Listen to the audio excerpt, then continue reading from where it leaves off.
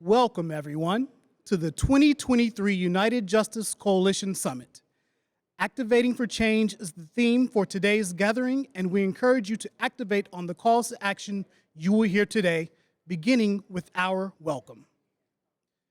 Dr. Dyson is a professor in the College of Arts and Science in the Divinity School at Vanderbilt University and a political analyst for major media.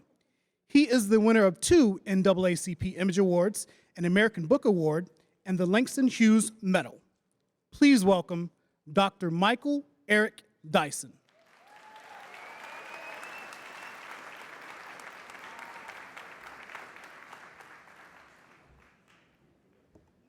Good morning.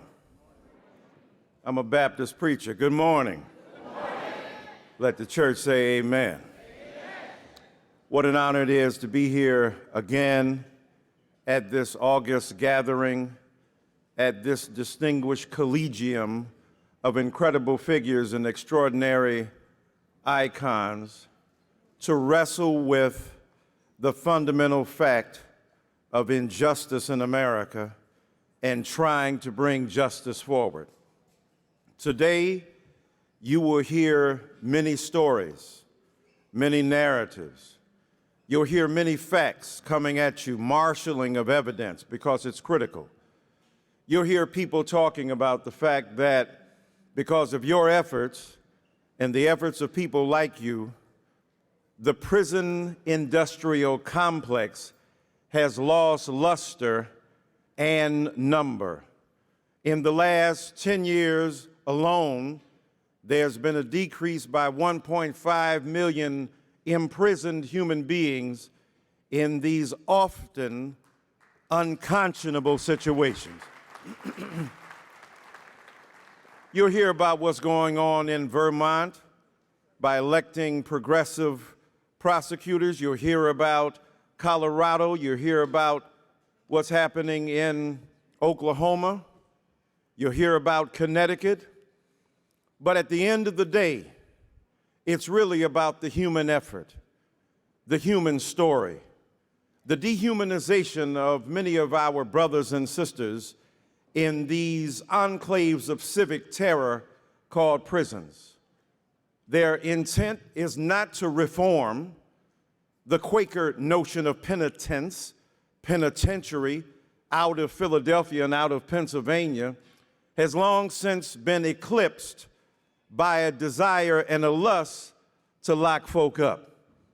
And we see across the horizon the extraordinary injustices that are being done.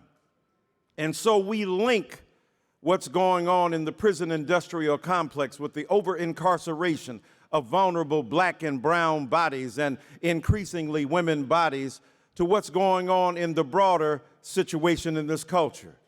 Can we afford to ignore the fact that the Supreme Court is trying to determine what women can do with their bodies by a bunch of old men who ain't been in wombs in 50 years? They don't know the difference between a vulva and a Volvo and can't drive neither of them.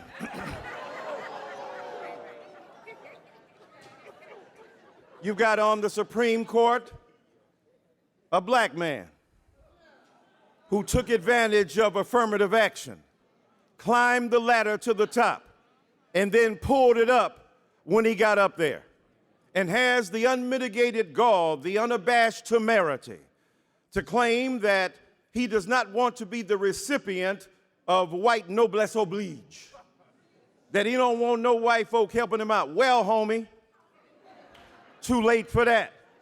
What about that $280,000 RV you got, the loan of which was forgiven for you? What about your grandnephew getting the hookup from billionaires in American society?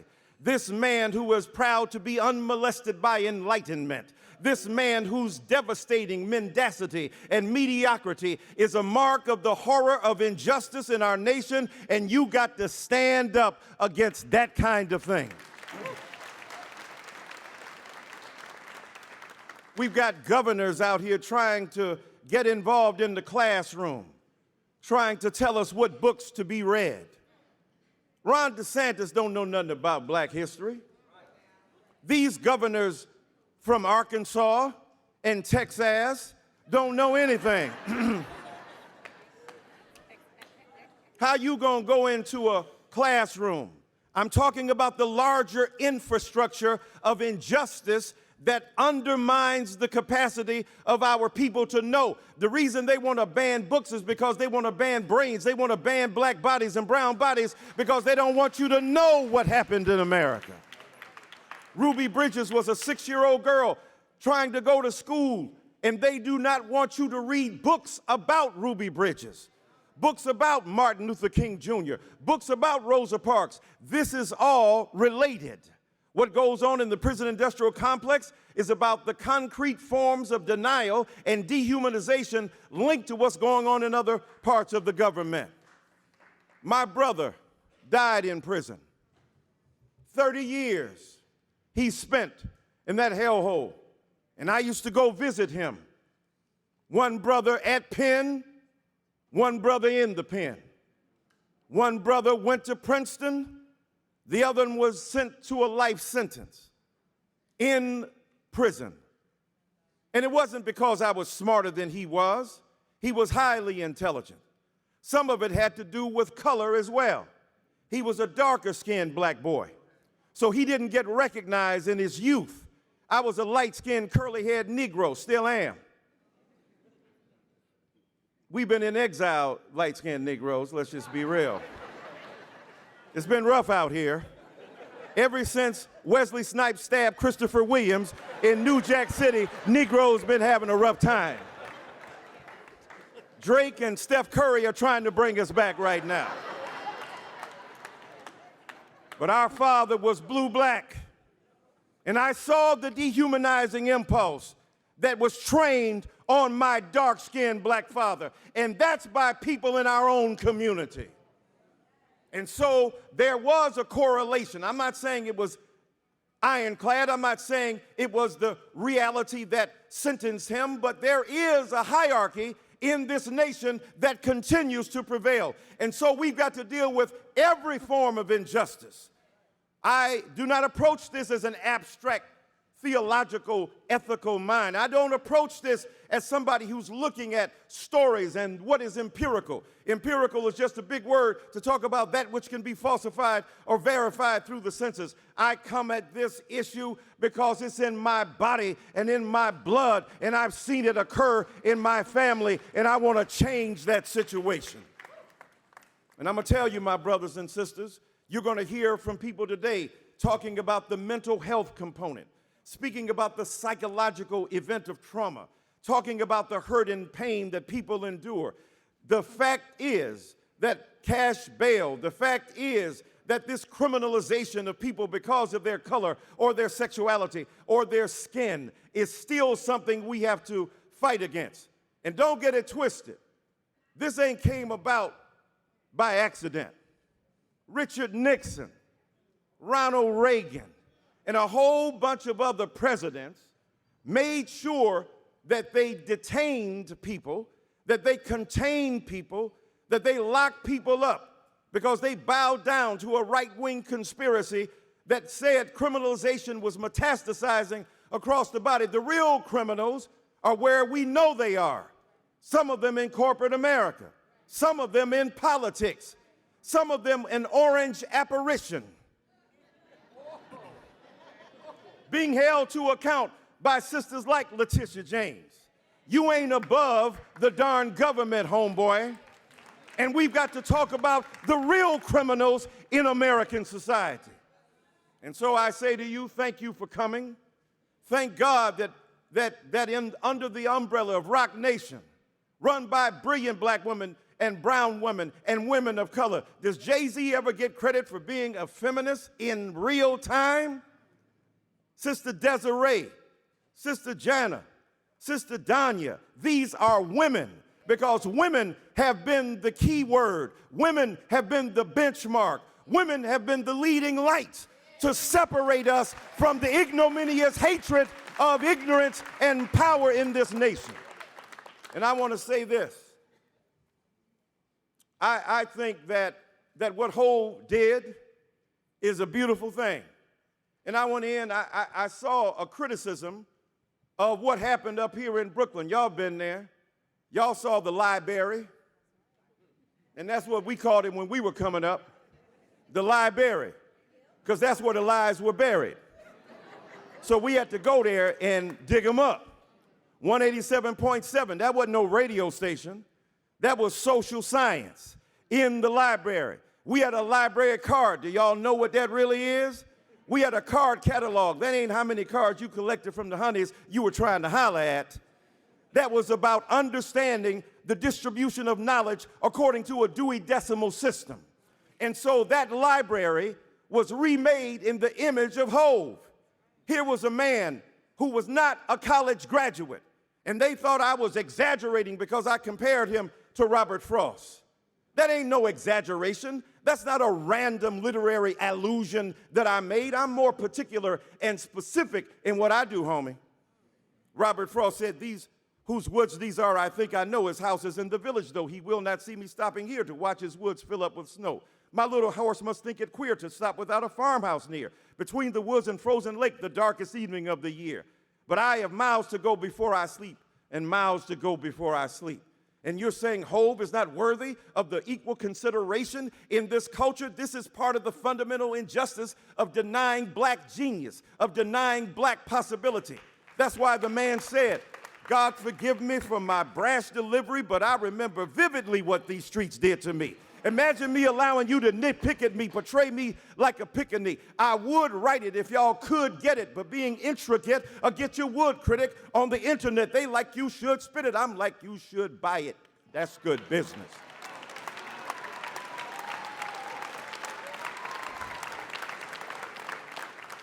Let me end by saying this. You got to already imagine a different future before you can get there. Other day, I was getting on a plane. I was leaving one time zone and going to another. My ticket said I left at 9 o'clock, but I arrived at 8:55. Where they do that at? How that happen? Y'all know what it is. It's a change in time zone. But it was instructive to me. Before you get where you're going, you better know where you're going. Because if you don't know where you're going, you ain't going to get there. If you ain't already at where you're going, you ain't going to be there when you arrive. So you must imagine a different future. And that different future means we must recognize the humanity of all of our brothers and sisters. Stop dehumanizing people caught up in a criminal justice system, because it could very well be you. I'll end by saying this. This man once had a daughter. She was bothering him. He was trying to do some work. So he gave her different things to do, and she came back, and she kept bothering him. He said, "I know what I'll do. I see a newspaper with a picture of the globe on it." So he cut it up into 100 pieces, and he gave it to her. He said, "Now, baby, go take this and put the world together and come back and see me." He thought that would take at least 8 or 9 hours. 5 minutes later, she came back with the world all put together. He was astonished. He was stumped. He said, "Baby, how did you put the world together so fast?" She said, "Oh, that's simple, Daddy. On the back of that world you gave me that you cut up was the picture of a woman. And when I put that woman together, my world came together." Y'all know what I'm saying? Let's put the world together because we love each other. We see the face of Israelis. We see the face of Palestinians. We see the face of Ukrainians. We see the face of Brooklyn. We see the face of New York. We see the face of humanity on the back of the world. And when we put that together, then our world can come together. Peace.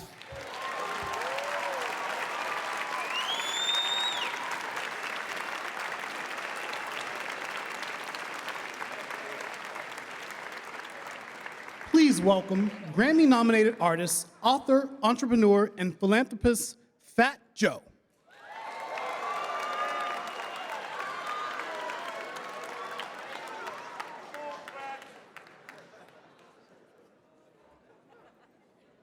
Listen, I done performed behind every rapper you could think of, but walking out here after this guy, that's a hard job. And so, honored to be here today. seeing so many beautiful faces. The first panel was called Family Matters. And so what's so beautiful about this is that I met so many brothers and sisters that did 20, 30, 40 years in jail.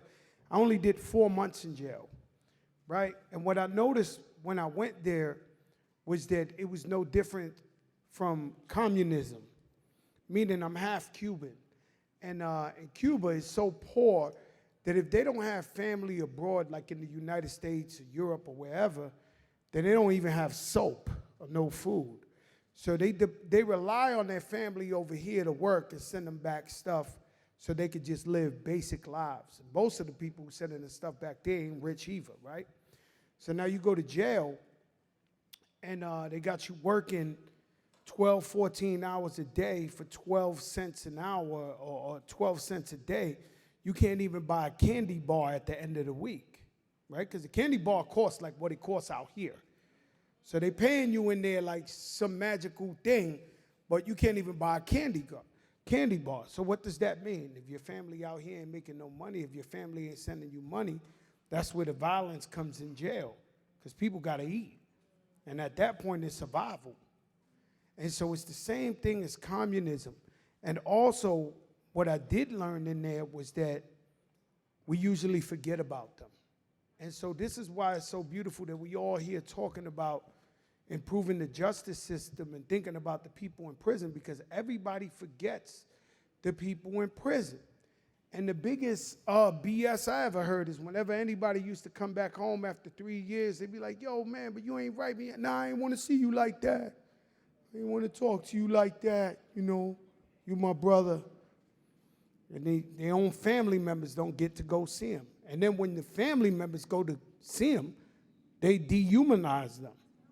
You know, like I said, I spent 4 months. My wife would come see me. They'd try to play her every which way you could think about it.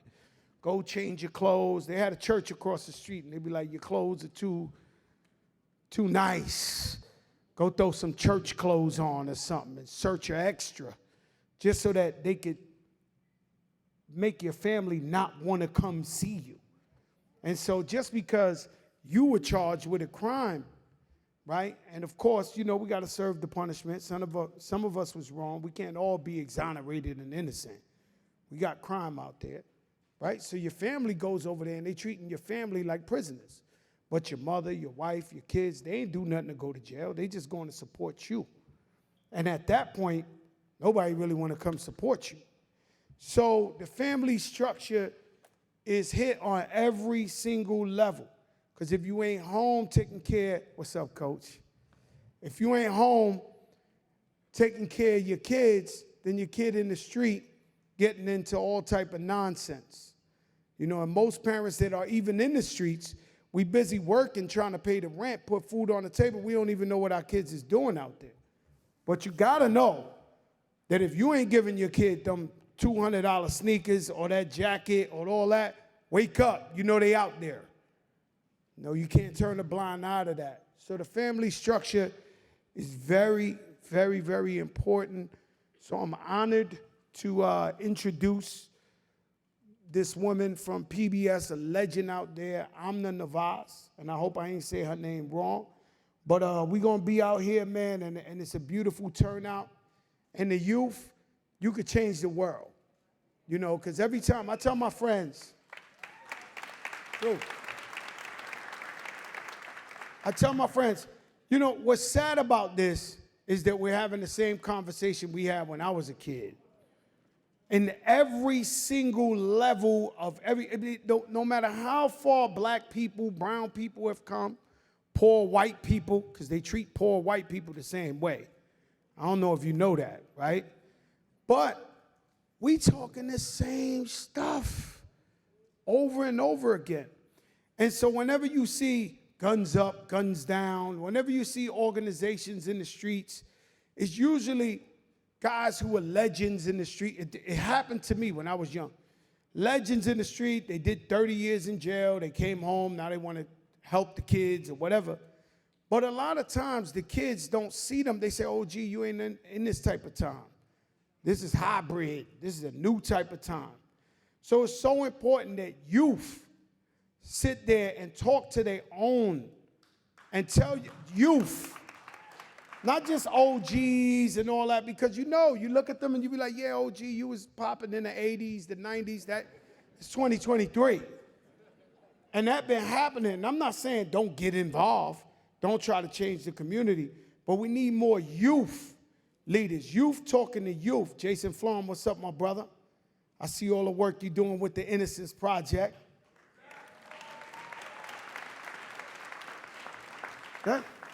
And that's unfathomable, right? There ain't an amount of money, there ain't nothing. I know I won't go to jail for 38 years to make $5 million or something like that.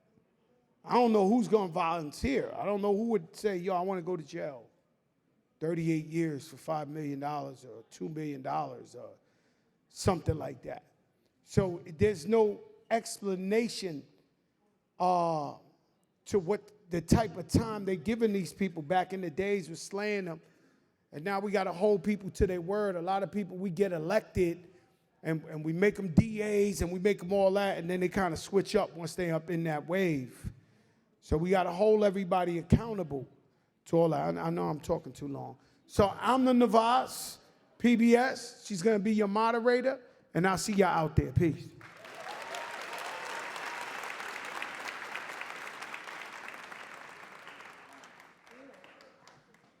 Good morning, y'all. How are you doing? So listen, I'm going to tell you right now, there's nothing you're going to hear from me that's going to compare to what you just heard from Fat Joe, from Dr. Dyson. But these leaders you're going to meet on this panel, what they have to say, what they have lived through, the work that they are doing today, this will inspire you. This will stay with you for all of your days. I promise you that. So let me introduce them now one by one and give them a warm welcome as they come out, if you don't mind. We're about to meet survivors of people who've either been killed at the hands of police or victims of wrongful convictions. These are their family members. These are folks at the forefront of activating for change. The first panelist joining us right now is Nicole Paultre-Bell. She's the fiance of Sean Bell. Come on over, Nicole. Many of you probably know Sean's story. He was unarmed. He was leaving his bachelor party the night before their wedding, and he was shot and killed by police officers in New York City in 2016. Nicole is an author. She's an advocate for social justice, mental health, and police reform. She's appeared on major media and at the United Nations. Welcome, Nicole. Mr. Victor Dempsey. He serves as a community organizer at the Legal Defense Fund. His advocacy and his activism within New York and nationwide were launched by the tragic loss of his brother, Delron Small, who was killed by an off-duty police officer in Brooklyn in 2016. Victor, thank you for being here. And Danroy Henry Sr., known as Dan, is, as you all know, a distinguished presence in the fight for police reform. He's also the father of Danroy Henry Jr., who was just 20 years old and a student at Pace College when he was murdered by a police officer in Thornwood, New York in 2010. Dan, thank you for your presence. Also with us is Violet Martin. Now, in 1997, Violet was just 15 years old, and her brother, Brian Betts, and her cousin, Celeste McKinney, were wrongfully convicted of first-degree murder, sentenced to 25 years to life. That has propelled Violet's work as an advocate to this day. Let's give them a warm welcome as we take a seat.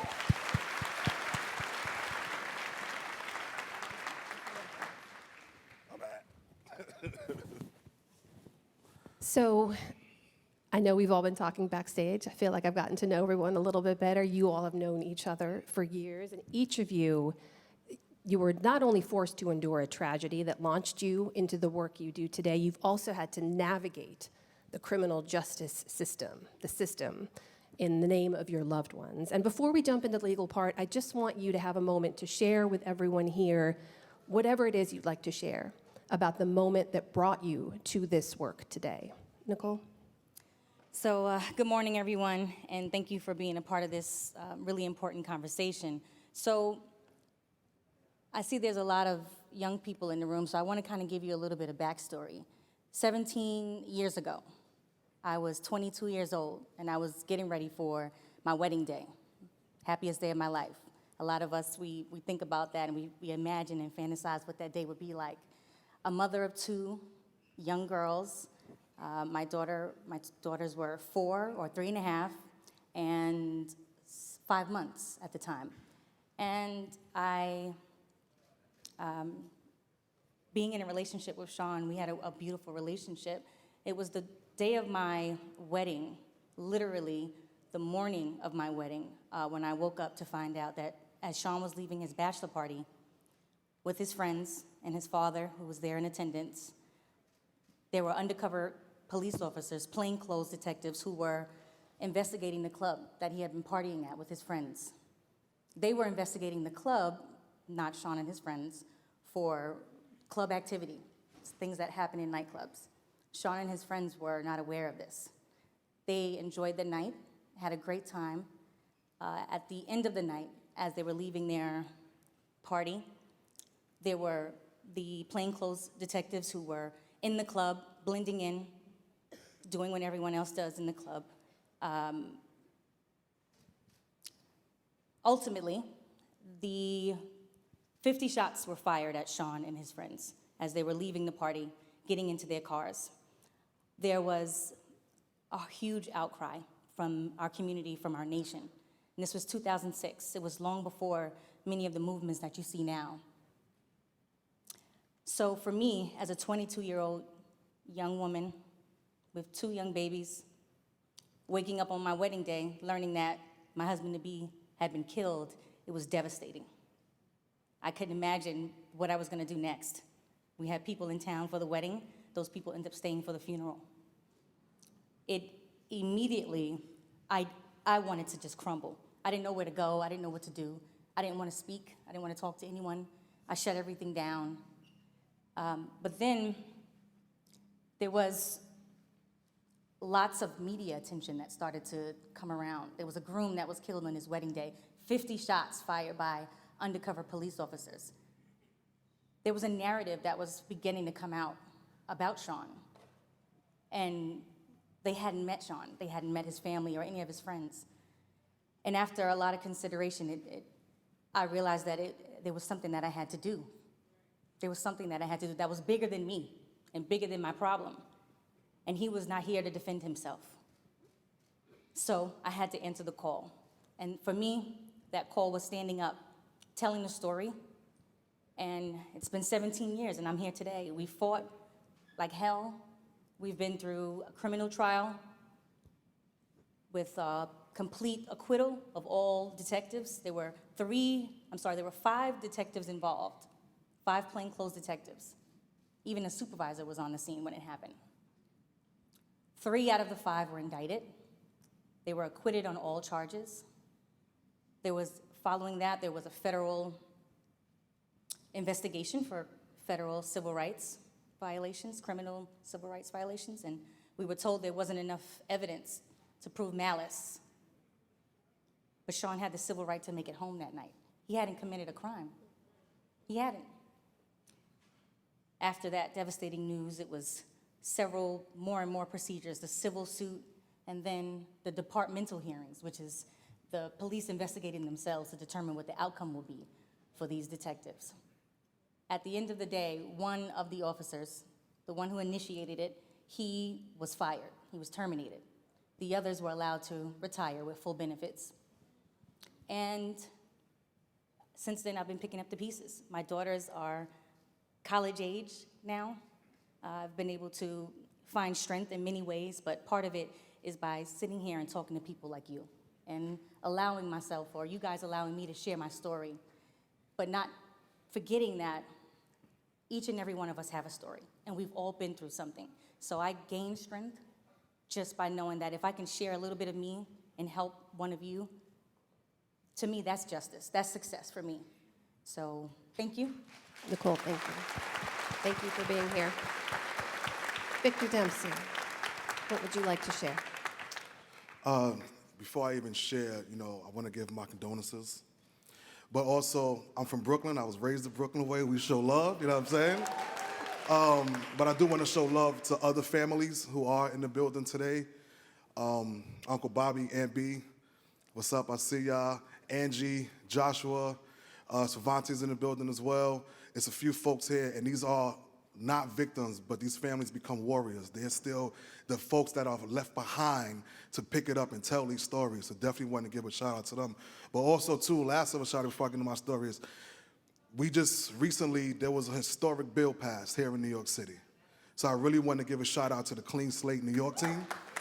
For those of you who don't know, this bill was passed, historically signed into law by the governor, and this will help folks with previous convictions and perpetual punishment be able to move on with their lives by erasing those convictions. So shout out to the Clean Slate team. Want to give them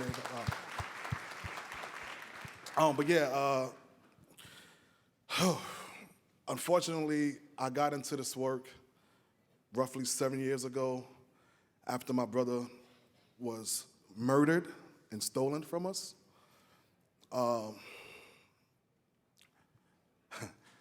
My brother is what a lot of folks call an alpha male in every sense of the word.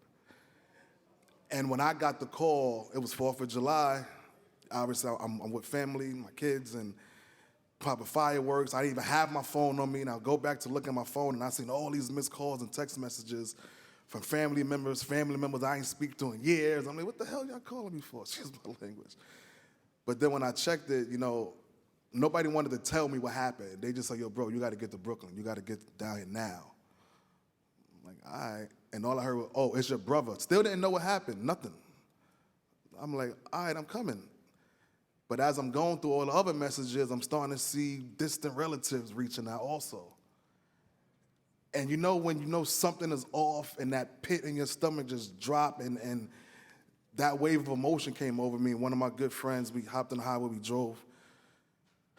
We took off, and I remember pulling up. This was in Brooklyn on Atlantic and Bradford, right by Pennsylvania Avenue, for those of you from the city. It's a big intersection, and it was about 4 blocks just cordoned off each way. And my boy just pulled up, slammed the brakes, I hopped out, ran through the yellow tape, almost got tased. It was nuts. But I was there maybe half an hour before I found out that my brother was still actually laying there, murdered.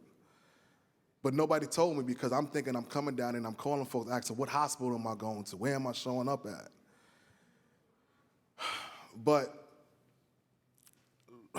losing him, having him stolen from us, lit a fire within me. Not a fire of pity, but a fire of, I have to get to the truth. I wasn't there. I didn't see what happened. I don't know. But the story, the narrative that came out of it, that also didn't sit right with me. Because we all know our family members. We know who's capable of what in our families. You know what I mean? But the way the story came out, I said, absolutely not. No. My brother was driving from a family barbecue with his then 4-month-old son in a car, 15-year-old niece, girlfriend. Like, no, he's not going to do what they said he did. No, not in front of our family, not in front of the kids. So literally, for 8 days straight, I found myself humanizing my brother in the moment where mainstream media, law enforcement was trying to dehumanize him, bringing up his past, bringing up his records, bringing up us growing up in foster care, all this, everything that had absolutely nothing to do with him being stolen from us. So I think in understanding what they were projecting is what gave me the impetus to say, no, he has a voice. I've learned so much about my brother, even with him being stolen from me. But what I had to realize was, if I didn't control the narrative, my family didn't control the narrative, if I didn't listen to the other families that's in this room today to help guide us to what we need to do, his story would have never gotten out there. And lo and behold, I say 8 days because the way my brother was murdered, there was video footage that nobody knew was there because the owner of the business was out on vacation. So you had this officer's narrative initially that came out. Then 8 days later, we get a video that completely contradicts that story. But unfortunately, I'm still here today doing this work because sometimes video isn't enough, as we've all seen. When you see it with your own eyes, folks are gonna take it, taint it, twist it, and turn it until you see what they want you to see. So even with that video, the officer was charged for murder charges. We went to trial. My family and I sat through it. And unfortunately, this officer was acquitted. And the reason why I tell the story the way I tell it is because me being an advocate, it wasn't just for my brother's life being stolen, but I sat through that trial and listened to our peers, as in a jury, who are not educated in legal genre, who don't understand the legal genre. Yes, some of us may understand it from different ways. I myself am formerly incarcerated as well. I've been there on the other side of it. But not understanding that language or having the insight to interpreting it is why that officer was acquitted. And that's what made me want to become an organizer, to come back, not only fight for my brother, but educate myself to in turn help educate my own communities so we're not behind the 8 ball anymore. The only ways we can advocate and change the narrative is to know how to do it. But I'll stop there because we got a lot of dope people here. Victor, thank you so much. We don't want you to stop. We're going to come back and talk more about this. But Dan, what would you like to tell us? Yeah, thank you. Thanks for coming out. So our son, and I say our son, but I'll tell you in a second, DJ Henry is an amazing young man. We keep him present, so I'm not going to say was. He is an amazing young man. We have 2 other children, Amber and Kyle. I want to acknowledge them as well. But it's really important to me that you understand that my wife, who is sitting right here, Angela Henry, is in the room. She is my partner in fight and in life. And I want to make sure that you know that she's sitting here. And everything we did together. So our son was murdered. He was murdered by a person who was, at the time, a police officer but should not have been. He was a New York City cop. They moved him from New York to Pleasantville because he wasn't really fit for duty.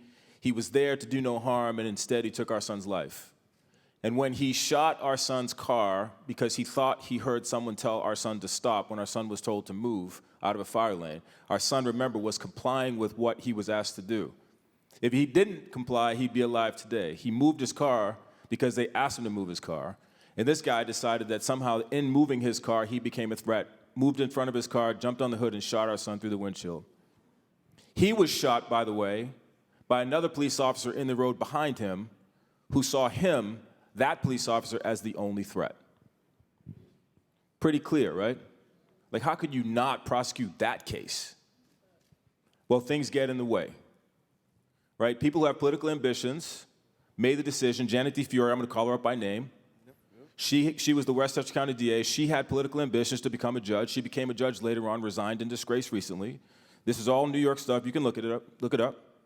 She decided that she wouldn't really prosecute the case, so she accepted what she was given as fact, even though it wasn't fact. Chief Alagno, at the time, who was the chief of police, issued a statement that morning that was given to him by his lieutenant, Brian Finelli. These names are important. Brian Finelli had ambitions. He wanted to become the chief of police. He wanted to replace Alagno. Brian Finelli wrote a false statement, issued it to the media before we even met with them, saying that our son was being shot at by these 2 police officers because he was driving recklessly. False. Brian Finelli became the chief, and then shortly after becoming the chief was convicted himself for trafficking in what? Child pornography. Now he's a convicted felon. Alagno retired, got his pension. We asked to meet with Governor Cuomo. Governor Cuomo wouldn't meet with us. He wouldn't meet with us. We asked him to take action. He had us meet with Mary Cavity, his head of public service. We said a couple of things about the meeting. We need to make sure this is investigated independently, that there's an independent prosecutor, that it gets moved out of Janet DeFiore's jurisdiction. Well, guess what? Some of those changes now have happened in New York. That we need to make sure we can see grand jury minutes because we know that Patty Murphy, who was in her office prosecuting this case, told me 2 weeks before it was done that he's going to get off if he comes to testify. And I said to her, ADA Murphy, how do you know that? If you're not presenting a case to get to what they call a no true bill, how do you know that? And she couldn't answer the question. Why? Because she knew what she was doing. We can't see those grand jury minutes because that law changed in New York after, and it's not retroactive. So it's important that we understand the specific actions that we need to take. right? We never said this was about race, and we got a lot of heat for it. You know why we never said that? Because they know that playbook. They know that playbook. So what we said instead is we want absolute truth. We're seeking absolute truth. If the facts support the justified use of force, we'll deal with it. If they don't, then he should be held accountable. And we have to begin to think about the narrative, right? Because they give us space to play the playbook the way that they've designed the playbook to be played. And so we have to disrupt it in order to make progress. And I know we're going to talk more about justice. I really want us to think about liberty. Liberty, not just justice. So I hope we'll come back to that. Dan, thank you. Violet, over to you. Woo. All right. My name is Violet Martin. My brother, Brian Betts, and Celeste McKinney were wrongfully convicted in 1998 of a 1997 homicide. The victim was the nephew of the now known corrupt detective Roger Galewski. My brother Brian Betts and cousin Celeste McKinney had no criminal records. At the time, Brian was 21. He had just had a son who was then 6 months old. My cousin Celeste had no children. So imagine you being sentenced on your 22nd birthday. I was 16 at the time my brother was convicted. And my moment of I'm going to fight came from my mother. She walked up to my brother after the sentence of 25 to life. And my mother said, because the deputies, you know, they're told not to allow the family to touch or speak to them. But the deputy looked at my mother and said, go ahead. And my mother said, it is not written in stone. We are going to fight. So at a 16-year-old, and my mother would touch me, and she always spoke blessings over me. And I say that because in the inner city, black mothers don't really embrace their daughters. They push them. But the boys, they tend to hold tighter. But when my mother spoke that over me, you gotta understand, speaking blessings over your children, and I see the youth here, take those blessings as jewels. And my mother also in those words said, I'm sorry, baby, but you gotta grow up a little quicker. I gotta rely on you a little bit more because we got this 6-month-old baby. And I had my sister, and we're a year and a half apart. And when I took that, I was like, man, but she still allowed me to be a child. I played sports, and I had my first job at McDonald's and things like that.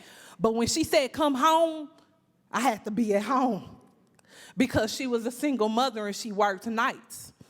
So my nephew, he grew up, and I thank God for that because a lot of times when children's fathers are gone, that family doesn't embrace their seeds. But we didn't grow up in a family like that. But I can tell you this, the PD infiltrated my family. They used my uncle, who was about 10 years older than my brother and my cousin, to testify against them. Do you understand the fracture that does at family events? Do you understand what that makes you do and look at your family to where you shun? So you don't have that surrounding that protection. And recently, in 2020, I was met by some leaders from Moore Square, the Metro Organization of Racial Equality. And at the time, these are strangers. I don't want to tell them my story. You know why? Because I was still dealing with pain from 1998.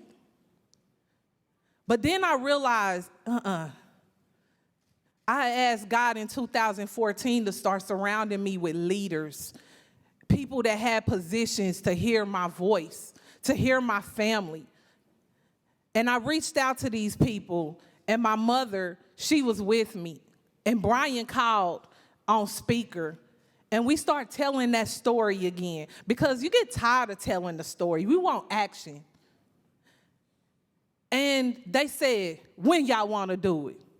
We going to protest. And we made flyers up. And these complete strangers, white people, Asians, Hispanics, do you know they stood on that courthouse stair with us? And it was only 10 people. But we didn't stop there. We did that in September of 21. And then we made another loop around. And we decided every Tuesday of them warm months, we sitting out there. And it went from 10 people to 40 people to 50 people. The amazing thing is my children, my brothers, nieces, and nephews, my husband, who is from Queens, they stood on them stairs with me.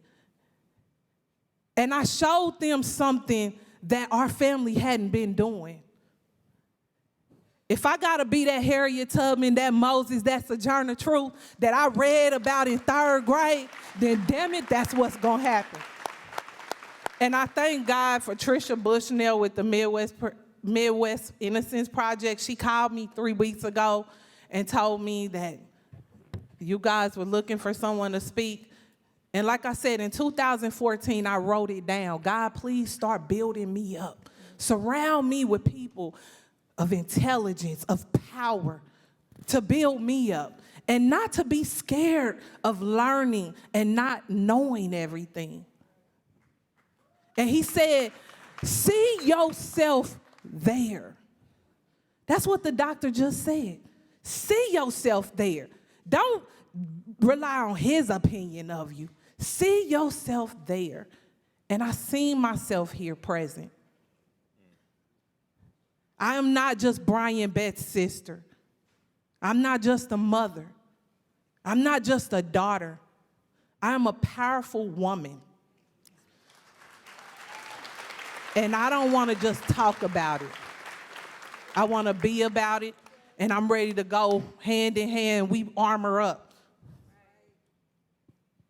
But I give glory to God, and I thank you all. Violet, thank you. Can we just acknowledge here for a moment, this is not the first time they have had to come out and talk about their families and talk about their work, but the strength and the fortitude and the perseverance that it takes to keep showing up and leading in this way is worth showing some love right now. So please give it up for our panelists. I do want to bring in 2 more people to the conversation now, and we'll all continue this conversation as well. But let's give a warm welcome to 2 more guests who will come out now. Josh Dubin and Dr. Patrice Collins. Josh is the Executive Director of the Perlmutter Center for Legal Justice at Cardozo Law. The Perlmutter Center works to free the wrongfully incarcerated and individuals serving unjust sentences. Josh, thanks for being here. Thank you for having me. And Dr. Patrice Collins. She's Assistant Professor in the School of Criminology and Criminal Justice and the Department of Culture, Societies, and Global Studies at Northeastern University. Her research focuses on children with incarcerated family members. Thank you both for being here. Josh, I'm going to start with you and just ask you to reflect on what you have been hearing from each of these incredible leaders, how it relates to the work you do, and specifically some of the issues they run up against in the criminal justice system, whether it's jury selection, grand jury transparency, failure to acquit when the evidence seems clear. How much of this is state by state and how much of it is systemic? I'm a crier, so I'm trying to compose myself. You know, I just want to honor all 4 of these family members because I was telling Dan and we were talking backstage, and the work that we do, the strength that we get is from your strength because nobody can really empathize with you. We can sympathize, but I have I'm in awe of all of you. And I think that it's so important that as attorneys that these are the I mean, you hear these brilliant, intelligent voices that had to go through unimaginable circumstances to be able to stand up. So I wanted to take a moment to honor you. I think, to answer your question, look, whether it's on a state-by-state basis or it's a more systemic issue, national, I mean, there's no accident that everybody sitting on this stage to my right is a person of color. It's not a coincidence.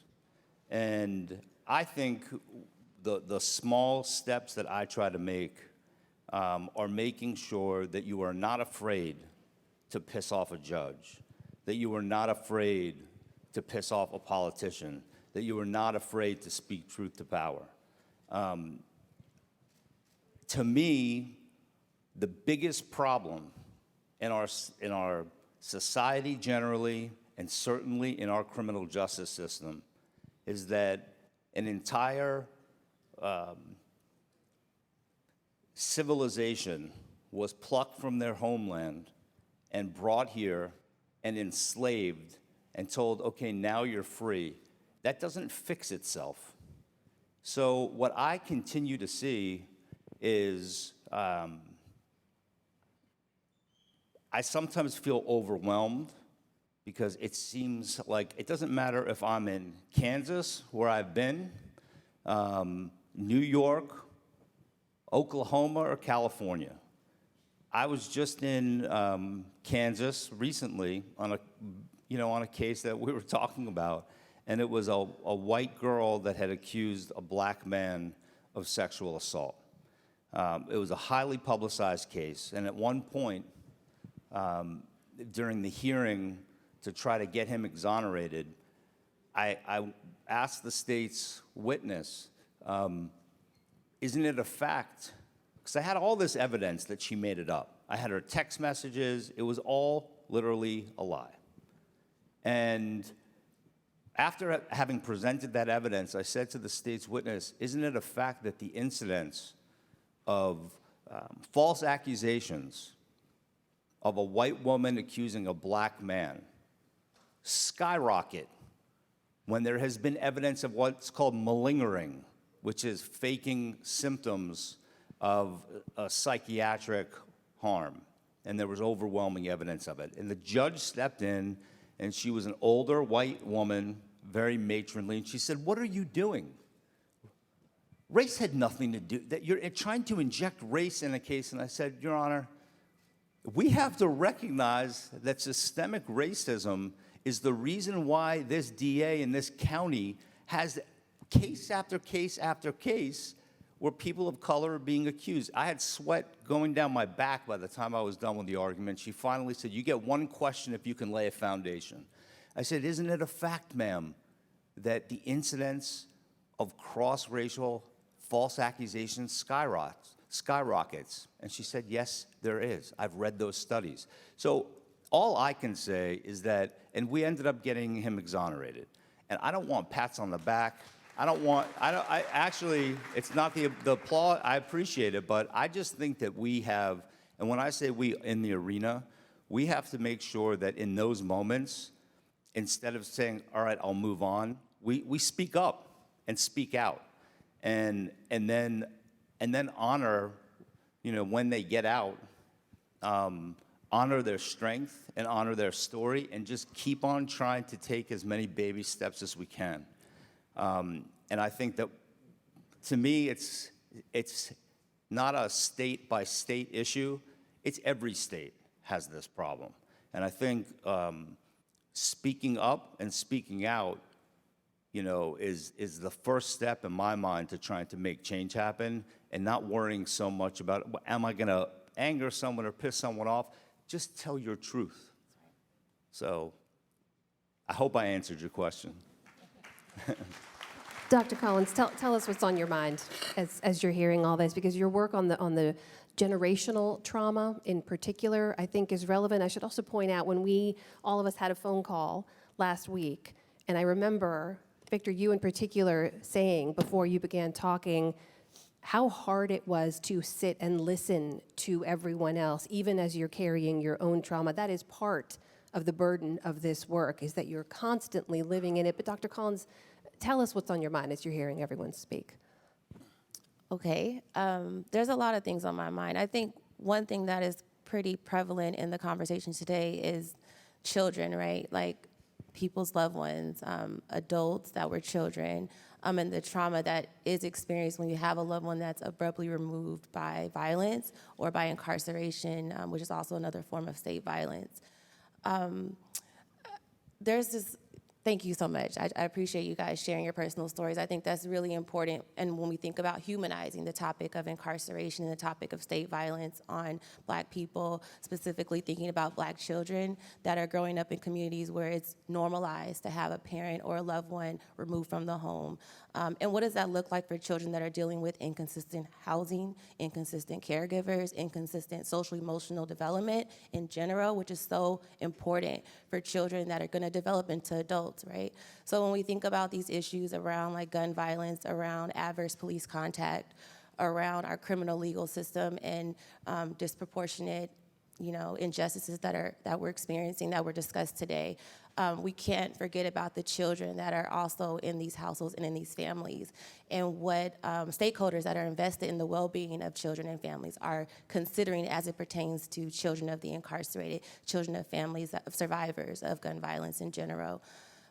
I will just say that hearing the stories is very compelling. I think we need to also amplify the voices of people impacted by the criminal system, and also those that are invested in children. So when we think about early educators, when we think about the educational system in general, there's a lot of children in classrooms today that are experiencing having someone either arrested in front of them or going to the prisons and jails to visit their loved ones. Fat Joe referenced it. How they treat their family members at the time of visits also can be traumatizing, right? So how do we think about policies to support officers' understanding of how they can reduce the amount of trauma that children may experience at the time of the arrest or at the time of a gun violence interaction, how we can think about supporting correctional facilities and their understanding of how we can foster family relations and not deter or hinder it by, enforcing things that would prevent or prohibit their wanting to go visit their loved one, right?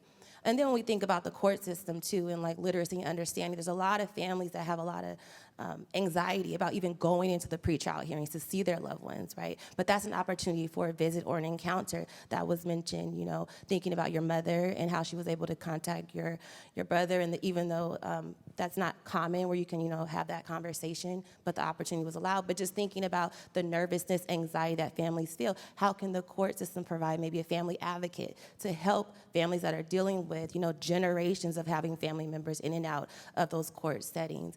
And then when we think about post-incarceration and family reunification, how do we support children and families when they're dealing with that long-term disruption, and now you're bringing family members back into the family? So there's a lot of complexities when we think about the different stages of incarceration and the impact on children. But I think just hearing the stories today and thinking about, millions of children that are experiencing what you guys have all referenced today, I think really uplifting how we think about investing in those children's well-being and overall sustainability in this society that we have when we're thinking about the social problem of mass incarceration. Mm-hmm. Nicole, Dr. Collins is mentioning the impact on children, and you mentioned how young your kids were. Mm-hmm. And it strikes me that when a tragedy like this hits, it changes your life, but life doesn't stop. You have to go on being a mom. You have to go on picking up this fight in the name of your fiance. So I want to bring this back a little bit to the criminal justice system, where a lot of the conversations are focused today, and just ask each of you briefly, if you can, when you're thrust into this system and you suddenly have to figure out how it works and what levers to pull and when to fight and how to fight, what surprised you most about being thrust into that system? Like, what do you wish you knew back then that you know now? I think based on what Dr. Collins said, you basically hit the nail on the head. I've raised my daughters almost now 2 decades since they've lost their father. And it is an everyday, in every situation that I have to kind of redirect and make sure that, okay, what you're going through, is this something that's really on the surface, or is this something deeper? The generational trauma that happens not only with the incarcerated, but those who are killed, and in our case, killed by police officers. It never leaves. It never leaves you. And once you've been a person who've experienced depression, depression is always with you. It is always with you. You can do things to cope. You can go to therapy. There are many things that you should do if you've been affected, even as a child. But there is still that underlying issue there that has to always be worked on. And for me, my daughters were very young. Now they've grown up watching me fight, but there has been times when, even down to the school, I raised my girls that, okay, your dad passed away and, he went to heaven, and it was a very long story. And then you'll have kids who are like, oh, your dad is, that's not the truth. Your dad is dead, So it's an everyday fight, an everyday battle. And we have to remember that when families go through this type of loss, or even with incarceration, the media comes around and maybe there's a story on it. But every day, the families go home and deal with the trauma. And I think what most surprised me is just that thinking that depending on the justice system, relying on the justice system to do what we are all taught in school, that we will all receive justice. There's a pledge that we learn as a child in elementary school. You have to stand up and say the pledge. And for me, I grew up knowing that, okay, when something's done wrong, someone will be held accountable. So for me to learn that there are actually human beings that can wear a certain uniform, that can take your life and be able to go home to their family members as if nothing ever happened. And we are left to pick up the pieces. That, I think, was the most surprising for me, is just knowing that, what am I going to do with this? What do I do now? What do I do with my daughters? There couldn't be, I guess, there wasn't many conversations I could have with people who had been through what I had been through, even at that young age. I remember having to sit down on the side of the bed with my daughter, of her not understanding why this happened, and having to coach her to say, hey, what we're going through, we don't know how many of your friends have experienced trauma. Not everybody talks about their trauma. You're not alone. For us, mommy's very vigilant. And for me, that was my healing. That was my therapy, and it still is. But sitting down and explaining to my children, one of my daughters who never got a chance to know who her father is, she was 5 months when he was taken. So there is always the question of, why isn't my dad able to pick me up from school? Sweet 16s, graduations, for the rest of their life. And yes, I've been able to do amazing things. I've been able to move on and move forward with my life, but there's still the area of accountability. And if it wasn't for my daughters, I wouldn't be here. My daughters are the reason why I'm on this stage right now. My daughters are the reason why I pick up the microphone, why I stand at a press conference. If it wasn't for my daughters. I'll leave it there. Thank you. Victor, you mentioned narratives. You mentioned having to seize control of a story that was not accurate, that was not the brother that you knew. Was that the thing that surprised you most about what happens immediately after a tragedy like that? Yeah, definitely. I mean, when you lose someone, when someone's stolen from you, I guess human instinct, you think that you have time to grieve. You think that you have time to think about the loved one and hold on to those lasting memories, so that's not the way you remember them in death. But no, and these types of state-sanctioned violence, you're thrust right into it. You're thrown into the fire. A lot of the families I know, we didn't ask for this. None of us asked for this. But we have to do it. And I think one of the most interesting things to me was understanding the network. What I mean by the network is even just looking at this room. We've got folks sitting down, everybody's trying to get in. But when I say the network, I was blessed, and I don't want to say blessed, but I was honored to have, the day after my brother was murdered, impacted families showed up for my family and myself. Literally, I'm not joking. I laugh at it now because it's a great memory that I had. It was Gwen Carr, the mother, Eric Gardner, Cynthia Howard, the niece of Alberta Sproul, Hortensia Peterson, Akai Gurley's aunt, Carolyn Gray, mother of it.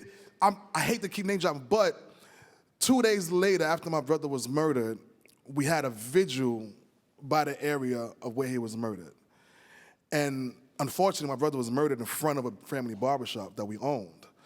So I'm in the barbershop, and folks come inside and say, hey, Vic, it's some superheroes looking for you, literally. That's what they said. I didn't know what the hell he was talking about. But I come outside, and I see 6 women just wearing white, all of them. I didn't know who they were. And it was Gwen Carr and all of those folks. And as soon as I seen them, my sister was standing with me, and literally, we started crying, and we just hugged them. And from that embrace, we felt comforted because, as you mentioned, folks can be sympathetic, but the empathy part, you understand exactly what I'm feeling.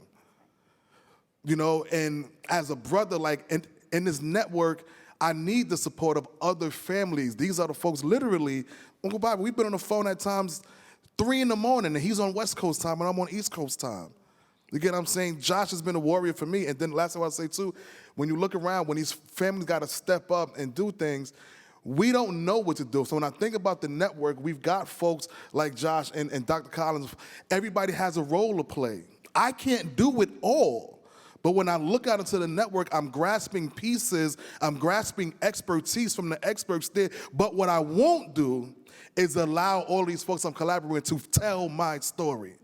I'm in control of that narrative, but I need the expertise of others to help me navigate how that narrative is perceived, how that narrative is putting out, and why. And I want to leave folks with this because all of us family members across the country, we're all in different stages of not just grief, but advocacy, pursuit of justice, pursuit of accountability. What I need to do for my brother may not work for the Henrys at the moment. What Nicole may be doing for her loved one 17 years later, I can learn from what they've done. So a lot of times it's just taking that expertise from folks, but understanding what does your network look like to you? Who are you surrounding yourself around to help not only, because, sorry, I'm babbling now, but what I'm trying to get to is to say, I'm never getting my brother back. He's not coming back. But what I do this for is for every single body else in this area. I need to make sure I'm making a change so you do not get the phone call that I got and join this club that has none of us asked to join. So that narrative is extremely important because that's eventually, we have to put laws in place that protect and dignify the lives of Black and brown people. Dan, tell us about what you and Angela have learned. I have to tell you, I'm not sure that anything surprised us, right? But you all came here to get something, right? So let me give you this. The justice system, as we've been referring to it, is designed in the U.S. to do exactly what it's done. Make no mistake about that. It's designed to do what it's done. It lacks accountability. There's not much oversight. It relies very heavily upon individual actors who have their own ambitions, sometimes political, sometimes racial, sometimes ethical. They have their own ambitions and their own limitations. And there's too much ability for people to act poorly when the facts and the evidence in front of them should suggest an outcome that is different from the one that we actually achieve. Now, that's the truth. So what do we have to do about that? We have to disrupt the system at every level, which is why we think a lot about liberation, not about the word justice, because it's a place they've created for us so that when things like this happen, they let us have that word. They let us rally around, get justice for this person, get justice for that person. But justice doesn't happen. It's an outcome of liberation, because liberation really is what is against that despotic form of control where these folks have absolute power and authority to make every decision, every judgment independently, unchecked. And so we have to disrupt that at every level. That starts with us, first of all, being clear about the language we use, right? Be clear about the language. Force them into a corner. Disrupt the pattern. Don't let them just say, well, we can defend against you calling us racist. We can defend against you saying you need justice. Can you defend against the facts? Can you defend against us just saying, give us the truth? Show us the evidence? Help us understand how the evidence supports your conclusion that this was a just outcome? Because then it takes it back to a fact-based argument, and it makes it harder for them to hide behind it. Look, they don't always ask you questions. Our son was asked no questions, not one. And so this notion that we sometimes pass around in our communities about have the talk. They give us that. You know why they give us that? Because it makes us feel safe. Because they allow us to walk around feeling like if we have the talk with our kids, nothing will ever happen to them. Well, absolutely not. They didn't ask our son a question. If they did, he'd be right here next to my wife. But he's not because they never asked him a question. They shot him. He shot him without asking him a question. Right? So we have to begin to think differently in our own minds about how some of this stuff works. And our son, Kyle, our daughter, Amber, have suffered alongside of us, right? We talk about childhood trauma. These are adults who will never outlive that trauma. But they're fighters. They're fighters because we've said to them, you have to fight the way we're fighting this, right? Make sure that we don't give people the ability to say anything about our son, their brother, that isn't true. And the last thing I'll tell you is, look, he was his best defender. You know what they did first? They went to his Facebook page. You know why they went to his Facebook page? I was on the phone with a New York Times reporter who was writing a hit piece. And I took every interview in those days, every interview, friendly, not friendly. And I knew going in which one it was, I could tell.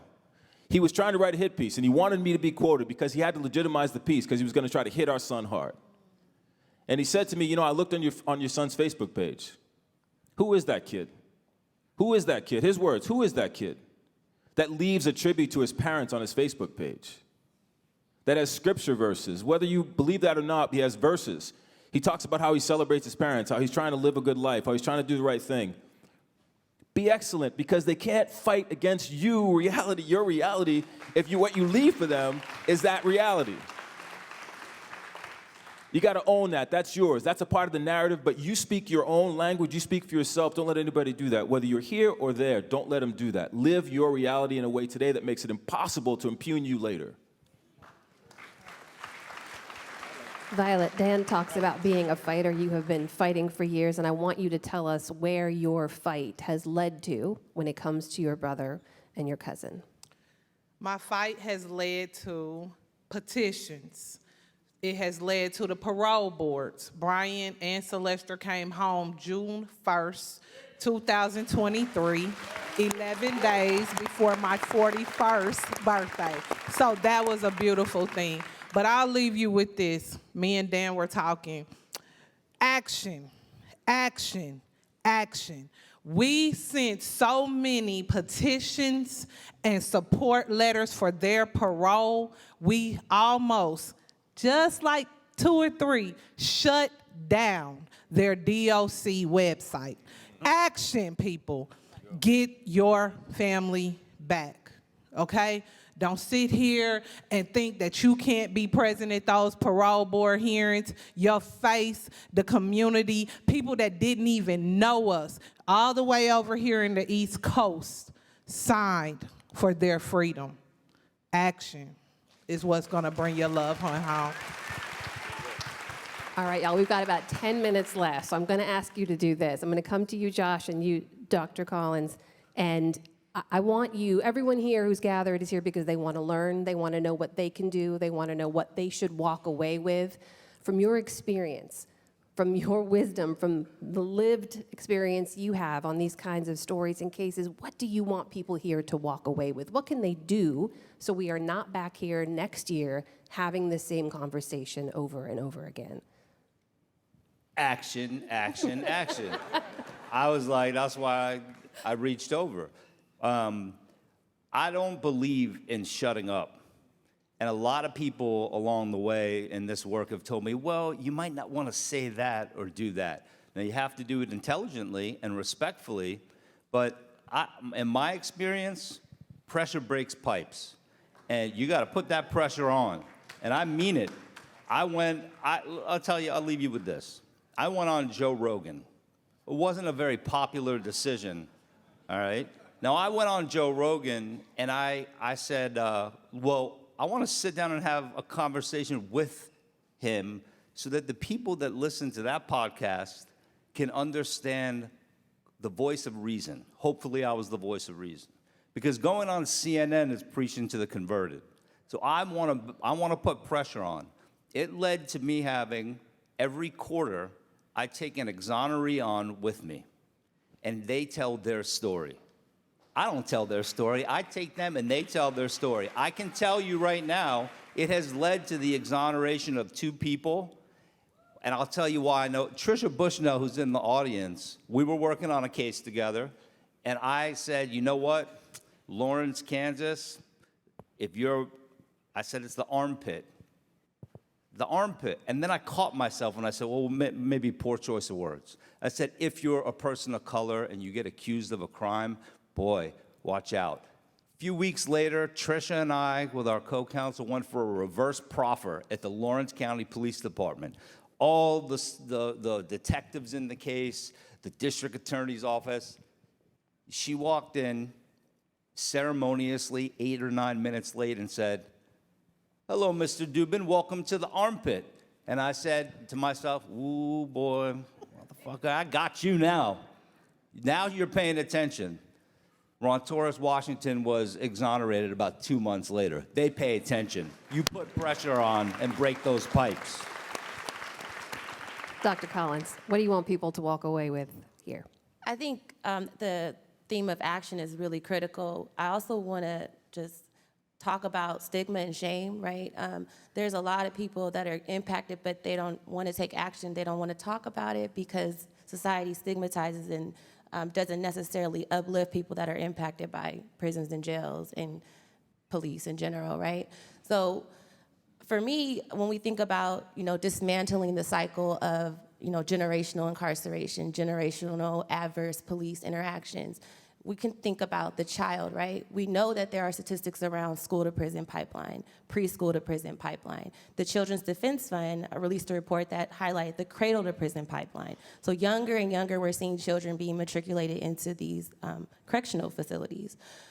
Now we could even argue there's a womb-to-prison pipeline. So we're thinking about babies that are being born in prisons and what's happening to them and their outcomes, right? So when we think about action and we think about, what does that look like for people, their everyday life, they are dealing with constant stressors, inequality, poverty, right? You don't have enough money to even go visit your loved one, enough money to even stay in touch with your loved one via the phone. And then you're also dealing with, like you mentioned, depression, right? Just trying to get out of this state of, I'm never gonna see this person again, or for a 4-year-old that may not see their parent until they're 45 years old, right? So what does it look like when you're in an early childhood setting, you have young children saying, I wanna grow up and be in prison like my dad? The implication of that is not that they want to go to prison like their dad, but they miss their dad. They miss their parent. They are longing for that connectedness with their caregiver. So when we think about action and we think about, how do we stop having this cycle of incarceration and also the cycle of adverse police interactions in general, we need to start talking about it, but we also need to work to develop support networks. And I think that's one thing that I really noticed working with families closely. I remember, I just want to share this, I think we have a few minutes. I worked with an elderly lady, she was in her 80s, and she was talking to other women that had adult incarcerated children. Well, they're adults, but they were their children, right? And they were dealing with a lot of depression, a lot of I don't even want to get up in the morning, I don't want to pay my bills, I just want to make sure my loved one has money on their books so that they can call me or they can get something to eat. And in the conversations, I could see how the support network was so important for women and caregivers, or even men and anyone that's taking care of children that are dealing with incarcerated loved ones. Being able to talk to one another created that sense of hope, right? They're dealing with a lot of helplessness, but being able to talk to each other and have our voices heard. But she said, I had 5 sons incarcerated at the same time. You can do this. You can get up and do this. And I remember when she said that, it was just this moment of silence. A lot of tears were shed, but also this moment of just hope, right? And so from that, they all started mobilizing each other, going to each other's pretrial hearings together, going with each other to visit their loved ones. Even if they couldn't go behind, they could sit in the waiting room and wait with each other.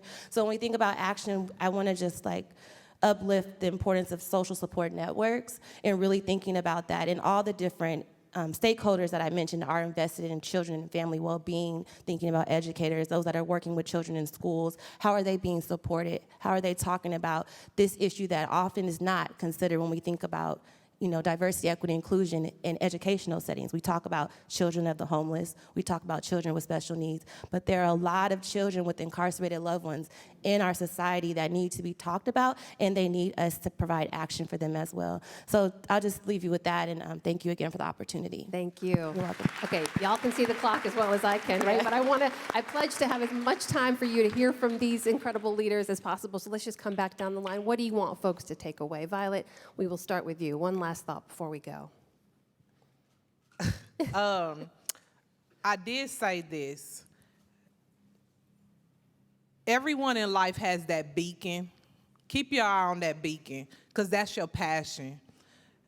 I ended up in the criminal justice field. I'm a probation and parole officer.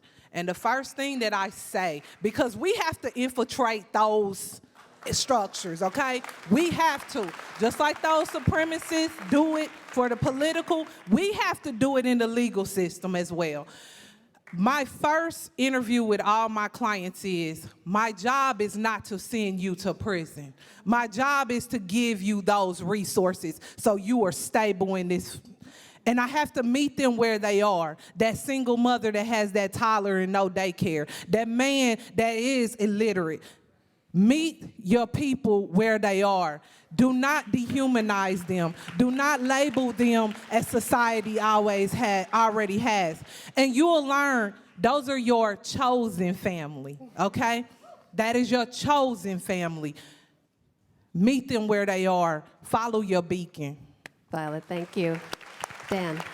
Yeah, I would offer you a couple of very specific actions that you can take if you live in New York right now. You can do this right now. So we were able to get, after our son was killed, was murdered, grand jury minutes now are public. They weren't then. That would have been incredibly helpful. Why? Because it shines a light on what DAs and assistant DAs are presenting to grand juries. Without that, you don't know. That's why there's a saying they can indict a ham sandwich if they want to. If they want to. Now you can see those minutes, so it holds them accountable. That's one. Two, special prosecutors. Getting cases out of the DA's jurisdiction if the police department is in the same jurisdiction. Why? Lack of transparency. In our case, they just took what they said, which they later had to issue a public apology to us about, right? It was a total lie from the beginning. She prosecuted their lie. And she did it gleefully. She prosecuted their lie. She never looked for independent evidence or the real evidence. She just took what they told her to be the truth. The third thing we really should be thinking about in this state in particular is that the AG's office should have the ability to intervene in these cases. Because, you know why? Because then you can elect an AG every cycle, more than you can elect DAs. DAs are at the county level. You have one AG.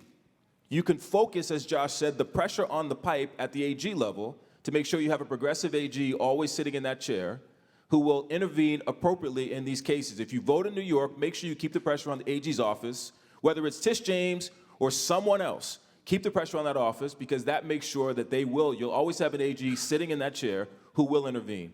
And the last thing is, we have a law that we're working on with Miriam Roker, who is the new DA of Westchester County, called DJ's Law. We hope that it will pass. It has to do with police officers using effective judgment when shooting at a moving vehicle. I don't know if it would have helped our son, because Aaron Hess shouldn't have been a police officer to begin with, but if it helps somebody else's son or daughter, we want to make sure that that gets passed. Dan, thank you. Victor. Yeah, really quick. I mean, a lot of panelists kind of said what I believe in, but I guess I want to say really quick is just action, but prioritize. Why is that important? Because we're blessed to be able to work in the field. You know, Legal Aid Society took a chance on me, helped me become an organizer. NAACP Legal Defense Fund took a chance on me and brought me on as an organizer. But had I not been working, I'm a chef by trade. I like to cook. That's what I do. But I remember when my brother was murdered, I was still working. I have to take care of my family. Like we mentioned earlier, we started off, life still goes on. But for us, it's like we're caught in a matrix. But we need the support of the advocates, not just the families that we call upon, but everyone else who's taken interest to even be here today. You get what I'm saying? Prioritize that. And the reason why that's so important, because a lot of the work that we're all doing, we had to prioritize our own time to educate ourselves. Conversations come and go, conversations happen, but you have to take the time out to educate yourself about your local laws, your local policies, because none of this work, everything that we're doing, it's gonna go to a policy, it's gonna go to a vote, it's gonna talk about through our legislative sessions. I didn't understand this, censor. I didn't understand this 8 years ago. I am formerly incarcerated. I am gang banging. That's who I am. That's who I am as a person. But it doesn't make me less than anybody else. Action and prioritize. That's what I'll leave you with. Thank you for that real-time censor there, too. Nicole, take us home. So I just want to leave you guys with this. Never give up. Never give up. We are all on borrowed time. The question is, what are you guys going to do with your time? Right? The question is, what are we going to do with the time that we have here? So for me, my time, it's never give up. We have to continue to push forward, remain active, and always remember that if you continue to push and you continue to use the gift that God gave you or the gift that you have that you've used, no one ever can take that from you. Don't be so distracted with your today that you forget your tomorrow. Never give up. I'll loop it back to what Dr. Dyson said in quoting Robert Frost, and miles to go before we sleep. Folks, please join me in thanking these incredible leaders, Dr. Patrice Collins, Josh Dubin, Violet Martin, Dan Henry, Victor Dempsey, and Nicole Paultre-Bell. Thank you all for being here as well.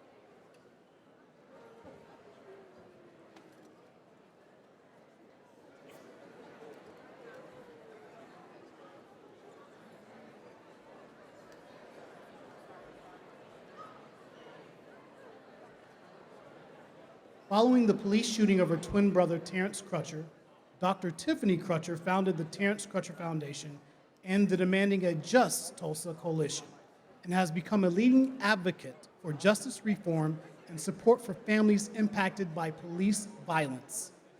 Please welcome Dr. Tiffany Crutcher.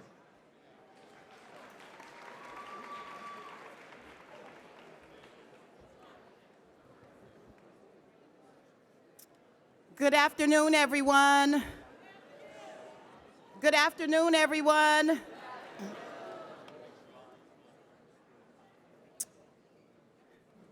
I'll just wait just a few minutes.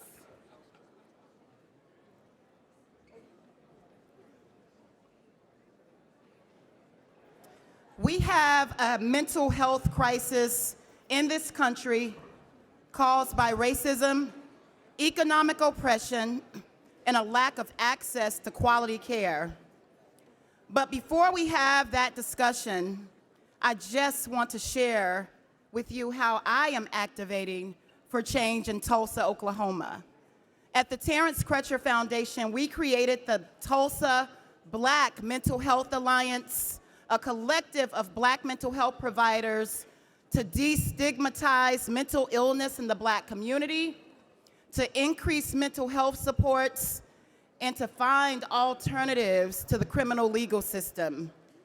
To moderate our next discussion, please welcome best-selling author, TV personality, book publisher, host of The Breakfast Club, and founder of the Mental Wealth Alliance, Charlamagne the God. Give it up.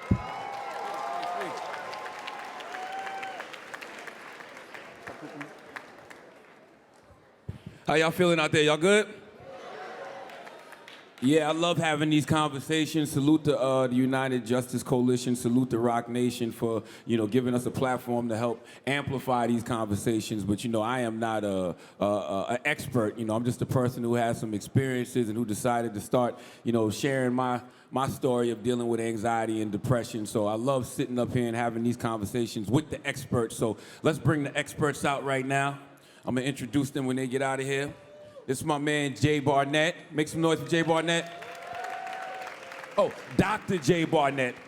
I'm sorry, Dr. Jay Barnett. That's right. It's my good brother, Elliott Connie. Make some noise for Elliott Connie. And the good sister, Laura Evans. And Derek Hamilton as well. Does everybody want to introduce themselves individually and just, tell them a little bit about what they do? I'll start with you, Derek. How y'all doing? My name is Derek Hamilton. I'm a Deputy Director of the Perlmutter Center of Legal Justice at Cardozo, and also the Legal Director of Family and Friends of the Wrongfully Convicted. That's right. Hi, everyone. Thank you all for having me here today. My name is Laura Evans. I'm the Associate Vice President of Public Policy and Government Affairs with Vibrant Emotional Health.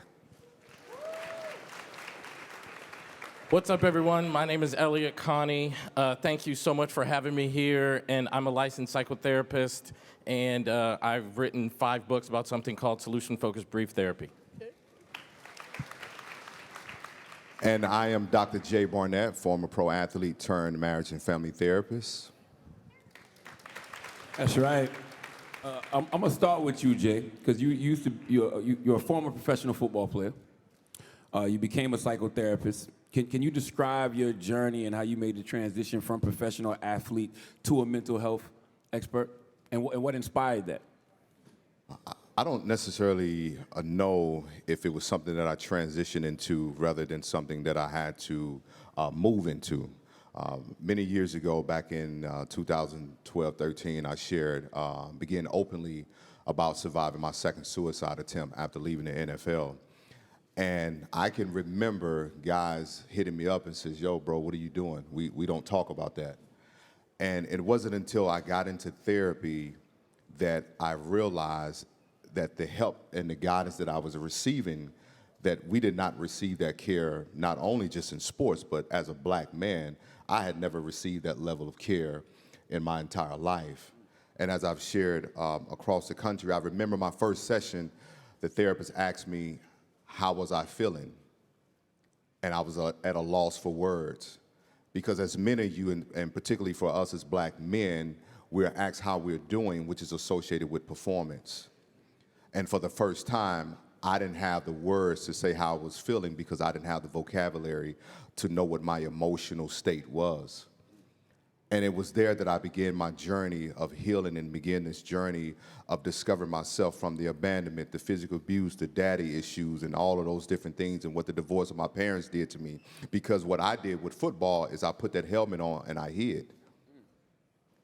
And healing and therapy allowed me to find myself outside of just being a football player, and I was able to identify myself as just being a human being. And most of us never get the opportunity to do that because we are focused on human doing. And just the very essence of me being was something that I hadn't discovered, and I was able to do that. And what I realized, I was a black man in therapy, an athlete who was scared and terrified because I didn't want anybody to know that I had all these issues. And so it led me to go back to school and not only just become a therapist, because I said, I don't want to just advocate. I want to really make this thing relational, that when I'm sitting down and I'm looking at another black man in front of me, I'm not just talking about his blackness, I'm just speaking to the little boy in him. And that is where I began my journey in saying, if every black man or every black boy could get to experience not just the healing component, but a mirror that shows him not just who he thinks he is, but shows him who he's running from. And that's my journey. Wow. Yeah, make some noise for Jay, Dr. Jay Barnett. Now, Elliott, you've written about growing up under difficult circumstances, but you've gained a lot of strength from your adversity like a lot of us do. Can you describe how you developed the resilience to overcome challenges and why you committed yourself to addressing unmet mental health needs of people?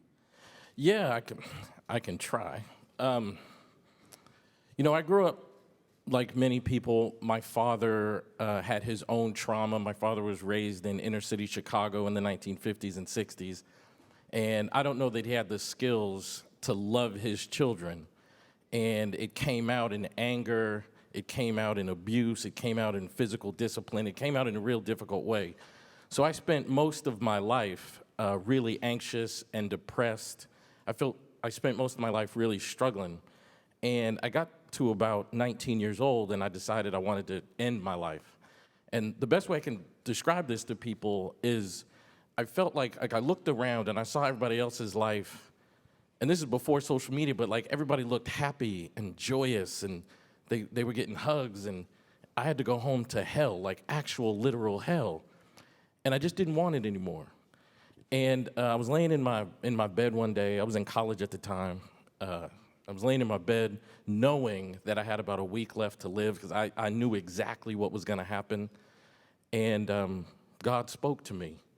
Now, I don't know if you guys, like, I know that might sound crazy, but I don't know if you've ever had a moment, like, I'm a crier, so if I start crying, y'all got to forgive me. But I don't know if you've ever had a moment where you felt like God just took the wheel in this moment. Absolutely. So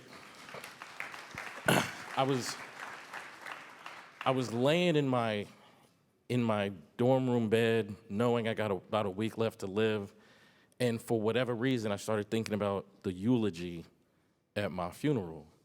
And I thought of all my close friends and all my teammates standing behind a podium saying things like, we didn't know he was this sad, we didn't know he was this hurt, we didn't know he was struggling this bad.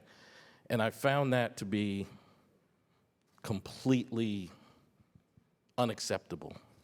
Because what I wanted them to say was, we didn't know his dad was such an asshole. Like, I wanted them to say, we didn't know his father was killing his soul his entire life. And in that moment, I decided to outlive my pain. And I started doing things that were unusual to me at the time. Like, I started making decisions about boundaries. Like, if my father's trying to kill my soul, I need to protect myself from that person. So I started giving my father boundaries, and when he didn't obey those boundaries, I did not allow myself to talk to him. I changed my major from marine biology to psychology because I wanted to understand the human mind. I started to envision a future where there was no pain, because once you make the decision that I'm going to outlive this pain, then I also have to define what that day looks like. How will I know that I've outlived this pain? And I got so excited. For the first time in my life, I was happy. My circumstances hadn't changed, but for the first time in my life, like, I was in control, like I was on a mission, I was on a purpose. And I got so excited about how this was causing me to heal. Literally, the very next semester, I got a 4.0. The very next semester, I met the woman that would become my wife. Literally, like, and then I realized something very powerful, at least to me, that there really is no such thing as a problem. Like, we all have problems. So look, it's not about trying to remove problems from my life, because there's nobody on earth that doesn't have problems. And in my head, that changed problems to tests. And now my job is to pass the test. And once I realized that, I wanted to help other people get on a healing journey so they could pass their tests too. I think a lot of us get into this mentality where it's like, I want to fix what's wrong with us. But there's no perfect person on the planet. And probably the most beautiful thing I ever learned or realized was that what that must mean, if there's no perfect person on the planet, that must mean there's no perfectly imperfect person either. So that means every single person has some brilliance. And maybe life is about trying to find the brilliance that my father hid from me. And if my father tried to hide my brilliance, there are other people who have people in their life trying to hide theirs. So I wanted to help other people uncover their brilliance. Man, I got to do one quick follow-up. You know, Elliott is an amazing psychotherapist. I've had quite a few sessions with him, but is that how you came up with solution-focused therapy? No, I actually didn't come up with solution-focused therapy. It's been around for about 50 years or so, but so much of psychotherapy is about figuring out what's wrong with you and helping you deal with it. And I just didn't associate with that. Like, when I went to graduate school and started learning about psychotherapy, that I couldn't associate with that. And then in this one corner of this one book, there was this literally 2 pages about solution-focused brief therapy, and I was like, this is aligning with my journey, and this is what I want to do. In graduate school, they tell us things that are just weird to me. Like, for example, that we should be trying to fix people's problems, but as I just said, we all have problems. So if you try to fix your problem, you're gonna spend the rest of your life paying really close attention to what's wrong with you, and you're never gonna figure it out. And I found this thing and everybody told me you shouldn't do it, you shouldn't do it. I've been to 30 countries teaching people how to do solution-focused brief therapy. I've written 5 books. I'm working on TV shows, podcasts. Like, if you talk about hope and love, like, people will listen. And for me, that was the only approach that spoke to that. That's right. Laura, you began as an aide to a member of the Ohio legislature, and now you lead an organization that provides mental health solutions to communities. And there are so many obstacles people face obtaining mental health services, too few providers, long wait lists, social stigma. How big is the problem, and how are organizations like yours addressing it? Yeah, well, first of all, thank you for the question. Thank you for having me here.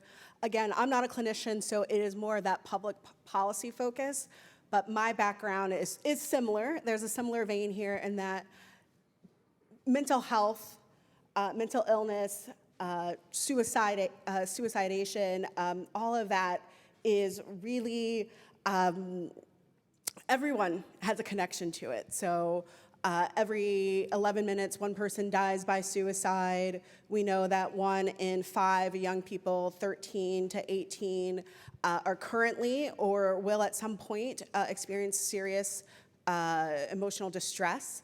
And 1 in 25 adults live with a serious mental illness. So my organization, Vibrant Emotional Health, we're based in New York City, and we offer direct community service programs across the lifespan to help not only young people, but their families, older adults. And then we are the administrator of 2 national programs, one, the 988 Suicide and Crisis Lifeline, which is available 24/7. It is a 3-digit number that you can call, chat, or text to reach a trained crisis counselor if you are feeling suicidal, if you are in distress. And then we also operate the Disaster Distress Helpline. When we think about those programs, it's so important because right now, and what I experienced in the past with a loved one who had a serious mental illness, is that we didn't have the vocabulary. We did not know the words. We didn't know anxiety. We just knew they had nerves. We did not have the tools for when my loved one was experiencing psychosis, what to do. And so that meant calling 911. That was the only option available. That led to my loved one becoming increasingly interfacing with the criminal justice system, not because he had committed crimes, but because no one knew what to do. And so that happens a lot, not only in our community, but across the country. And so the work that Vibrant is doing, particularly with the 988 Lifeline, in partnership with SAMHSA, the federal government agency that set up the program, is ensuring that when people are feeling distressed, they know that you can call, talk to a trained crisis counselor in lieu of calling 911, right? That we can get a mobile crisis team to your location if it's needed. In some cases, it may not be, in lieu of police who frankly don't necessarily have that training on how to assist someone who's going through a mental health crisis. All of this is really important when we're talking about diverting from unnecessary jail, unnecessary hospitalizations, when we talk about the cost of these programs, because they are costing our state budgets, our local budgets, our federal budgets, and they're not actually serving people who are in crisis. We're not actually helping them. And so the work that we're doing in partnership with others is to make sure that we are filling in that gap and finally putting some resources towards that. Thank you for your service. Good brother Derek. Now, we was chopping it up backstage. Your experience in prison was 21 years, right? Yes. 21 years. That would have an impact on anybody's mental health. And you said the law saved my life. Can you describe your experience? How you were unjustly convicted and how you used education to change your life and help others? Yes. So I spent 21 years in prison for a crime I did not commit. During that time, I had to litigate through the criminal justice system of being a young man, uneducated. All I had was a GED. I didn't have a college degree. I didn't have any of the education that lawyers had. So I had to go to the law library and read every single CPL book, every single criminal law book there was, to be able to meet the intelligence of the courtroom. So every single day, what I would do is read books and read books and read books. Going in the courtroom and having a system tell you you're guilty for something you didn't do is the most depressing thing in the world. Speaking to a lawyer that tells you, why would they pick you out of all of the black people in New York? Why would this cop frame you? Why would he do it to you? You don't have the answer. I didn't have the answer, but what I did know, that the injustice that I was experiencing was bigger than me, and that if I was to ever get out of prison, that I had to learn about the criminal justice system and be able to defend myself, because my advocate, my lawyer, didn't believe in me. So that's what I did. I just studied law, and I studied law, and I studied law in a toxic environment in prison. What people don't know is that prison is a very, very toxic environment, that the people that you put in office to protect us destroys us. The correction officer need more mental health than the person that they send in prison, right? So when we talk about mental health, we got to talk about first the people that's put there to serve us, right? If you're sending me upstate to a place like Attica and Clinton, and that the whole basis of that town is a prison or industrial complex, they don't want me to get out. They want me to stay in jail so they can have job security, right?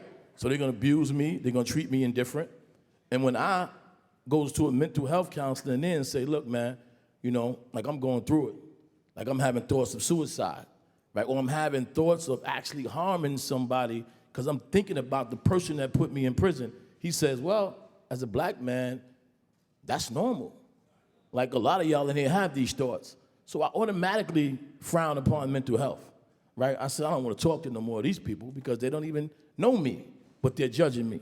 So for me, I had to just, like I said, educate myself, take the anger that I was experiencing and put it into a positive way, and I did that through the law. And I became an advocate for so many black men that was in prison that was innocent. And I began getting these brothers.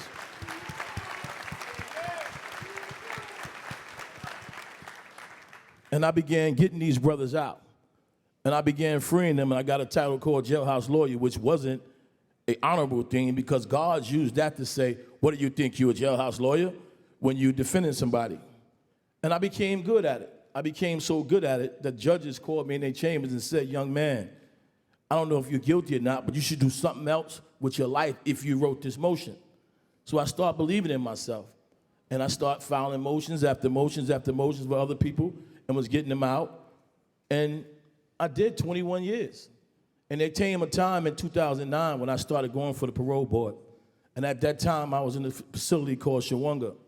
And I had filed a petition against the jail because the water they was giving us was black. It was coming from the well. And they was lying, saying that the water was good. And I filed the petition basically saying that, look, man, these people are trying to kill us here, and they threw me in special housing unit on something called administrative segregation. And I knew that I was going to the parole board, and the counselor for the parole board was telling me, despite that I was innocent, that I had to go to the board and say that I was guilty. And the dilemma of that was just so much for me to bear that I'm not going there and say I killed somebody I didn't kill, right? And they saying, well, you're not gonna get out of jail. If you don't go in there and say you killed this man, you're not gonna get out of jail. So my experience in the law at that time taught me that if they have provisions in the law that can send somebody on parole violation, that these same provisions should apply to present evidence. So I challenged the parole board. I said, under your executive law, I want you to subpoena these witnesses, because I had cops who said I was innocent.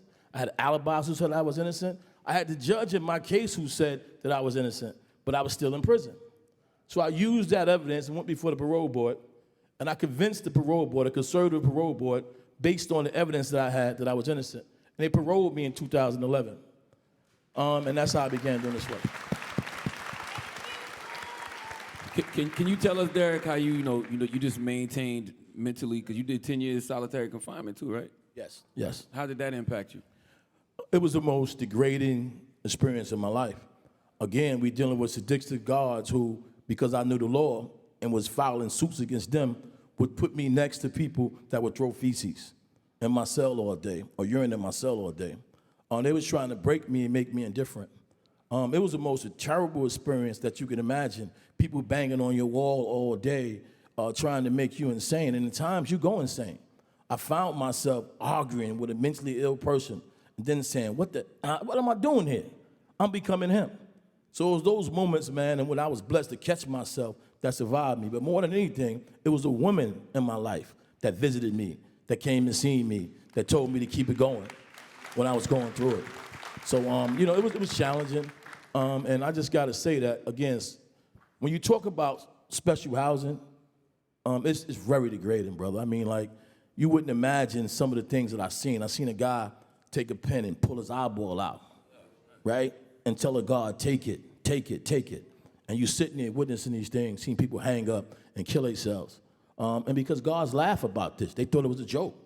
And they thought that it was their job to drive us insane and not heal us. So I want us to all know that we have a responsibility, man, in changing these prisons and making sure that people get healed in there and not suffer.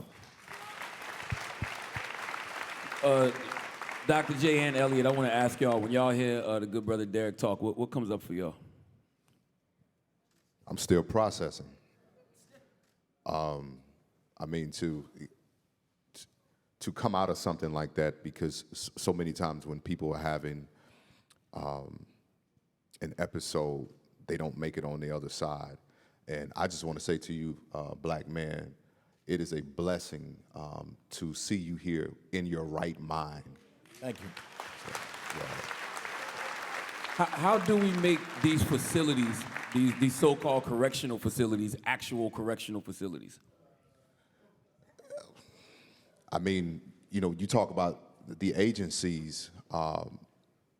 When I go into healthcare, I'm one of few individuals that are working in healthcare with a clinical background. A lot of these people are in these agencies don't even understand the policies that they're writing. So the only way to change what is happening in the correction facilities is that you have to change the systems. So it's like when people come in therapy and they says, fix my son or fix my daughter, and I say to them, well, if I fix them and send them back home, you're just going to break them again and they'll be back here. The only way to change this, the kid is you have to change the system. But the system changes everyone involved in it. And so to change a system that is degrading individuals, and I think someone said it earlier, dehumanizing, and that's one of the things that I advocate for, and particularly when it comes to black men. Because I can walk by a brother and I can feel his pain. I can look at a man in the eye and I can see the little boy in him. And so many of us has been broken, not just by the system, but the environment has broken us. And when you come from a broken environment, it has broken your confidence. It has broken your self-awareness. It has broken everything in you, so you don't even want to show up in the world. So when I see a brother blowing a sweet, or I see a brother on the corner drinking, my first thought is not, why is he here? My first thought is that he's stuck. And he's unable to get out of his process. And I think what we do here today is understanding that the only way it changes is we have to change the system. And you change the system by changing who you put in it. Can I add on to that? Because I also, I do want to, because this is my jam, I love public policy. I think we need to follow the money. As you said, there are systems in place that incentivize more people being incarcerated. There are systems in place that incentivize using highly restrictive interventions that aren't actually proven to be effective. But because that's what insurance pays for, or that's what Medicaid pays for, and Medicare pays for, then that's what providers are doing, because you need to follow the money. And so we need to make sure that we are holding all of our officials accountable and putting on that pressure to say, that doesn't work. No, we are not doing that anymore, because that's not actually serving anyone. And I recognize that I'm the only Black woman on this panel, so I also want to note that for Black women watching, our Black kings experience this and become incarcerated or struggle with mental health.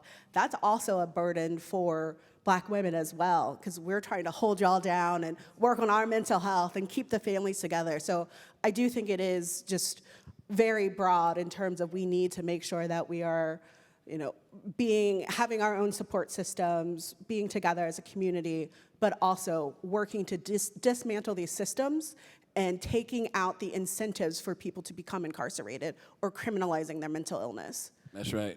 Elliott. That's right. Elliott, what came up for you? I mean, obviously, when you listen to somebody like Derek talk, several things come up for me, but the number one thing that comes up for me is what an example of an unbreakable human spirit he is. And I think the biggest responsibility that we have as advocates for Black mental health is this is a man who spent 21 years in prison. He described probably 0.001% of the atrocities that he witnessed. And just one story he told, I'm over here wincing, like I don't want to hear that. And he saw that every single day and maintained the ability to get himself out of prison.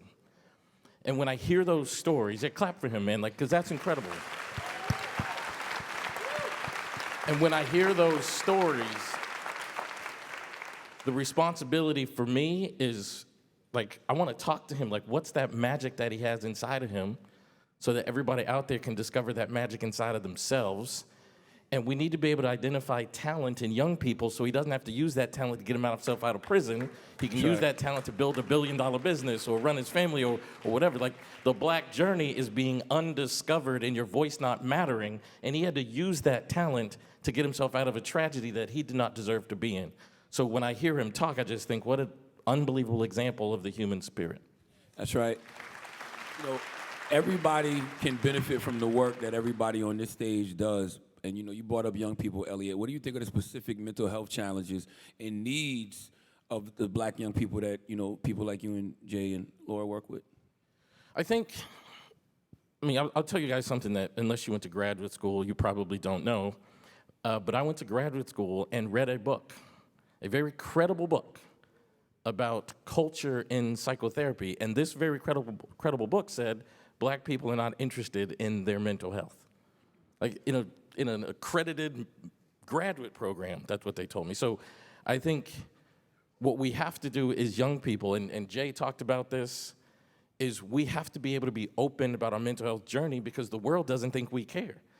Like, look around this room. Obviously we care. We all came together and gathered here today to talk about these things, but they literally publish in books that I studied in graduate school, like just a few years ago, about your mental health journey. And I think we need to be open about it. I think we need to give ourselves permission about it. I think we need to listen to people like him. We need to listen to people like Jay. We need to listen. We need to be verbal about it. We need to be vulnerable with each other. We need to be uncomfortable. And we need to understand, like, I've studied almost every problem in the world. I've never met a problem that couldn't be impacted positively by more self-love, by more self-awareness of your brilliance, and more understanding of where we've come from. And I think as a Black community, we need to, A, do that, and then B, be vocal and verbal about it. You want to jump on that, Jay? So I want to contextualize this in a way for everyone to understand. You have mental health, and you have mental health issues and mental health disorders. Mental health, if I can just give it in a more simpler term, is life in motion. It's your emotional, it's your physical, it's your social, it's how you do life. How you get up in the morning is mental health. How you go to sleep at night is mental health. Now, you have the mental health issues and disorders. That's the bipolar, that's the depression, the anxiety, the eating disorders, and all those different things. And one of the things that I would say to all the young people in here, and I see a lot of students in here, if I can not give you any more thing that is simple, this: manage your time on social media.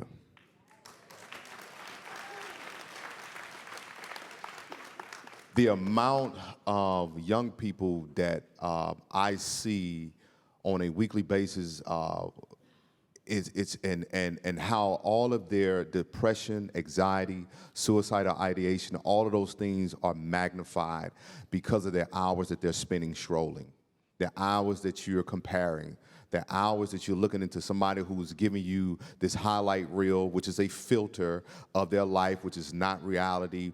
And it is increasing not just in the youth, also in the adults. We have people who are less happy because they think someone has a better life. And I tell you something, let's just be real. These folks ain't living like this. And I'm not just talking about and I'm not just talking about this stuff. People are not really showing you what's happening. I never forget, bro, a husband and wife. The wife said, "I wish our marriage was as perfect as what we displayed on social media." Dang. She said this in a session. She said, on social media, we have the best marriage. But she says, who we are in reality, this is not it. They still together? Still together, still working it out. Still in the process. But I would say, Focus on what is real rather than what you're wanting people to perceive, what could be and what possibly. And this is impacting our mental health. One of the things that I really encourage everybody, create moments of silence. Mother Teresa said something that was so powerful. She says, God is a friend to silence, solitude, and stillness. Find time to sit still. To my brothers in here, because it's very difficult for us to do this as men. Find time to just be. We're not living long, men, because we don't process our emotions well. We don't open up. We don't talk. We're not really enjoying life. We're just working. And there's nothing wrong with being a provider and being productive and all those great things. But brothers, can I tell you, there's more to life than what you're experiencing. And we deserve to have moments of joy. Right. And I'll say this, because brothers, when you become free, it frees our communities. It's going to free the pressures from our sisters having to bear, because this suicide things amongst black men right now, we don't have enough time to talk about how black men are leaving here by way of suicide. And I grew up in the South where they said that was a white folks thing. It's becoming a people's thing now. And as I said yesterday on my social media, people are not dying because they're tired of living. People are dying because they don't know what to do with their pain. And pain has a funny way of talking to you in your ear and telling you that you don't belong and that you don't deserve and that you're not worthy. And if you and everybody's not going to go to therapy, but find a place that may be therapeutic where you can learn how to channel your pain into something else rather than just coping through unhealthy mechanisms. Because most of us are just really just kind of getting by. And if you're really wanting to get control of your mental health, it's really taking time to say, what can I do not to fix what is wrong, but what can I correct what went wrong? And that's the trauma. It's what went wrong that created these behaviors and these maladaptive personas. So, you know. Charlamagne, if I could just add something. Please, I'm interested in hearing from all of y'all how we can help to educate and motivate young people. So please, Derek, go. So I want to say that there's something called brainwave matter that a conservative Supreme Court has identified, that there's a part of adolescent brain that don't develop until they're 25 years old, right? So as a community, we need to understand this.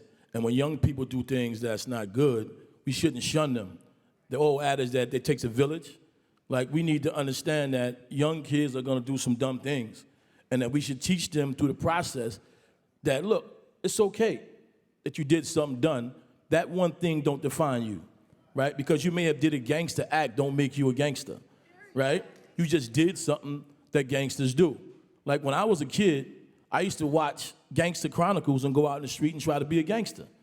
I didn't understand that I was gonna go to jail for that there was consequences for that, right? We don't teach consequences to young people. That's right. And I think that, and when we start teaching them consequences, I didn't learn consequences until I went in prison, right? In prison, they give you a program called ART, and they teach you short-term, long-term consequences. Who you gonna affect, your family members, what they're gonna go through. We need to teach those programs out here to prevent people from going to prison, right? So, you know, we recognize that young people are gonna be young people, and as a village, we should intervene, all of us, right?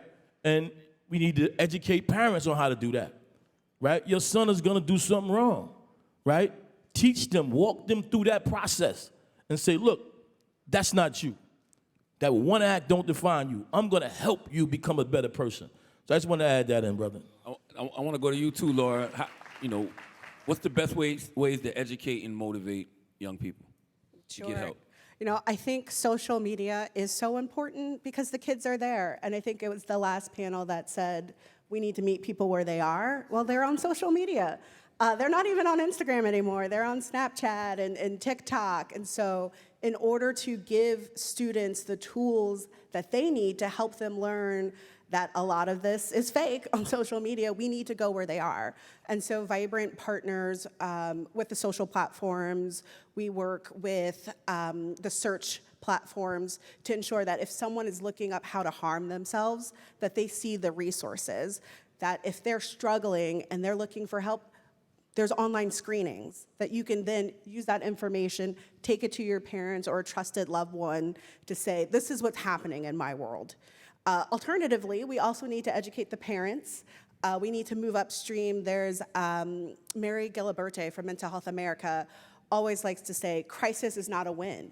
It's not a win that we have all this investment in crisis services, although it's very needed. We need to move further upstream to make sure that we have more protective factors for our children, that schools are teaching them mental health first aid, that we are giving everyone the tools they need to take care of their mental well-being.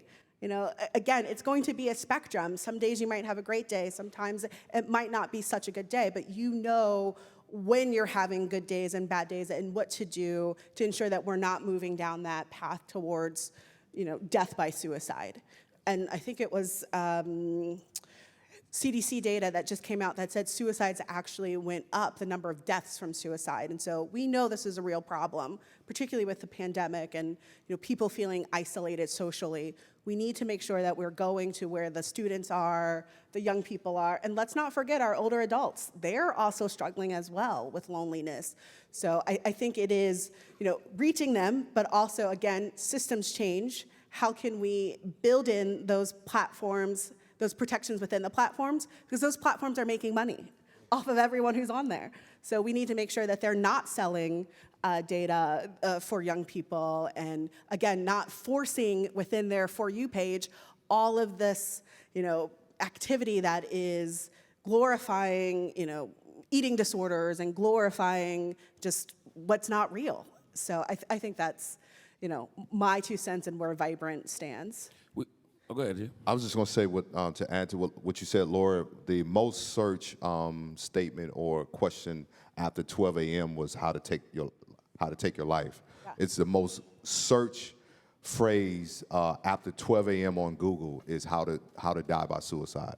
But this is also why I think your work in writing policy is so important, because we should be advocating for these social media platforms have these algorithms so down. And so I'm going to say something that you guys are probably going to lose respect for me for say this, but I'm going to say it anyway. I'm a little bit mischievous, and my mother doesn't really understand technology. So every now and then I'll be in Chicago visiting my mother, and I'll search things super inappropriate that my mother's going to get ads for later because she, right? Because that's psychotherapist trolling.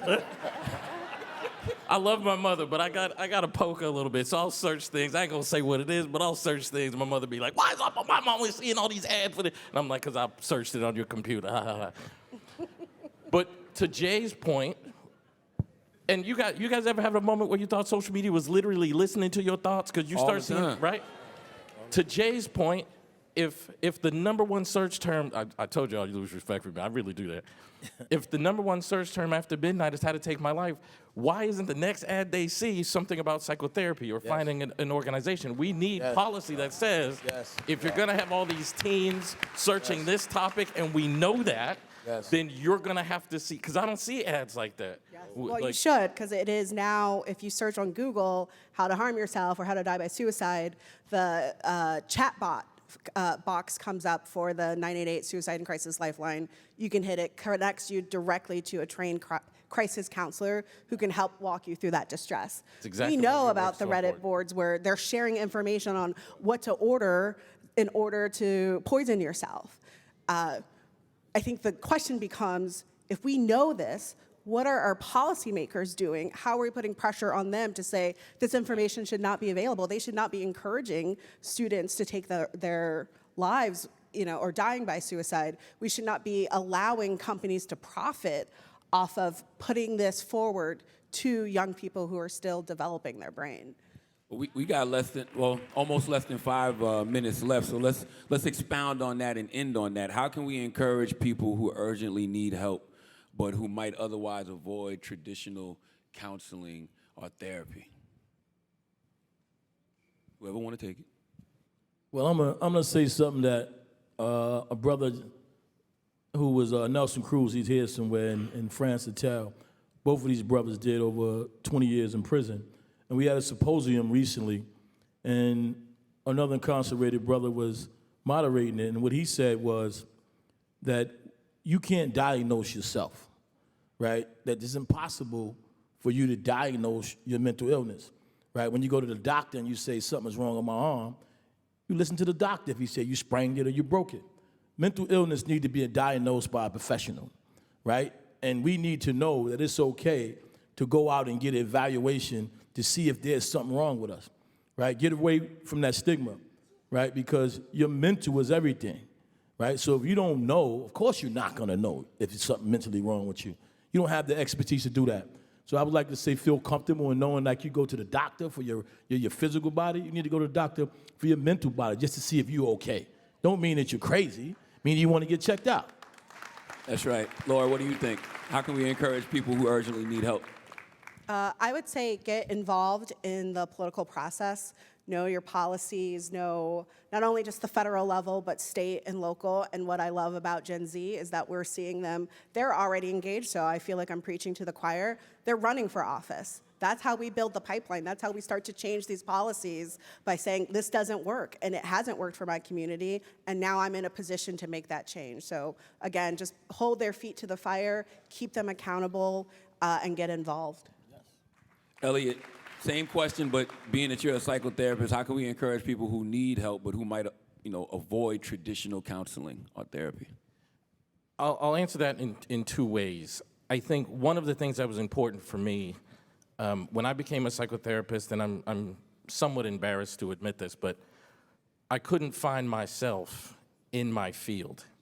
So when I graduated, I wrote my very first book. I've always enjoyed reading and writing, and I wrote my first book, and people started asking me to show up at conferences and give lectures. And I grew up in inner city Boston. Like, I'm a product of the hip hop culture, but I would try to put on the uniform of professional in the mental health field, and it didn't feel right until one day I just didn't recognize myself in the mirror, and I wanted to become who I represent so that y'all could feel safe to come into therapy. And I think as professionals, we have an obligation to be safe for y'all coming into therapy, and therapy has not always been safe. So I love seeing people like Dr. J, because you need to see us in this form looking like you. When I went to graduate school, I literally read 0 books, 0 chapters of a person of color in the entire history of the field of psychotherapy. So my goal was to become that. And I get hundreds of emails a day, literally from people all over the world. My favorite emails when people tell me I was an answer to a test question in their graduate school program, because now nobody has to go through that again. Yes. So that's from the perspective of the professional. The other answer I want to give is from the perspective of the person. I want you to believe in your future so much that you're willing to be uncomfortable to achieve it. And if you can envision a different future, then you'll understand therapy is about helping you manifest that future that you envision, and you're going to have to do uncomfortable things in order to get there. And if you go to a therapist and that person's not helpful, fire that person and go to another one. And if the next one's not helpful, fire them and go to another one. And if the next one's not, fire them and go to another one. Believe in your future so much that you do not quit. The world rewards people who refuse to stop moving towards their goals. Dr. J, take us home, brother. I thought we was going to go home after you, Elliott. No, that was so profoundly, man, and so poignantly spoken. What I would want to say to those that are sitting out here, the quality, the state of your mental health is going to determine the quality of your life. The state of your mental health is going to determine the quality of your life. It's associated with your mind, body, and spirit, with your emotional, with your spiritual, with your mental, and how you even take care of yourself physically, because how you take care of your physically is a part of your mental health as well. Listen, I know the world makes us think that we're machines, but we're humans. You cannot work 8/24. You cannot grind and not think that your body is not going to shut down on you. You cannot stroll all night and think that you're going to be ready for the test and think that you're going to be ready for your presentation. You have got to start handling yourself as if you are a walking being that needs, number one, rest. because we're not resting as a people, as a country. We're sleeping, but we're not resting. Our souls are tired. There's so much trauma in our community that therapy is still new to us. I've been in the field 10 years. And 3 years since we've been talking about it, since the pandemic, it's still new. And as Elliott said, it's a Eurocentric practice. Therapy was for rich white men. It was not for black people, people of color, brown folks. They did not have us in mind. So as you are entering into this space, because mental health has become very ubiquitous, it's everywhere, everyone is talking about it, but can I tell you, it's going to determine how you show up in the world. I'm a therapist who has a therapist. I was just talking to her 3 days ago, 60-year-old black woman, amazing. She says, what's going on? Tell me about your personal life. And I'm just like, I got this going on. But she says, tell me what's going on inside of you. Because a lot of times we're so focused on what's going on around us, but we forget what's going on inside determines what happens on the outside. We're showing up in relationships broken. We're showing up at the job broken. We're showing up everywhere broken. And therapy will help you to take those broken pieces and find the context clues to not what's wrong, but what if therapy helps you to discover what's right with you? Because it's easy to focus on what's wrong, but there's a lot that's right in you that I love that therapy allows you to see. And let me say this, there's not many of us in the field, and those that are in the field, we're overworked. Some of us have a waiting list of months, so you may have to keep searching, and you may have to try one person out and it doesn't work. Therapy is like dating. Not that kind of dating, yo. Not that kind of dating. Not that kind, and meaning like, you know, you kind of got to find your fit, because it's about the relationship. Because as I tell most therapists, we even have to continue doing our work, because a therapist can't take you any deeper than they haven't gone within their own internal work. So it may not be easy to find a therapist, but I can tell you this, whether it's counseling, coaching, find a place where you can get the answers to the questions that you have in here. Because what goes on in here determines how you live outwardly. And all of you deserve to live a life of quality, because living a life of survival is exhausting. It's exhausting, black folks. That's right. And we deserve to move into the space where we can thrive, And sometimes thriving is just being able to get at your house and sit on your couch and say, I'm at peace. That's right. Let's thrive, y'all. Thank you, Derek Hamilton. Thank you, Laura Evans. Thank you, Elliott Connie. Thank you, Dr. J. Barnett. Appreciate y'all. Thank you, United Justice Coalition.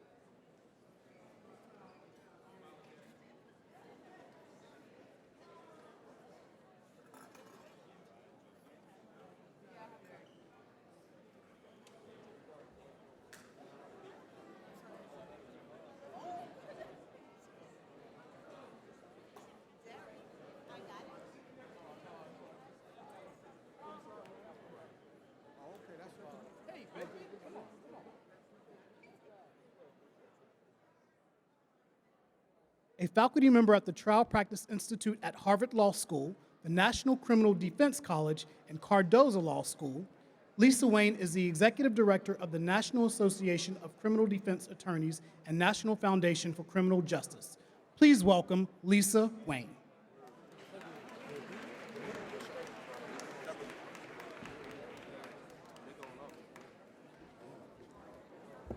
Good afternoon. Good afternoon. I know you all are excited. You're up here taking pictures, but I want to make sure that we do this right. My name is Lisa Wayne. I'm the Executive Director at the National Association of Criminal Defense Lawyers. Harsh and excessive prison sentence driven by systemic racism and oppression, minimum mandatory sentences, enhancements, along with overcriminalization have been a fact of American history.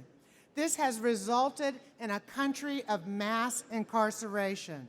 But in recent years, a movement has emerged to redress this great injustice and provide sentencing alternatives that serve individuals, communities, and the best interests of this country.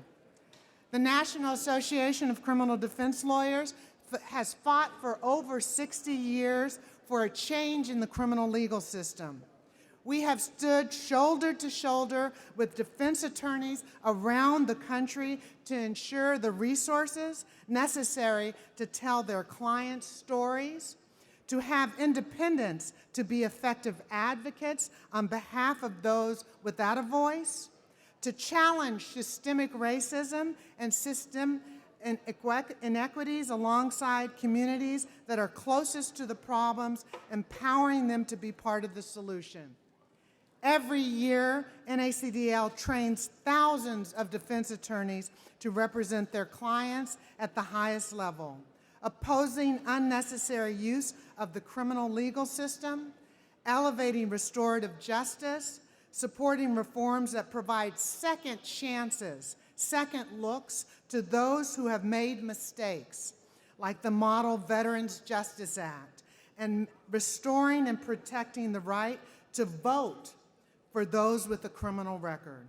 These are just a few of the projects and issues that NACDL will continue to push forward, leveraging our unique role in the criminal legal system to activate for change. It is my pleasure to introduce the moderator of Sentencing Alternatives, Laura Coates. Laura is CNN's Chief Legal Analyst and anchor of the Laura Coates Live, airing weeknights at 11 p.m. on CNN. Let me say it again, 11 p.m. on CNN.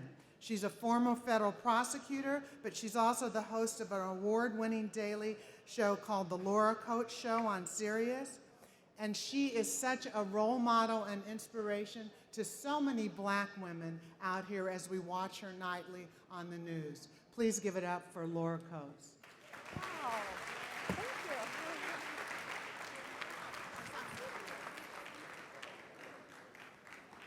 I think I'm supposed to sit here. Hello, how's everyone doing? We were back there having our own therapy just now. Everyone out here was nodding, right? I feel like I had to make an appointment at this point in time. So I'm glad you're all here. Listen, I want to bring out our panel because honestly, I want people to be able to define themselves. So come on out. That's one of the issues we always have in this world. Come on out, everyone. What I'd love to do while you're all getting situated and seated, and look at this crowd who is eager to hear about your expertise, and really to get into the conversation of what my father used to always say, which is words matter, Laura. Every word matters. And the word sentencing reminds me obviously of sentence, which means there's some kind of end to it. And people think that there's a period at the end of sentencing. Really, it's an ellipse, right? It's dot, dot, dot, because then what? And what does it mean when you're actually there? And is it the right thing to do, and what else can be done? So I want to go through and with you all, and just say your name. Tell me the perspective that you're coming from in your work that you're doing, and introduce yourselves as to why this is so important. Well, good afternoon. My name is Satana DeBerry. I am the elected district attorney in Durham County, North Carolina. I am a two-term district attorney. Did somebody say yay? Yeah.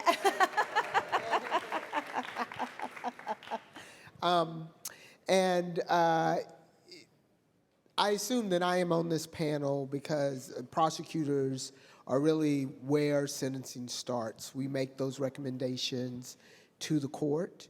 And in my office, what we have tried to do really is do this in a way that is fair and just. You know, you've had a whole morning now of people talking about a system that's neither fair nor just, right? And so what we try to do is only sentence people for whom there is no other option.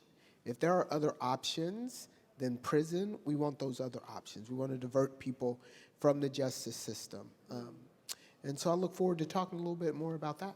That's important. Go ahead, Judge. Hi, I'm Judge Karen Friedman. I was a judge in Baltimore for over 20 years, and now I'm at the Department of Justice as the Director of Criminal Justice, Innovation, Development, and Engagement. Really long title. It does fit on a business card, but really, really small font.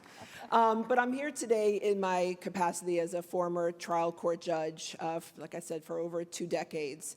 And what I'm here to say is that judges have, state court judges specifically, have a lot of discretion in sentencing. And my philosophy is that judges can and should sentence therapeutically and think about the underlying conditions that the individual who is appearing in front of them is facing. When you are a judge and an individual's in front of you, you get their record. And I would see records that were pages long. And at some point, you have to stop and say, why? Why does this individual's record look this way?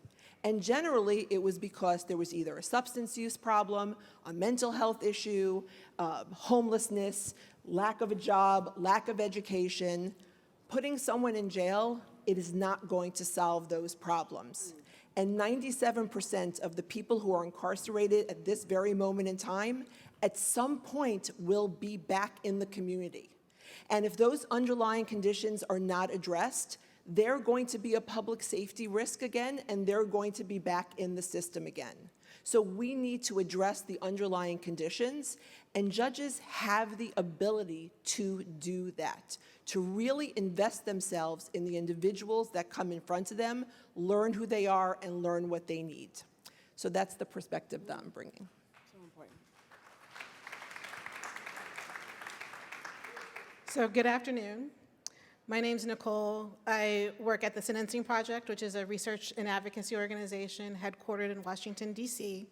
We do research and advocacy to challenge mass incarceration and call attention to the fact that 2023 is actually the 50th year of mass incarceration. 1973 is when the prison population started to surge.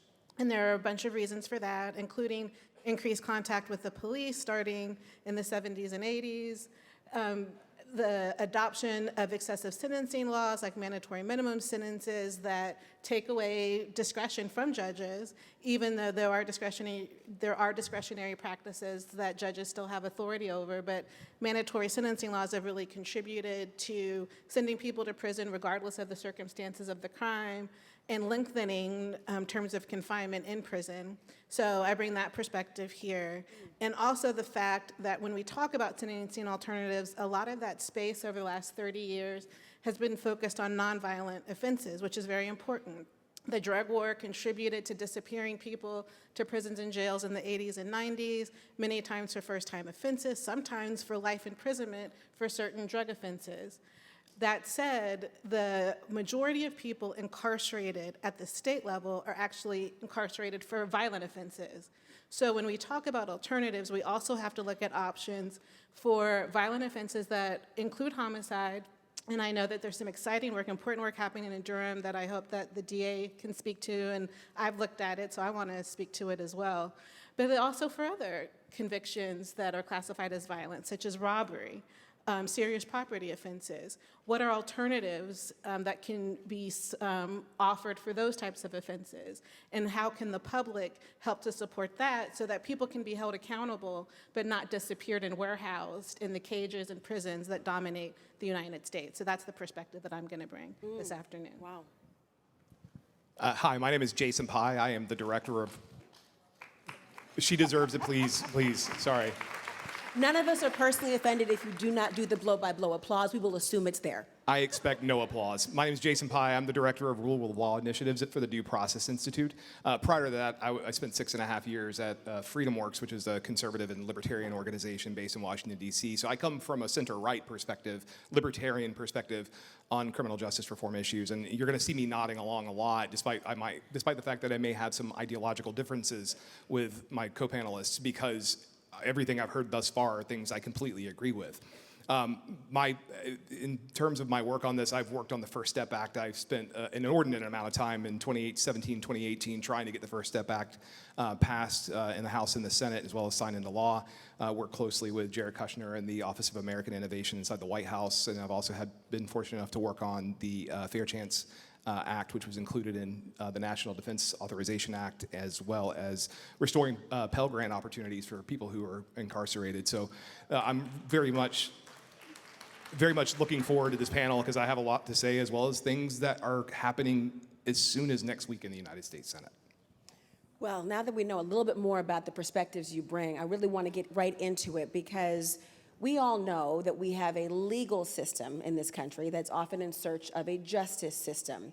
Because what we often do is we are uncreative about what the result should be for what somebody has done wrong, how we judge accountability, how we approach accountability, how we think about all the different factors in one's life that might lead you to be in a certain circumstance that then we define you as for the rest of your life. When you think about the fact that crime does exist, I'll start with you. Crime exists. And we know that in communities, we do not want crime to exist. We know that we want to all feel collectively safe and safety around us. And yet there's this tension for so many people, particularly people of color, in trying to, on the one hand, advocate for safety, and on the other hand, understanding that the justice system, quote unquote, is not always pursuing it fairly. Do you ever feel that tension in terms of going up for sentencing and advocating for something and feeling like you have a battle of allegiance? Tough one. Wow. I'm starting light. Yeah, start light. I don't know that I have a battle of allegiance. What I will say is that everybody deserves to feel safe. And we know that, especially as people of color, we are almost everywhere unsafe, right? And crime is so sticky, right? The fear of crime is so sticky because we have a negativity bias as humans, right? You can't eat poison but once. And everybody is like, I can't survive a violent act, so I don't want to have anything happen to me. That sounds reasonable, though. It sounds to the reasonable. body. It sounds reasonable. And because, and I'm not going to pick on you, but on the media a little bit, everybody thinks they're always in danger of violence because that's all we hear about. We don't hear about anything else happening in our communities. All we hear is how unsafe our communities are. And so,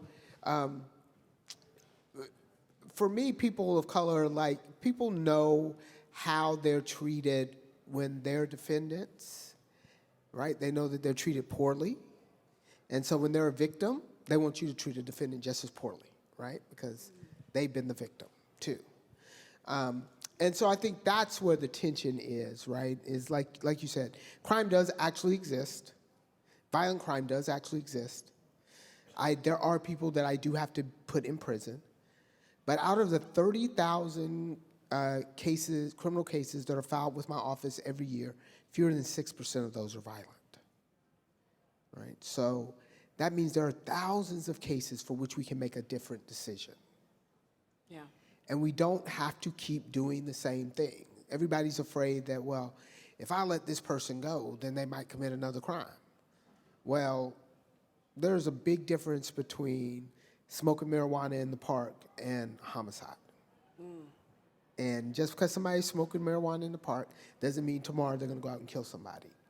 And so we have to start talking honestly about what our caseloads look like as prosecutors, what we're actually prosecuting. We don't have to go hard on everything, right? Because we know if I send somebody to prison today, when they come out, they're not going to have the education that they need. They're not going to have the job skills that they need. They're not going to have anything that they need to reintegrate back into society. And they're going to have a mother or a baby's mama or somebody who's like, man, you've been gone for 4, 5, 6 years. I've been having to hold it down. You got to make some money. And if you don't have any education, if you don't have any skills, there are very few ways to make money. Legal ways to make money. And so we really have to take what we try to do in my office is take all that into account. Who do we want to come home, right? And who do we want to send away? That's the question. I mean, I want to get into that too, because and I come from this as a former federal prosecutor. So be it far from me to tell you or try to pretend as though we don't have the complexities in those decisions. And the amount of prosecutorial discretion one has is terrifying. It really is how much power one individual has to decide what you're going to suggest to a judge about what this person's life for the next whatever amount of years should be. But the sentencing alternatives, we hear about drug courts, right?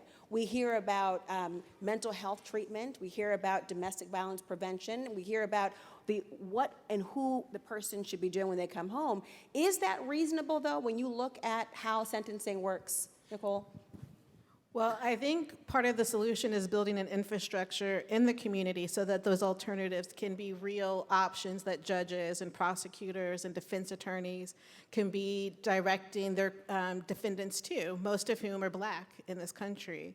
You know, the United States built prisons, really scaled up the prison system in the 80s and the 90s, rather than investing in the community. And in fact, we went through a disinvestment of communities, particularly in the 80s under the Reagan administration.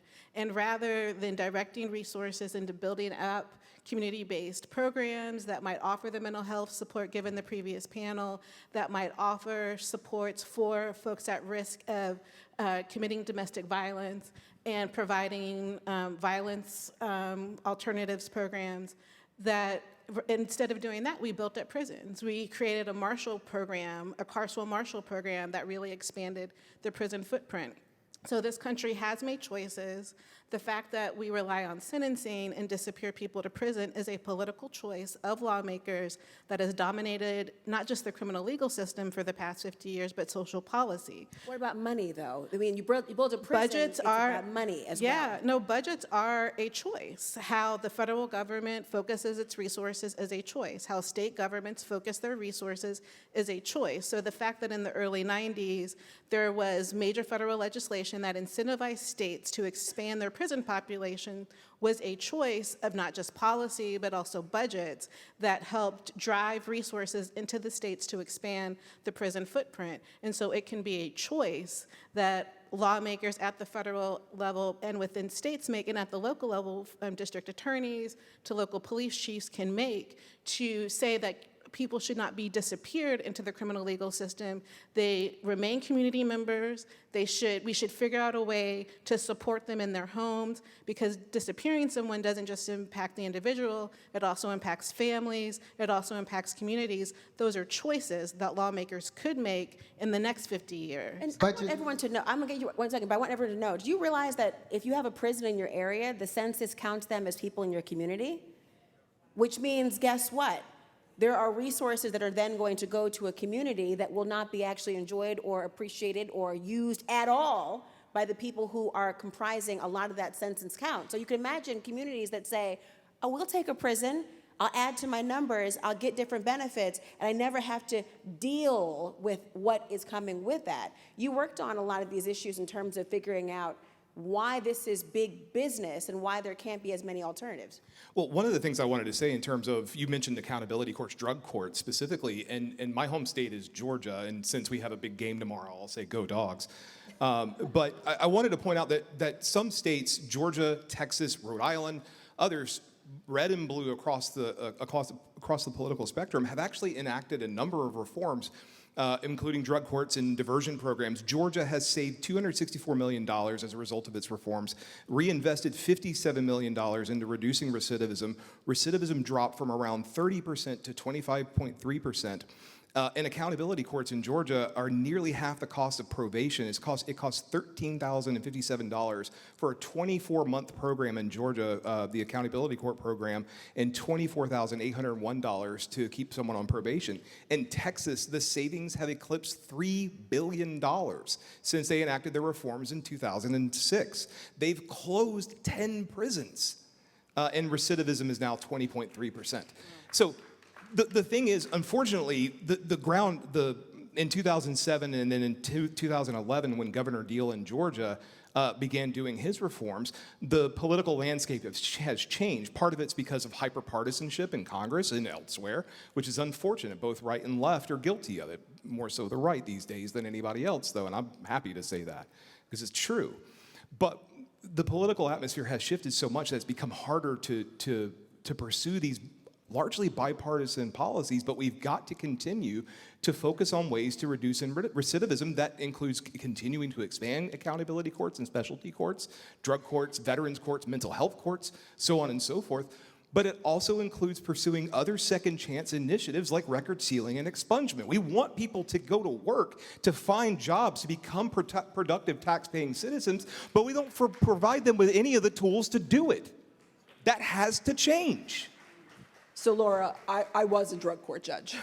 I was the drug court judge for Baltimore on both the misdemeanor and the felony level. And the BJA, where I work now, we fund all the drug courts and DUI courts and mental health courts. I'm a very big proponent of it, obviously. My issue is what we do is we pick certain judges to be in these treatment courts. And we give them very specific training. We teach them about active listening, motivational interviewing, about community resources, about empathy, about addiction, about mental health.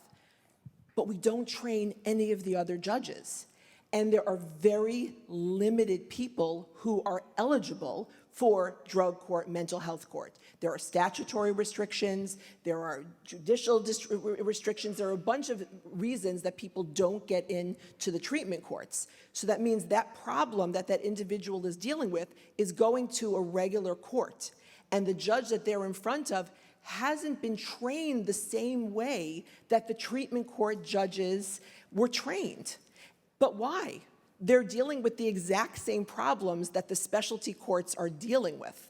So that was why I already had the mindset of therapeutic jurisprudence because of my training in the drug courts. So when I was in my regular docket, I treated the individuals who came in front of me with those exact same skills. And I went out into the community myself and found substance use providers who would come sit in my courtroom, mental health providers who would come and sit in my courtroom, vocational programs that would come sit. So when an individual came in front of me in a regular docket, I would have those same resources to use to help that individual. So I want to see more judges being able to use those specialty court skills on their regular dockets and really come to their docket with the therapeutic jurisprudence lens.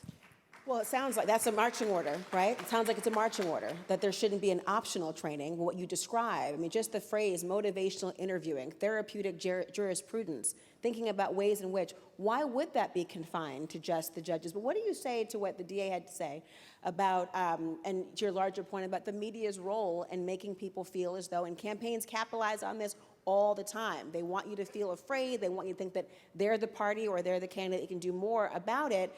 Do you ever feel as though judges are subliminally trained to not be, quote unquote, soft on crime? We saw what happened with Justice Ketanji, right, Brown Jackson, when a public defender and a judge was accused of being soft on crime because she considered the constitutional rights of an individual human being. That was soft on crime for some reason. Did you ever feel like judges are forced, their hands are forced for that reason? I mean, judges are human, right? And we worry about our careers just like everyone else. And no one wants to be the judge on the front page of the paper, right? To say, oh, Judge Friedman gave this guy a second chance and didn't put him in prison and he went out and did something terrible. We're all scared of that. That's just the reality. So it's definitely something that we think about, and there's and that's especially when it comes to bail and letting people out on bail and worrying that they're going to do something while they're being, waiting for trial. These are definitely things that we think about. But at the end of the day, I mean, I never had I guess I was lucky. I never really had an issue with this because part of what I did was really build relationships with the state and with the public defenders. And they really understood what I was trying to do. And at the end of the day, they knew that if someone had to go to prison, and there are some people that have to go to prison. I have put people in prison, and I'm not embarrassed to say that, okay? There are some people that have done things that they need to go to prison, or they're a serious public safety risk. But, so they knew at the end of the day that if someone had to go to prison, they were gonna go to prison, but they knew that it wasn't going to be the first option, that prison has to be the last alternative. And what I would do a lot is also, I would postpone sentencing. So if someone took a plea in front of me and they really needed substance use, they really needed mental health counseling, I would give them that opportunity to do that, push the sentencing out a few months, and see how they did. And what is your body language telling me? I mean, you're turning, so what is it you're saying? Excuse me. Well, I appreciate what Judge Freeman is saying, but I think we really need to even back up further than that. Like, there are lots of things that just don't need to be in court. Like, I appreciate that she worked with the public defender and worked with the state and had, drug courts and have people coming in and sitting in court. But if you have a significant substance abuse problem, if you have a mental health issue, I am the wrong person to deal with you. Right? Like, you shouldn't, if you are engaged because you live in a place that is highly policed and you sleep outside or you're shooting up or something like that, I don't have any resources as a criminal prosecutor to help you. It's an important point. I want everyone to look at this stage. Do you happen to see an empty chair? Right? It's by design, because we're all talking about a particular issue, but we haven't talked about what happens when the youth is involved, right? You're talking about what's too late and what shouldn't get to people. I want to bring out our additional panelist. Xavier, can you come on out, please? Because, no, he's not a child. I set you up. You're not a child, but I'm talking about this man because, and I want you to introduce yourself to people as well, but I'll give a little bit of a background. He is the executive director for the Campaign for the Fair Sentencing of Youth and the co-founder of the Incarcerated Children's Advocacy Network. Tell us a little bit as to why that chair need not be empty, because this and all these conversations directly impact even people with your own personal journey. I would first say, because I was very nervous, I would love to have been out here sooner, but I recognize the intuition, and I appreciate looking across this room and seeing many youth in this space. You know, what I was listening backstage, I just thought to myself, you know, I have a child, a 12-year-old child. Not long ago, we went to watch the Spider-Man movie, the Spider-Verse, and I couldn't help but to think about, you know, what if there was like alternative universes for the child of Xavier when he was growing up? You know, when I grew up back in the yards on the south side of Chicago, I was a child that very early on, at the age of 6 years old, was placed into foster care. In fact, that was the very first moment I was placed into a squad car. My brother, my sisters, and I were transported to the police station, and there were entered into child welfare system because of the abuse of my alcoholic stepfather. After 2.5 years being in that space of being abused by yet another adult, our foster mother, my mother finally convinced him to allow us to come back home. And I'll never forget meeting yet again another abusive stepfather. At the very age of 9 years old, I got my very first arrest for stealing a candy bar from a grocery store. Soon after, for picking parking meters. And soon after, for sleeping in abandoned buildings, you know, trespassing, criminal trespassing the property, damage to property. And sadly, soon after, more serious offenses. By the time I was 13 years old, I had 19 arrests and 7 convictions for armed robberies, aggravated assaults, weapon charges. And ultimately, at the age of 13 years old, I was charged for first-degree murder. A mistake that not a mistake, a decision and a circumstance that was instantly regretful and remorseful. And sadly, at that very young age of 13, a judge looked at me and said, "You're no longer an adult. You're being tried as an adult. And you're no longer a child, I'm sorry. You're being tried as an adult." And with that swift introduction into the adult system at Cook County Court, soon after, I was given a 25-year sentence. And so I reflect upon my childhood, and I think about that multi-universe. And I think to myself, like, what if I grew up in a world where, you know, I had a full home. You know, my mother wasn't dealing with abuse and neglect. And what if, in some wild universe, when I stepped outside of my home, there wasn't gang graffiti and violence? What if in this wild universe, I didn't have to be exposed to weapons very early on? And at the age of 11 years old, I didn't get shot in my face. I think about the many people in this room who had similar experiences. Many of my brothers and sisters who are in here right now who are part of the Incarcerated Children's Advocacy Network, who are part of ICANN, who were once deemed alongside me years ago as super predators, monsters, kids who were not deserving an opportunity for redemption and second chances. And so before I even proceed to the next question, I want to ask my ICANN brothers and sisters, please stand up. In fact, if you've ever been touched by this system, please stand up.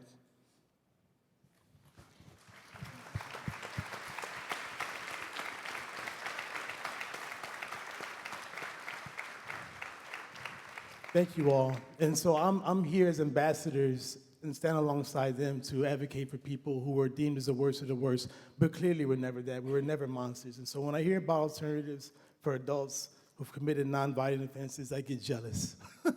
I get jealous, and a part of me feels a bit enraged because I know that kids have a unique capacity for positive change.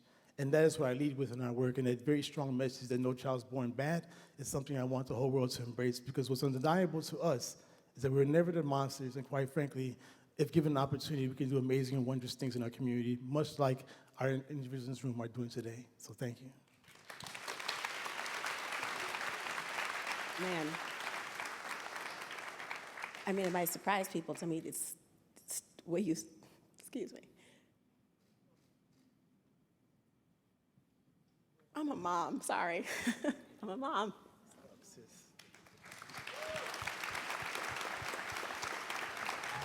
Okay. Xavier hugged us all before we came on stage. I know.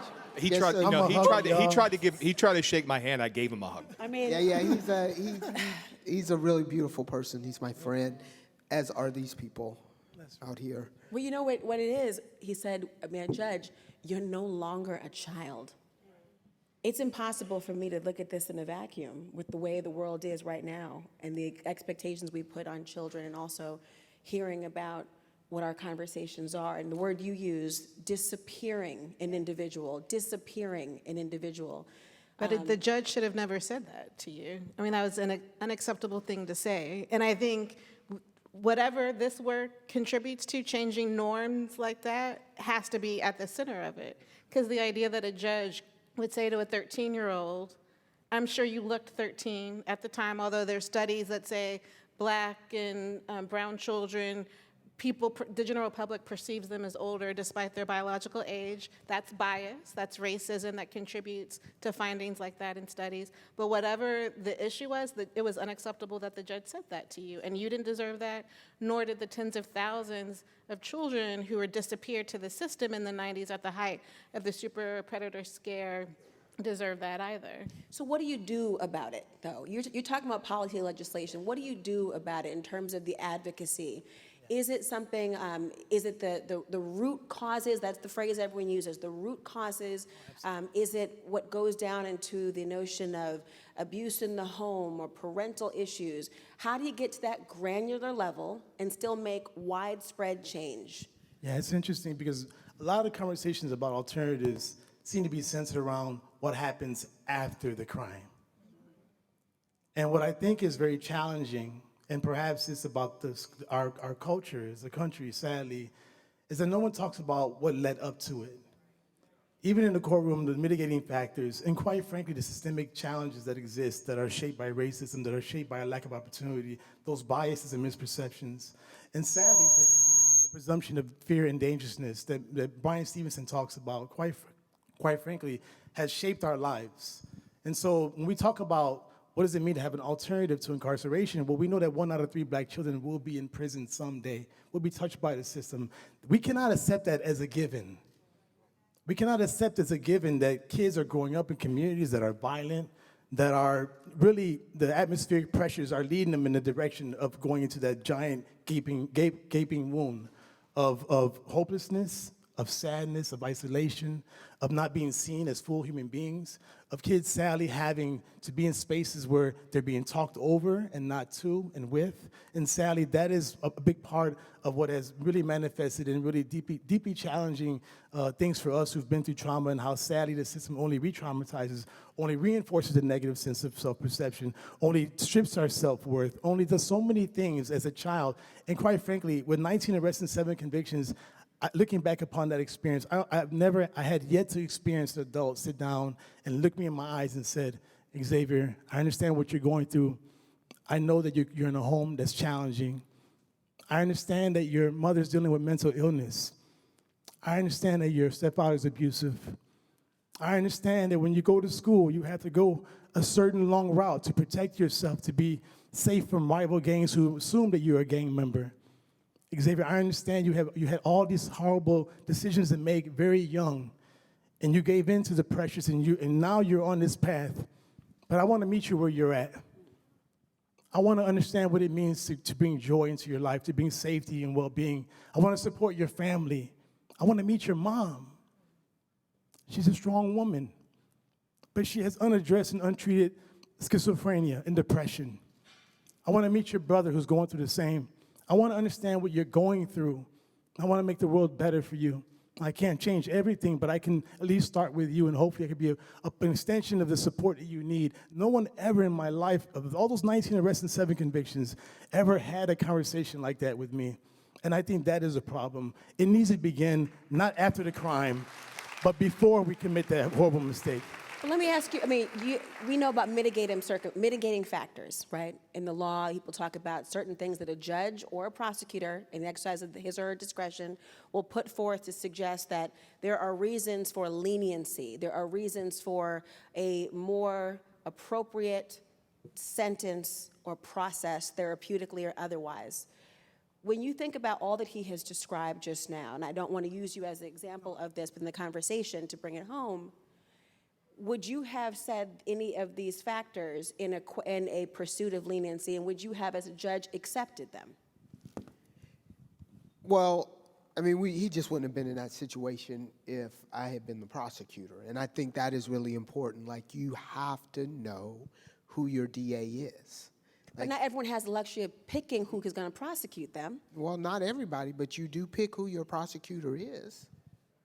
And in elections, and if you are engaged in your community, you have to know what the people who are making these decisions stand for. It's a real small number of people. I don't know about how you felt as a federal prosecutor, but certainly when I became a prosecutor, it becomes clear how few people make the decisions. Yes.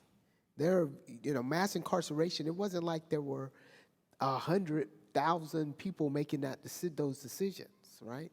It is a very small number. In my jurisdiction, 2 people can send you to prison for life, right?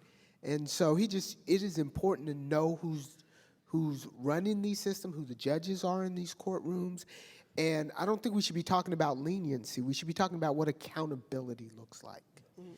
What happened to Xavier was punishment, right? And that's not what we're trying to do. We're trying to hold people accountable. Everybody makes mistakes.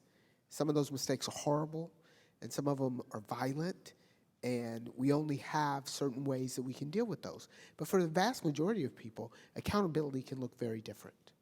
Well, Your Honor, would you have chosen, when people are talking about it, and we know none of us want to be naive about that everyone day-to-day basis has these sort of esoteric conversations about justice. They're getting in and they're getting out, right, in their courtrooms, day in, minute by minute. As we've been sitting here today, dare I say there have been 1,000 sentences, right? Right. In this country alone. Yeah. What about the mitigating circumstances? Well, I think the issue he raised about no one asking him, for me, that was very key. So when someone came in front of me, I would look at him and say, what brought you here today? And most of the time they look at me, well, I was arrested. I'm like, no. I know that. I have the sheet in front of me. I know that. What in your life has brought you here today? What are the circumstances in your life that has brought you here for this case and with this record? And to really try to create that relationship to know what that person is dealing with, and then working from there to figure out what accountability looks like. And most of the people we see have a level of trauma, different levels of trauma, but almost everyone that we encounter every day in the justice system has a level of trauma.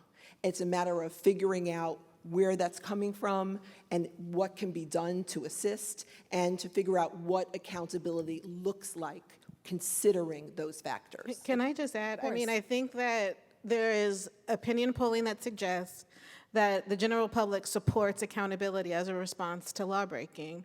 But accountability doesn't have to equate to incarceration or imprisonment. So on a different panel, on a different day, I would love to have a longer conversation with the DA and the judge to unpack why prison has to be on the table for some of the defendants that you all have had to make choices around.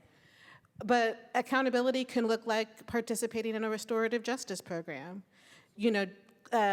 Victims of property crime, talking with the folks that committed the harm against them.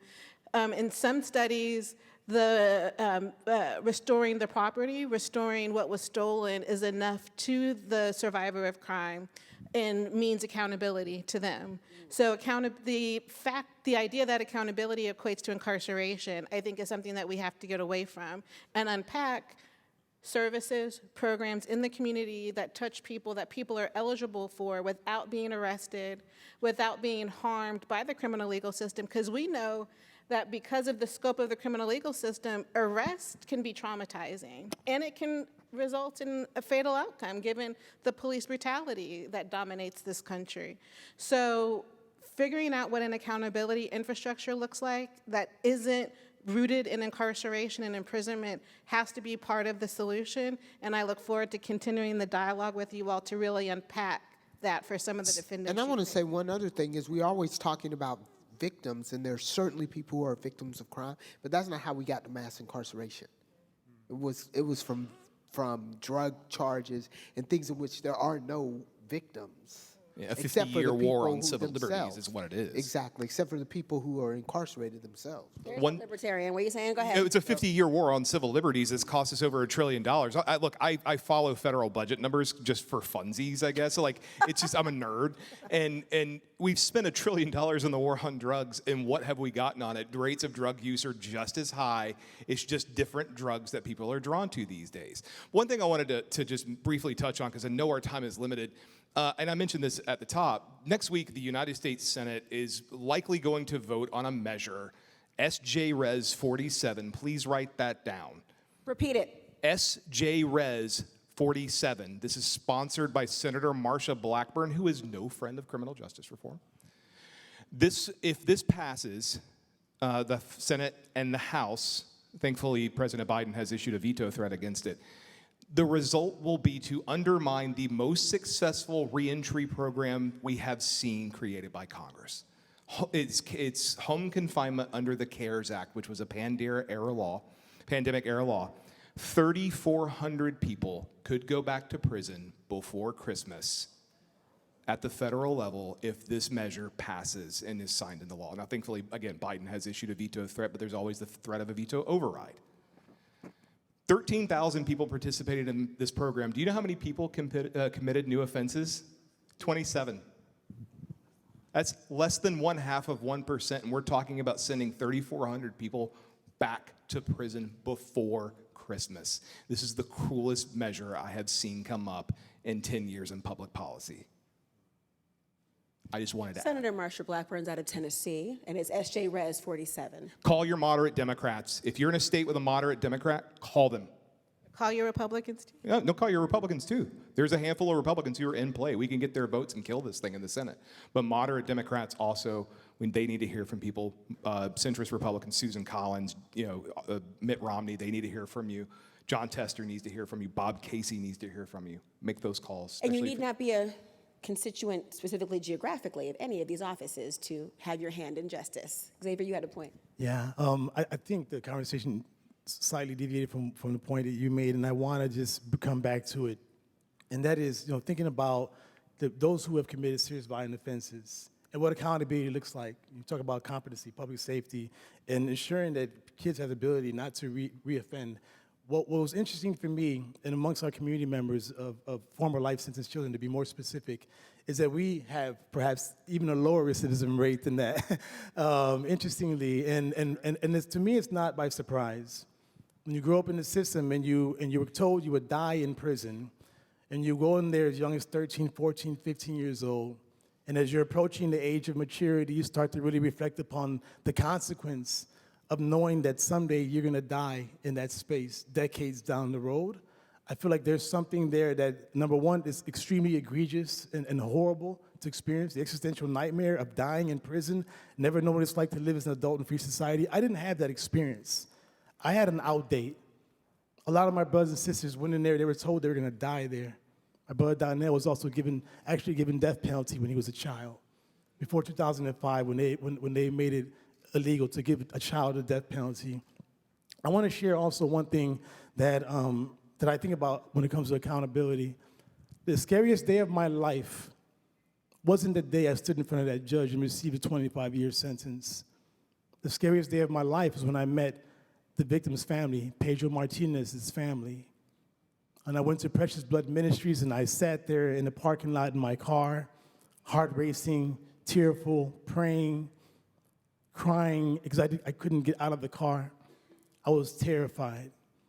And I felt almost in my mind the equivalent of what it must have felt like, you know, and not to even give myself even a close approximate identity of this, but like what it meant to be crucified. I felt like I was going to be walking to a space where I was going to be ridiculed and violently attacked, perhaps. I thought I was going to walk into a space where I was going to be met with swift anger and resentment. I will never forget when I pulled into the lot initially, I saw his family there congregating by the front steps. And the older brother, Gerard, looked at his family and said, "Let's go." And at first I thought because they perhaps despised me so much they couldn't see my face in that moment.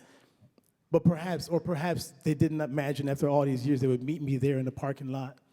I remember finally having the courage to go up those steps, and I thought to myself, how do I go about even walking into this room? I'm walking into a room full of people. By the way, he had over a dozen brothers and sisters and nieces and nephews that were there.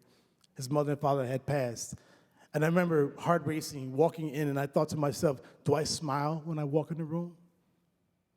Do I look them in their eyes? I played a role in killing their brother and sister 25 years ago.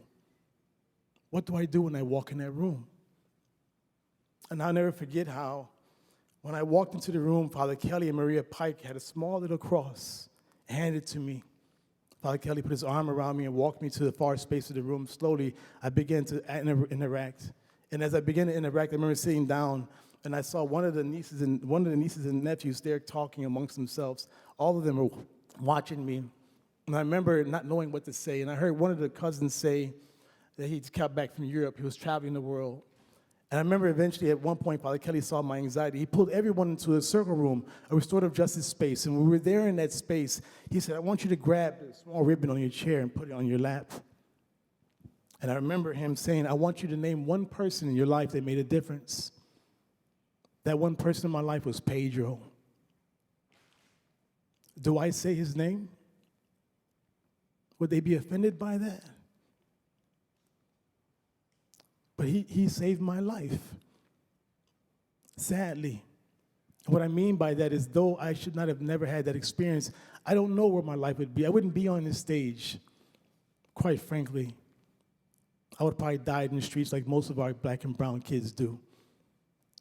And I had to say his name. And I share that because at the end of the day, that was the most scary moment I ever had. And little did I know, it was also the scariest moment of their lives. They too didn't know how to interact with me. They too didn't know how to approach me, although they came with bags of food. I had no idea that they had stood up all night cooking some of Pedro's favorite foods. They just wanted to know the truth. They wanted me to fill in the blanks. They wanted to know that Pedro didn't suffer. They wanted to know that the people who were responsible for this, quite frankly, for their own healing, were not monsters. The ripple effect of trauma, violence, and the loss of Pedro had traveled through the generations. His nieces and nephews had watched their mothers and fathers growing up crying throughout the years of his memory. Sadly, at the time of Pedro's passing, 2 of his sisters had miscarriages. One didn't even know she was pregnant. I share all this to say that our communities are getting fucked up out there. We're the ones who are suffering. No one is seeing who we are. Pedro and I were no different from one another. Pedro's on the other side of the viaduct. He got sent across that viaduct at midnight by the older adults in his gang to come and shoot at us. He had a gun in his back pocket. Sadly, he was lured into a building and was killed. I say that because he was a child just like I was. We were just children. I was scared that day. I was scared for Pedro. I was afraid of the adults that surrounded us. The sociopathic adult who led my gang, I was afraid of that man. And when I sat across the street and heard his life being taken away violently, I cried. And I ran home and I laid on my mother's couch and I asked God to forgive me. We were never monsters. And I don't give a fuck what nobody says. We're not monsters. No child is born bad.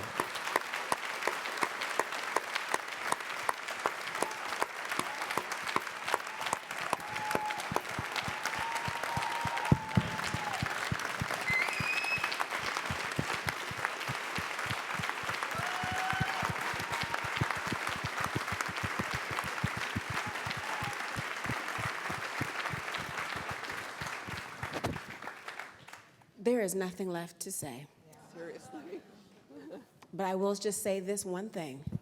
If you ever would like to know the measure of a man, it's one who is afraid to do the right thing and how he will be judged and does it anyway.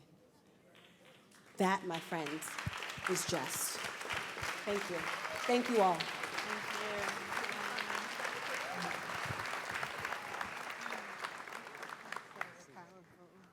Jay Jordan is a public policy expert and social good strategist who has contributed to over 50 legislative and budgetary victories that have impacted 12 million people and reallocated over $1 billion from jails and prisons to community programs. Please welcome Jay Jordan.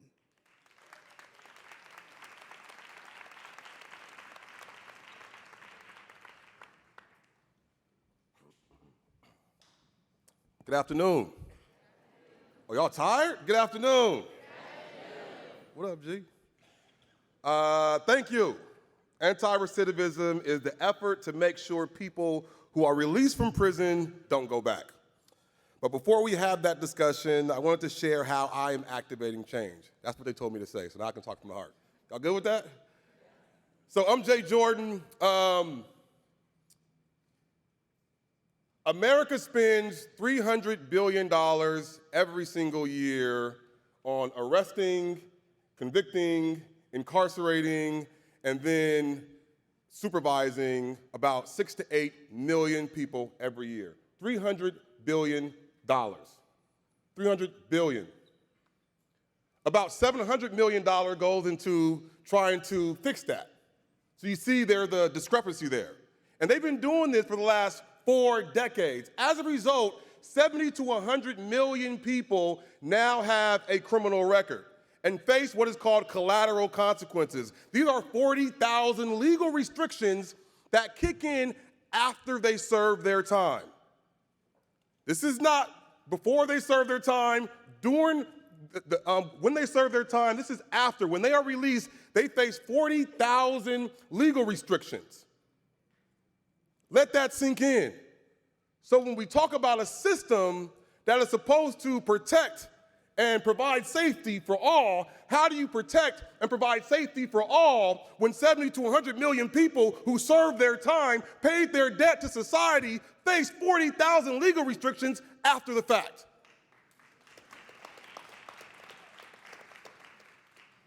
I am one of the 70 to 100 million people.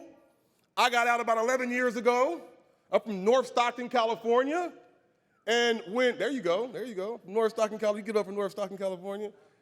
And when I got out, I experienced door after door being locked, window after window being shut. And so I joined the movement to expunge records in California. 7 years ago, they told me it could not get done. They told me it'll cost hundreds of millions of dollars to do. They told me the courts wouldn't agree to it. They told me the DOJ wouldn't agree to it. But we got to work. We launched something called Time Done. It took us 7 years and 4 bills. But today, every single person in California can now expunge their record.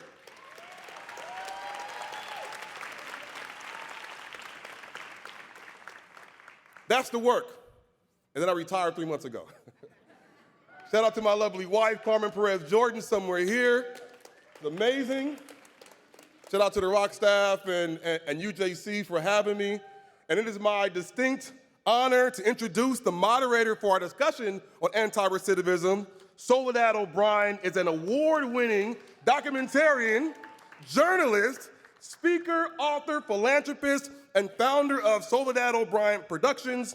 For her many achievements, she was inducted into the Broadcasting Cable Hall of Fame in May 2023. Please join me in welcoming Soledad O'Brien.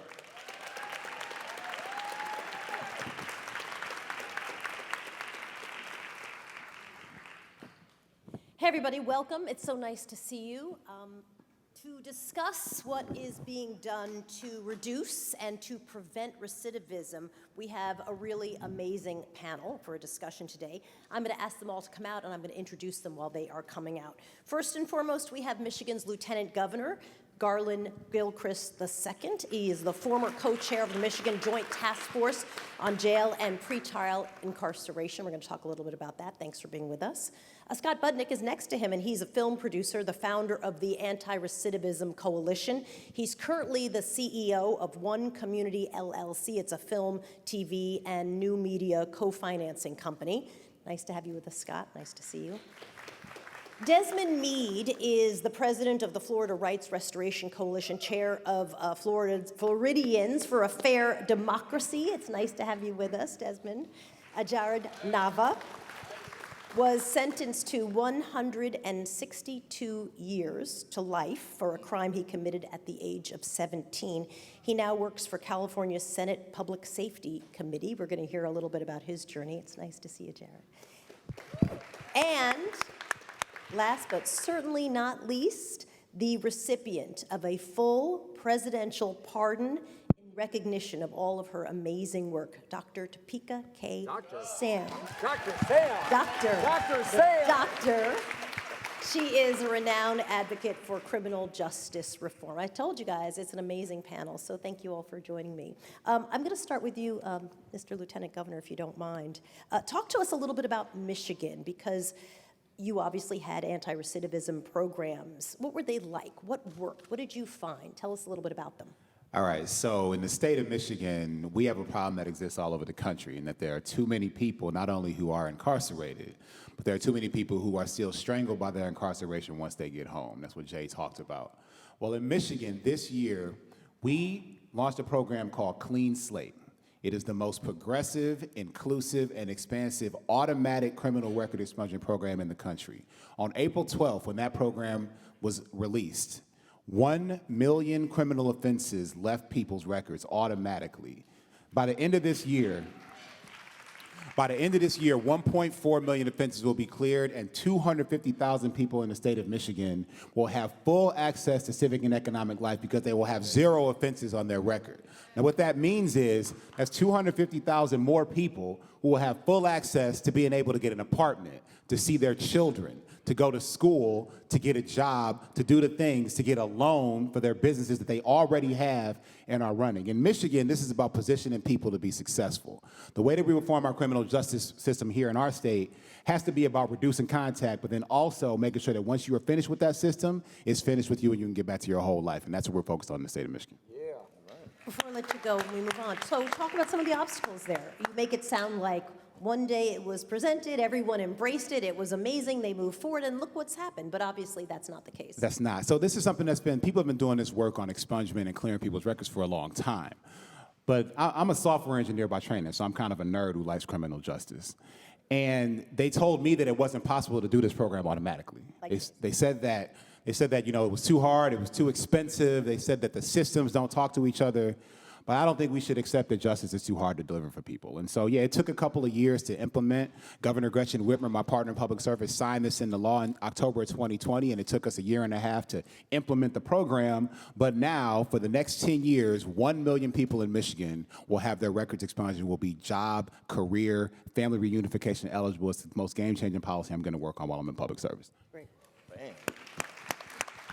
Dr. Sam, we mentioned, of course, you got a full presidential pardon. Tell us a little bit about your journey through the criminal justice system. Sure, and congratulations, Lieutenant Governor, for all the work that you did in Michigan. And shout out to Sheena Mead, my sister and Desmond's wife, who's the CEO and president of the Clean Slate Initiative. So incredible legislation, incredible work. But for me, having a full presidential pardon, while, something I never dreamed I would have, and, big shout outs to Jessica Jackson, who I believe is on the next panel here, who helped to champion that, and a lot of my sisters and brothers in the work, that, still I come home from another country and sometimes I get stopped because of a criminal conviction that I had years ago. And so being from New York, for me, it was, life as we know, all New Yorkers are great. But I grew up in Long Island. Two-parent home, everything was great, franchise business owners. I had every single opportunity that everyone in the American dream says that they would like to have. Went to college, Morgan State University in Baltimore, Maryland. Morgan State University in Baltimore, Maryland. And chose at HBCU because our family was the only black family in our neighborhood growing up. And so I wanted to be around other kids that were like me. And when I got there, it was a whole nother culture shock for me, right? And so now I'm in Baltimore, and I'm around my sisters and brothers, and while so happy, I felt isolated, People would say things like, you're pretty to be dark-skinned, or, you talk like you're white. And I'm like, I don't know what any of that means, but, was really struggling to find a sense of connectedness and belonging in my own community. And ultimately, what happened was I started, dating really for the first time, being away from my parents, started dating guys who were selling drugs. Eventually, I thought, raised with entrepreneurs, I can do it better. I was smarter, and I found myself selling drugs. And so this went on for many years while going to school, was division chairperson for Amtrak for New York and DC, had a business, wanted to open another business. And, while I've had these kind of ebb and flows through the legal system through that time, in my opinion, while I had money and I could pay for the best representation, it didn't matter because I would always get out of whatever had happened. Until the last time I was caught in a federal drug sting operation, and I was arrested and thrown in a county jail in Virginia at 30. And so while there, thinking like every other time, I could bail out, no big deal. I have the resources, I have the community of support, and the judge was like, you're a drug queen, threat to society, no bail. And so it was different this time. And so while sitting there and really understanding the dynamics of how drugs impacted the community, because I explained how I was raised, I didn't have anyone that I knew of that used drugs. I didn't know the impacts. I thought that I was just, providing a service. I was a connector. I was a broker. I didn't see the people that actually were taking the drugs. And so ultimately, I ended up going to an NA class because I was locked in my cell 21 to 23 hours a day. And I went just for my own selfish reasons. And while there, I asked the question, like, why do you use drugs? I thought people use drugs because they wanted to. You have a choice. I didn't use them because I knew the effects. But when I asked the sister, why did you use drugs? She said her father had been raping her, and he gave her heroin for the first time and told her to take the heroin so the pain would go away. And then another sister said, well, the only time I'm able to spend time with my mother is when we smoke crack together. And while I was also raised in the church and I knew who God was, my spirit completely was convicted. And I decided that I was going to plead guilty because, in fact, I was, and I didn't realize how I could cause the harm to anyone like that. But as I mentioned, it was a federal drug sting operation, so there were no drugs. I had actually stopped selling drugs for about 7 years and got pulled into an ongoing investigation in a conspiracy charge. And so when I went to get sentenced, the people, all my friends, my family, my community, they came at a packed courthouse. I had over 50 letters of support. And the judge was like, well, you come from a fine family. I'm going to make an example out of you, and sentenced me to 130 months in federal prison. And while I said, wow, 130 months, trying to calculate that, like, what is that? It seems like a lot. It was 10 years and 10 months. And so as I started my journey through federal prison, and I started meeting sisters on the federal level, it was different. They were no longer just poor, black, brown, white women, low socioeconomic backgrounds, low levels of education, but women who were doctors, lawyers, senators, judges, high levels of education, coming from different levels of socioeconomic backgrounds, but everyone had the same underlying issues. It was either some type of sexual trauma, violence, some type of early childhood trauma, and all of the same fears of how they were coming home. And so one night in prayer, I just asked God, like, what do you want me to do? You know, why am I going through this journey? And anybody who knows when I was there, I always said, I'm not gonna do all this time, because I knew, like, there was a greater plan for my life. And God just spoke to me and said I would start an organization. It would be called the Ladies of Hope Ministries. And we would provide housing for women who are coming home from prison and jail, and provide platforms for women to use their voice to tell their story. And I said, well, God, while this is great, how am I going to do this? And I got 10 years ahead of me. And so I wrote a letter to my judge. I prayed upon that letter. And I was gifted with a sentence reduction from 130 months to 65 months. I was qualified for a drug program, and I was like, well, I don't do drugs. Why am I going to a drug program? And they said, well, this is the only program in the federal system that'll give you a year off your sentence. I said, well, sign me up. Send me wherever I got to go, I'm going. And I went. And then I got there and learned some more things, right? I'm in the center of the country with sisters who were part of the indigenous community. I learned about the issues that were happening on reservations around domestic violence and all of the things. And then finally, another law passed, all drugs -2. I got another 15 months off my sentence, and I was told I was going home in 2 weeks. And so I was released on May 5th, 2015. I came home and just really hit the ground running, started learning about what was happening within the country. And it was the same issues that I kept hearing. You know, women didn't know where they would live. They needed housing. Workforce, how can I get a job if I lost my license, for example, and they don't want to renew my license? So how am I going to start a new career? But yet, they're discriminating against me because of my record. You know, I keep getting doors smashed in my face. So we started our first house in, June of 2017. I'm in the Bronx. Since then, we have a house in Prince George's County, Maryland, one in New Orleans, Louisiana. We also work with HUD, and we're able to provide affordable housing, paying women's rent for up to a year in 3 states at affordable housing, but also market rate rent. Since then, I've launched many businesses because, as I mentioned, I've always been an entrepreneur. But I would say that still, while I've been able to accomplish all these things with the great support and impacting over 5,000 women and girls each year, it's the same things that I hear, right? While we change laws and we change all of the things that are happening, it is still the culture within our country that while some of us here believe in second chances, and we have governors that do, that when you're going to apply for a job and you have people who are working there and they're still discriminating against you, how are you really going to be able to rebuild your life? So that is what we focus on. That's what I do every single day. And I mean, I have a whole bunch more to say, but I only got about 20 minutes. So I'll share the stage with my brother. It's a great story, thank you.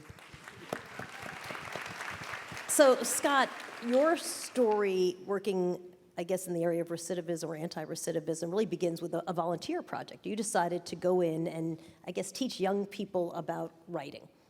Yeah, I was producing a movie called Old School, if you remember that one, very mature film.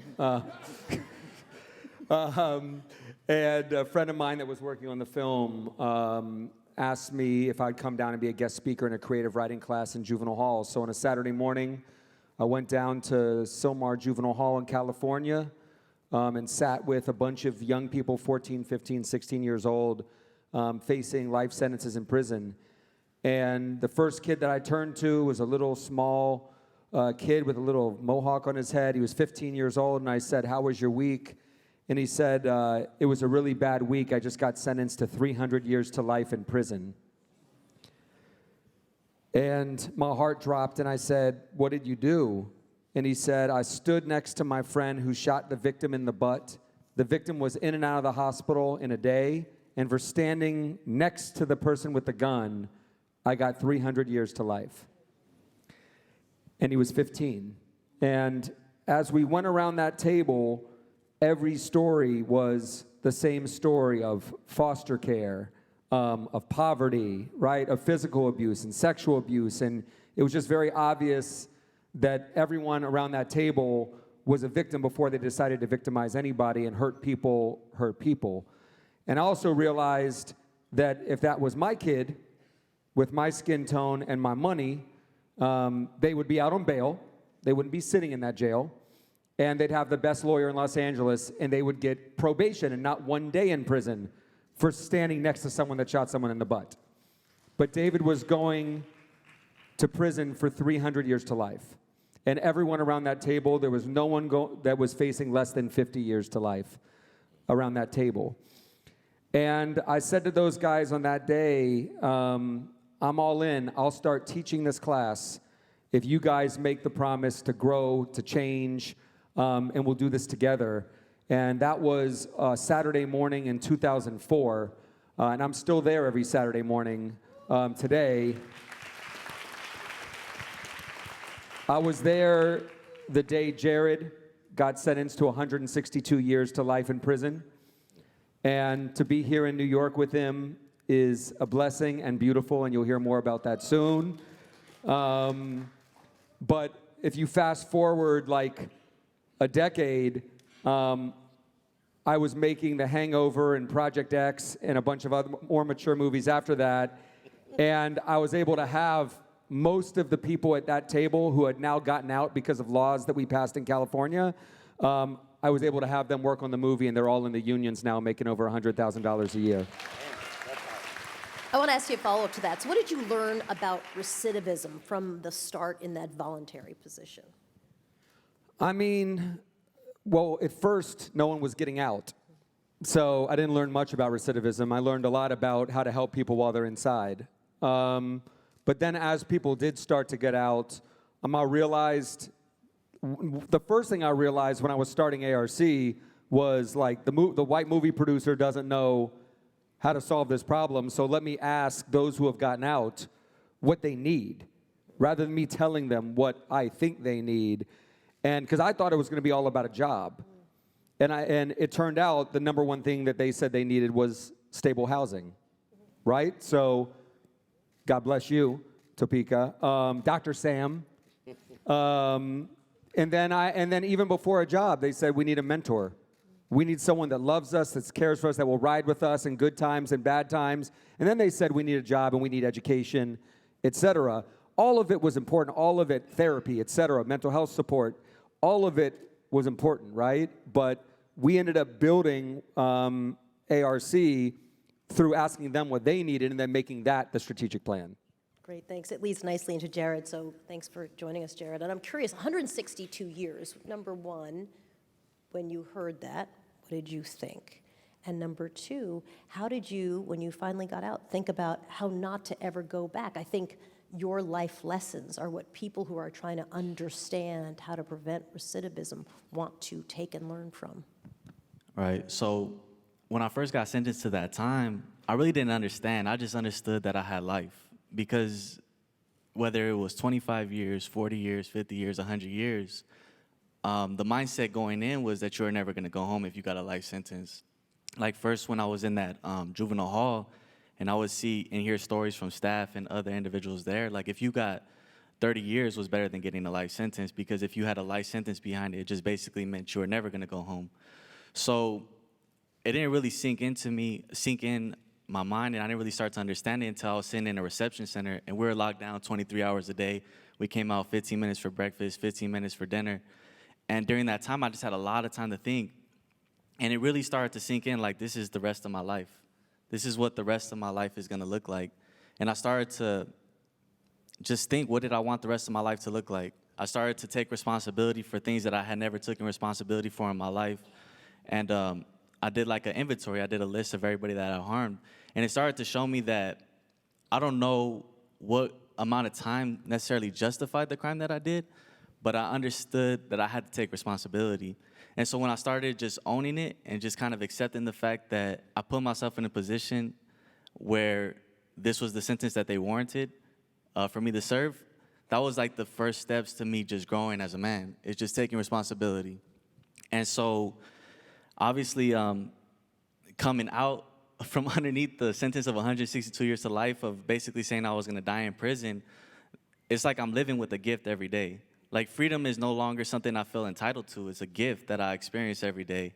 And so it's just amazing. So I don't even think about, unless I'm going back to visit and talk to people and share hope of how they can come home as well, I never think about how I'll ever end up back in that situation because I understand now the consequences of every decision that I make.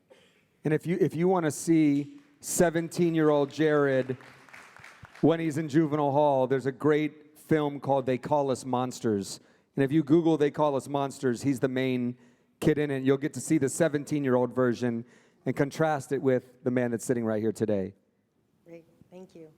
So, Desmond, your story is amazing and full of obstacles. Walk us a little bit through your journey. It's also full of hope. Yes, true. Also full of hope, you know. In 2005, I found myself standing in front of railroad tracks in South Florida, waiting on a train to come so I can jump in front of it. That day, I was at my lowest. I was homeless. I was addicted to crack cocaine. I was recently released from prison, unemployed. The only thing I owned were the clothes on my back. And I didn't see any light at the end of the tunnel, and I was ready to end my life. But by the grace of God, the train didn't come that day. And I eventually crossed those tracks, and I walked a couple blocks further, and I checked myself into a substance abuse treatment facility. And after completing that, I moved back into a homeless shelter again, right? It wasn't my first treatment center. It wasn't my first homeless shelter that I entered into, but this time something was different. And I knew that I did not want to have another relapse or use drugs again, and I needed to do something. And education just popped out at me because that's what my mother always instilled in me as a child growing up. And so I enrolled in while living at the homeless shelter, I enrolled in one of the local colleges there and enrolled in a paralegal program, graduated with highest honors, was encouraged to continue my education. So I pursued a bachelor's degree in public safety management with a concentration in criminal justice. And I chose that because I figured I had a lot of experience getting arrested and appearing before judges and going to prison. And so somehow or another that would translate into classroom success, which it did. And I ended up graduating with highest honors and eventually getting accepted into law school. And in May of 2014, I was able to graduate with a Juris Doctorate degree from FIU, College of Law. And so in that process, there was some transformational moments that I would touch on that actually speaks to this anti-recidivism campaign about this more of a continuum of care approach, but at the center of it all is recognizing the humanity and even the worst of us, right? But, you know, I kept pressing forward, was able to take a coalition and incorporate it and lead the effort to restore voting rights to over 1.4 million people in Florida. So humble. And as a result of that, was named one of the 100 most influential people in Time Magazine, 2019, a MacArthur Genius. And then just this year, our organization was nominated for the Nobel Peace Prize, right? Come on. And I say that, right, not to pop a collar or, you know, how to say it. I'm not. Pop your collar, it's all Well, right. no, I'm saying That's that my because guy right here. My guy is so badass. the reason why I say that for a couple of things. Number one, when I was standing at those railroad tracks, if somebody would have told me don't jump because all these things would have happened, right, I wouldn't have believed them, right? There was no way you could have convinced me. As a matter of fact, you know, somebody would have told me that, I probably would have put them in a chokehold and make them tell me where they get dope at they smoking, right? Because there's no way you could have convinced me of that. But I'm here, right? And I remember when my wife and I attended the Time 100 dinner, right? And I was talking to Time executives, and I told them that they messed up, right? Because they put Dwayne "The Rock" Johnson on the cover of that edition, when they should have had me on there, right? And you know, the reason why I say that, right, because Just like this audience need to know, you don't need to be a movie star, you don't need to be a rapper, you don't need to be a politician, you don't need to be a billionaire to have an impact in your community, in your state, in your country, or even the world. That if a person like me, who was addicted to crack at one time or was homeless and have a record a mile long, right, could be named one of the 100, think about 100. When I found out, I asked my wife, I said, do they mean the country?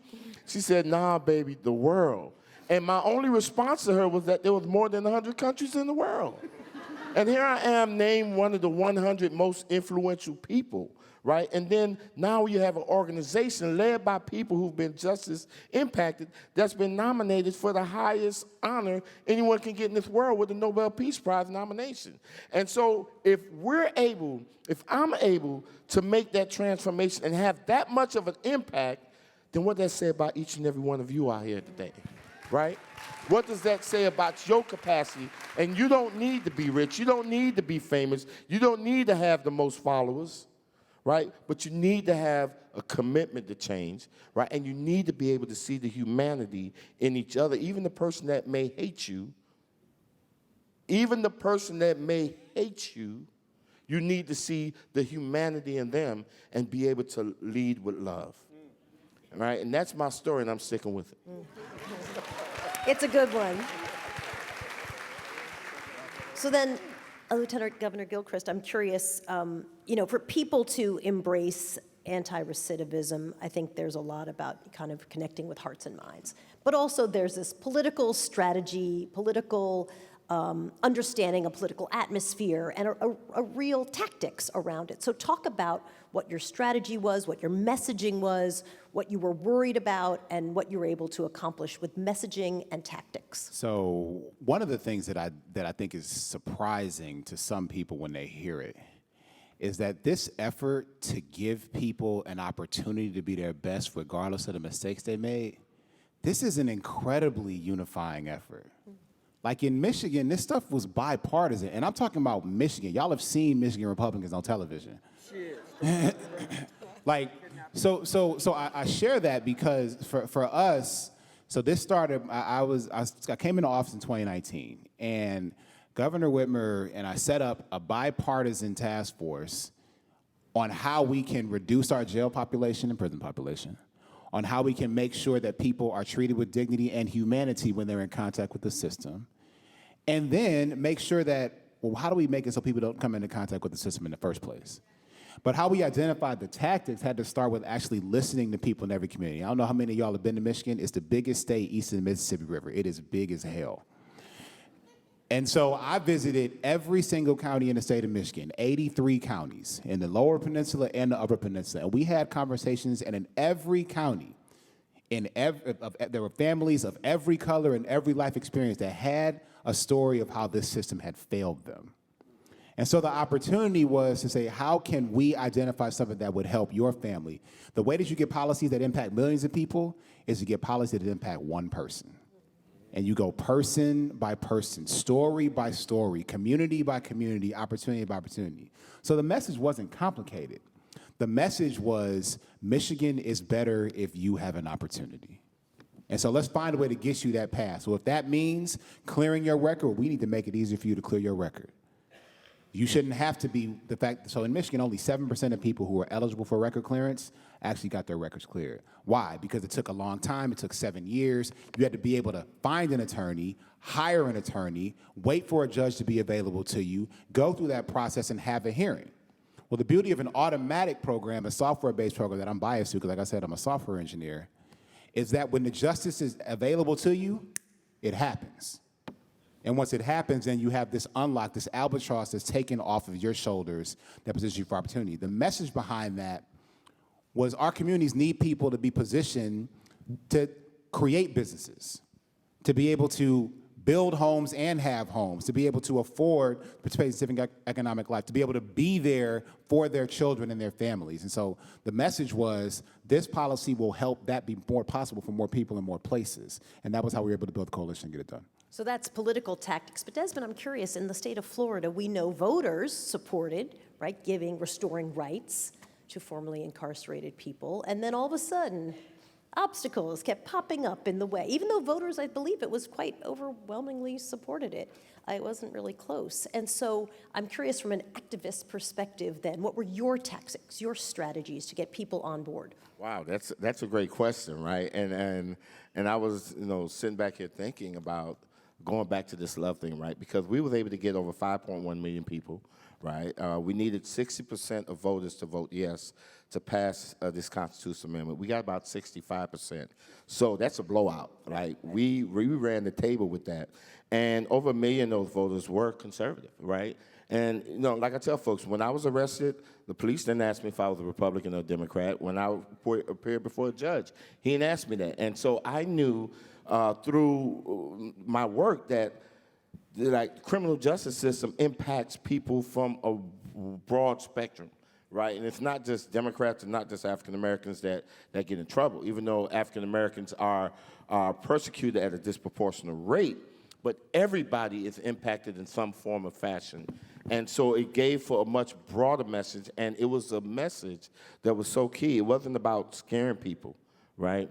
Here's the whole thing, right? We actually passed the most controversial amendment in, dealing with the most controversial topic in the most controversial state during the most controversial time, and we was able to do it, right? Check this out. Without scaring people, without using fear, that driving force was love.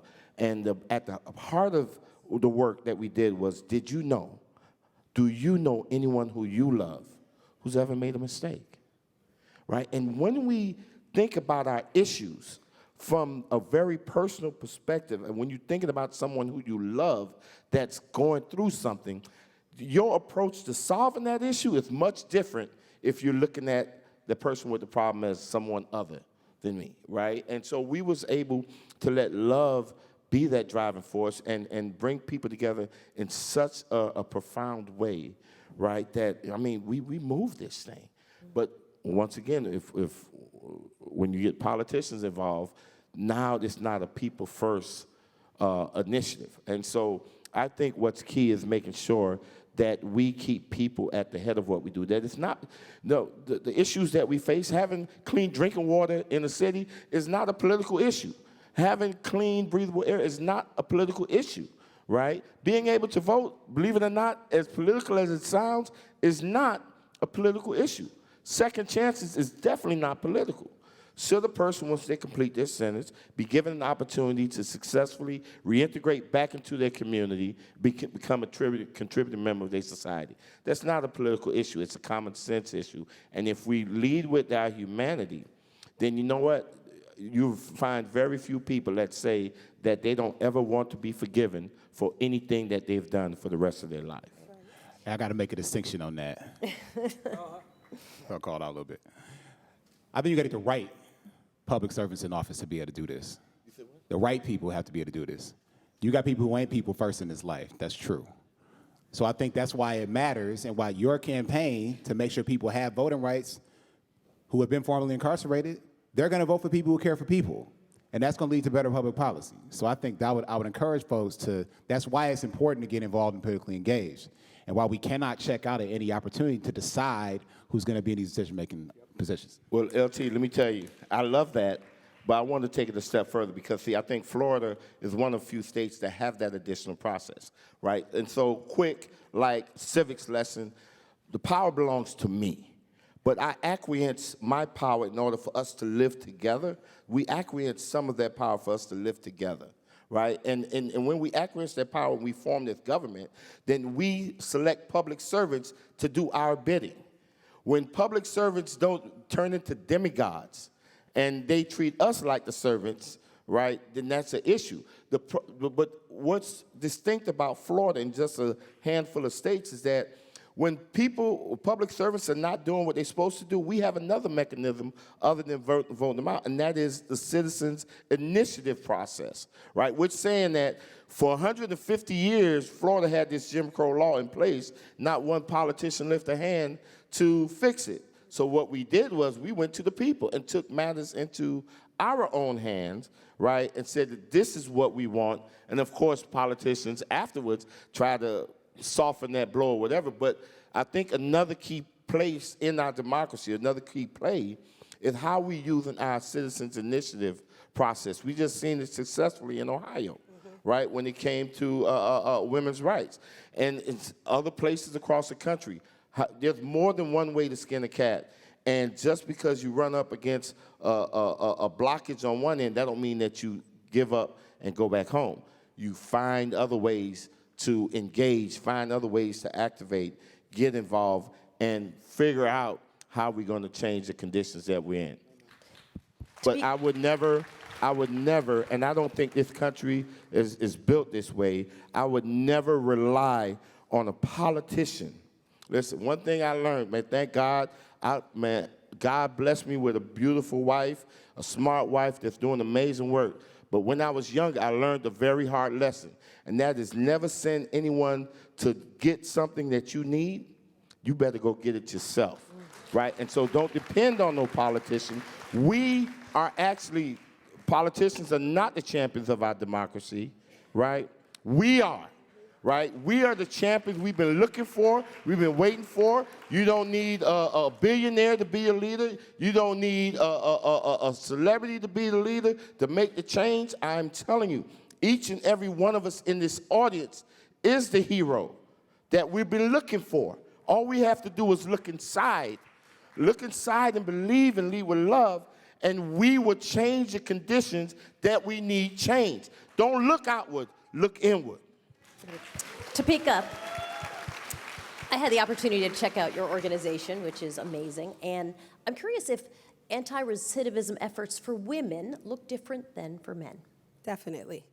I just saw my brother here, Jason Montiero, who is right here, but James has a reentry campus in Rhode Island. But anyway, I'm going to quote you. That's why I pointed you out. So we were somewhere together, and I was like, what are you thinking about that same question? And he said, well, you know what, sis? When men are arrested, they ask, where's their lawyer?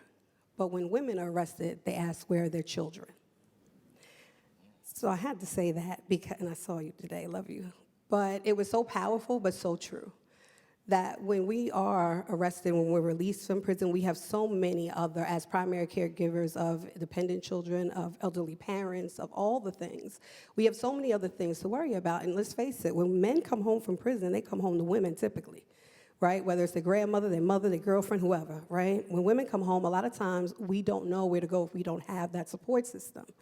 And then after trying to not only look for your children if they've gotten their children taken away from them, trying in New York, for example, or many states where you can only have no more than 3 unrelated adults living under one single family dwelling, which we know with the economy is nearly impossible, right? That people cannot live with a family member. They can't live with a friend. They can't live in even a transitional home.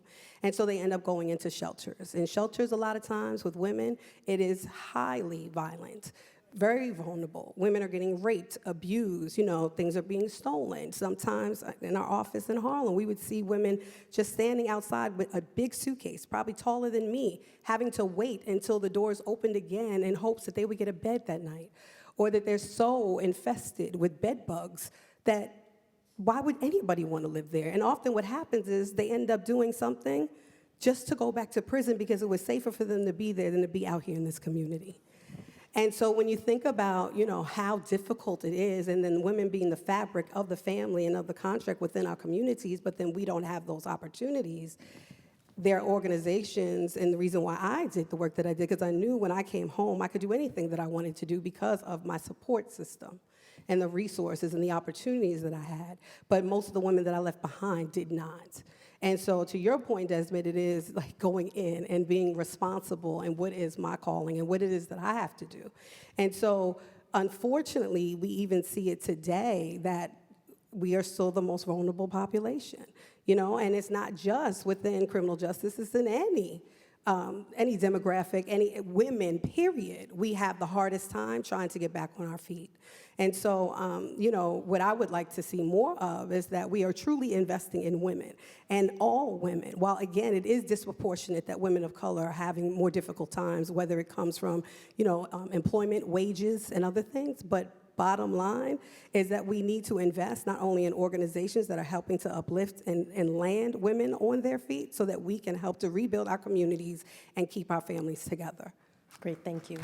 Scott, you produced the movie Just Mercy, which is the story of the amazing Bryan Stevenson, and off of an amazing book. And I'm curious because really at the end of the day, there's not a lot of films that talk about justice and incarceration. I mean, I think that one specifically, it's his life's work.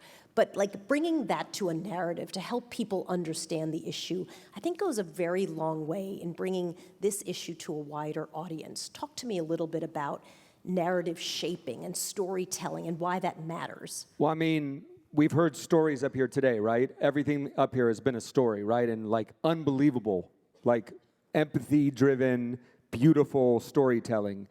Whenever I brought anyone into a prison, even if they were a victim of crime, a cop, a DA, when they sat down with incarcerated people and heard stories, they changed, right?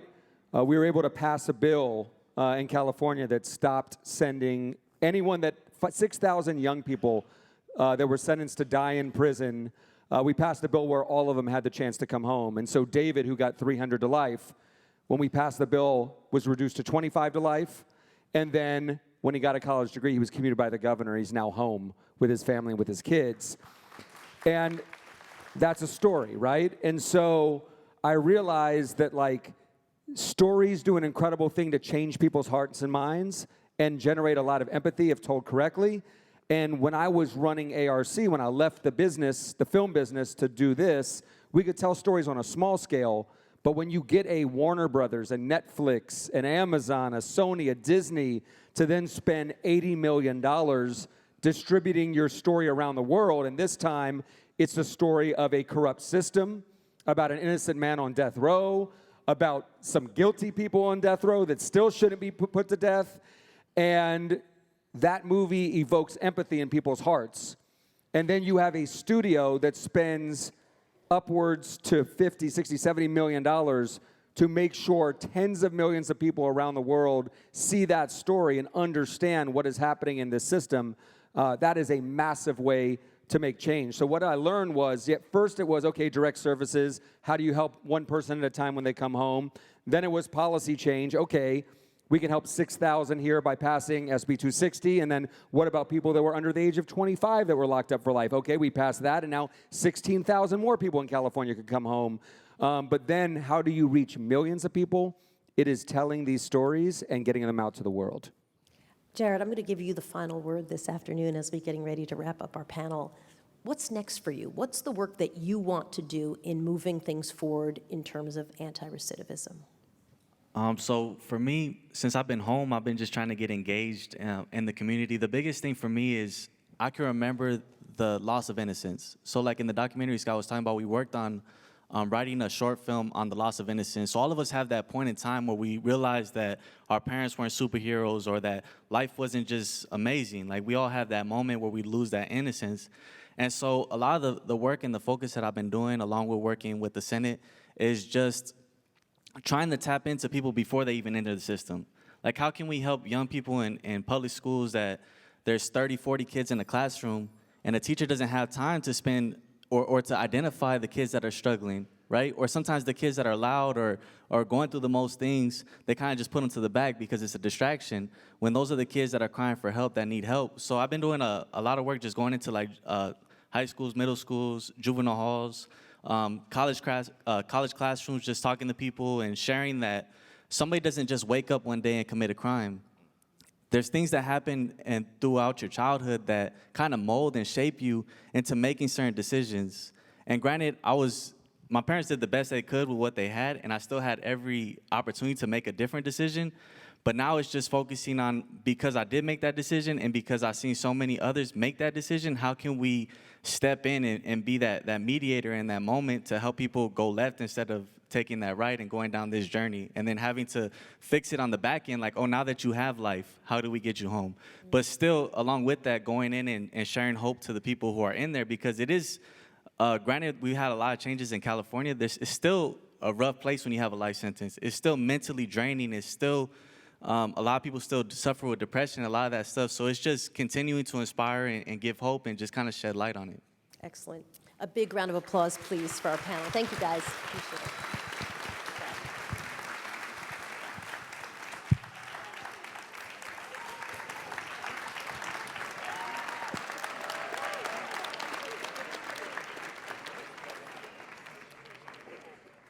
Rashad Robinson is the president of Color of Change, an organization committed to criminal justice reform and bringing lasting change to the lives of Black people. Please welcome Rashad Robinson.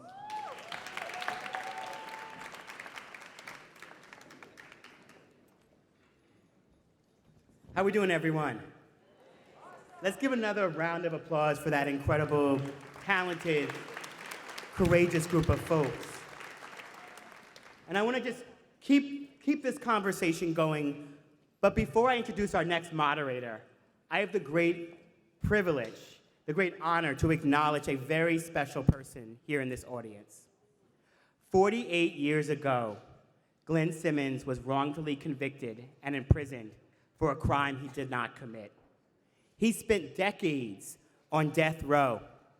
But 3 months ago, after years of battling the justice system, demanding that withheld evidence come to light, he was released after spending more time in prison than any other exoneree in U.S. history. Glenn Simmons is not only a living example of the tragic consequences of an unjust legal system and systemic racism, he is also a profile in courage, a man who would never relent, never accept the injustice inflicted upon him. He's a man who prevails and has triumphed over injustice. Now a free man, Glenn has committed himself to helping others who have been wrongfully convicted. Glenn Simmons is an inspiration to all of us. And he is here with us today. Glenn Simmons, please stand.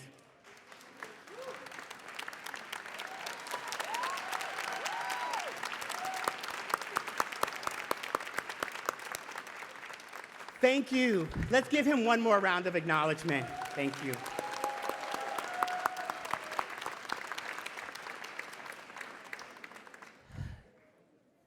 We will continue this conversation, continuing to talk about justice, continuing to talk about the pathway to justice. My job at activating change and Color of Change is focused every single day at translating presence into power. Presence is visibility, awareness, retweets, shout-outs from the stage, but power is the ability to change the rules, the written and the unwritten rules that govern our lives every day. And we translate millions of Black folks and allies of every race to work to challenge the systems that hold us back and to make change a possibility, recognizing that unjust systems do not change on their own. They are only changed when we work together, we fight together, we build together, and we hold those in power accountable. So I hope you join us at Color of Change. But this panel that we are about to hear from is a panel on hate crimes, a panel on injustice, a panel on violence, a panel on those who are so often targeted. Hate crimes are increasingly being carried out, and there is often confusion about how to prosecute them. Our moderator today for this panel is Emmy Award-winning co-host of CBS Saturday Morning and the author of the New York Times bestselling memoir, Belonging, A Daughter's Search for Identity Through Loss and Love. Please welcome Michelle Miller, and thank you all for your work and for being here today.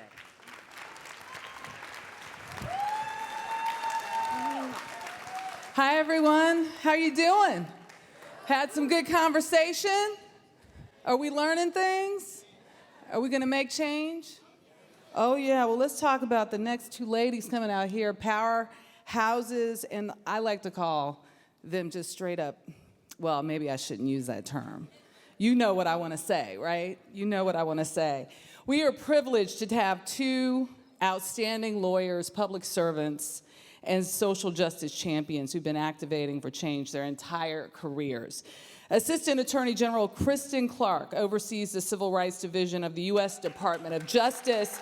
She leads the Biden administration's broad federal civil rights enforcement efforts, and she's a former attorney for the NAACP's Legal Defense Fund. We just call it the Defense Fund, the Legal Defense, LDF.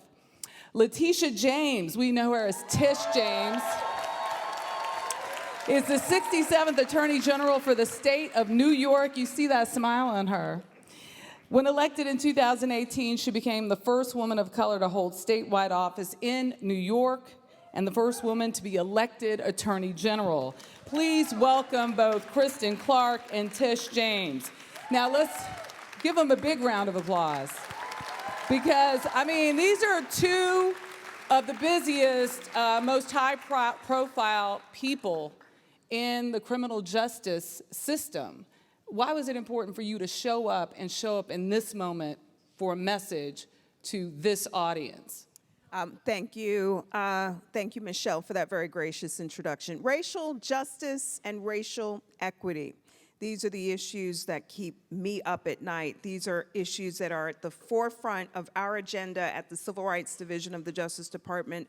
I appreciate the work of so many of the advocates and grassroots advocates who have assembled here and who have been doing work for years. I'm here to bring the message about the ways in which we are standing up and fighting for justice on behalf of marginalized communities. That is why I'm here today. Madam Attorney General, you showing up for the people of the great state of New York, right?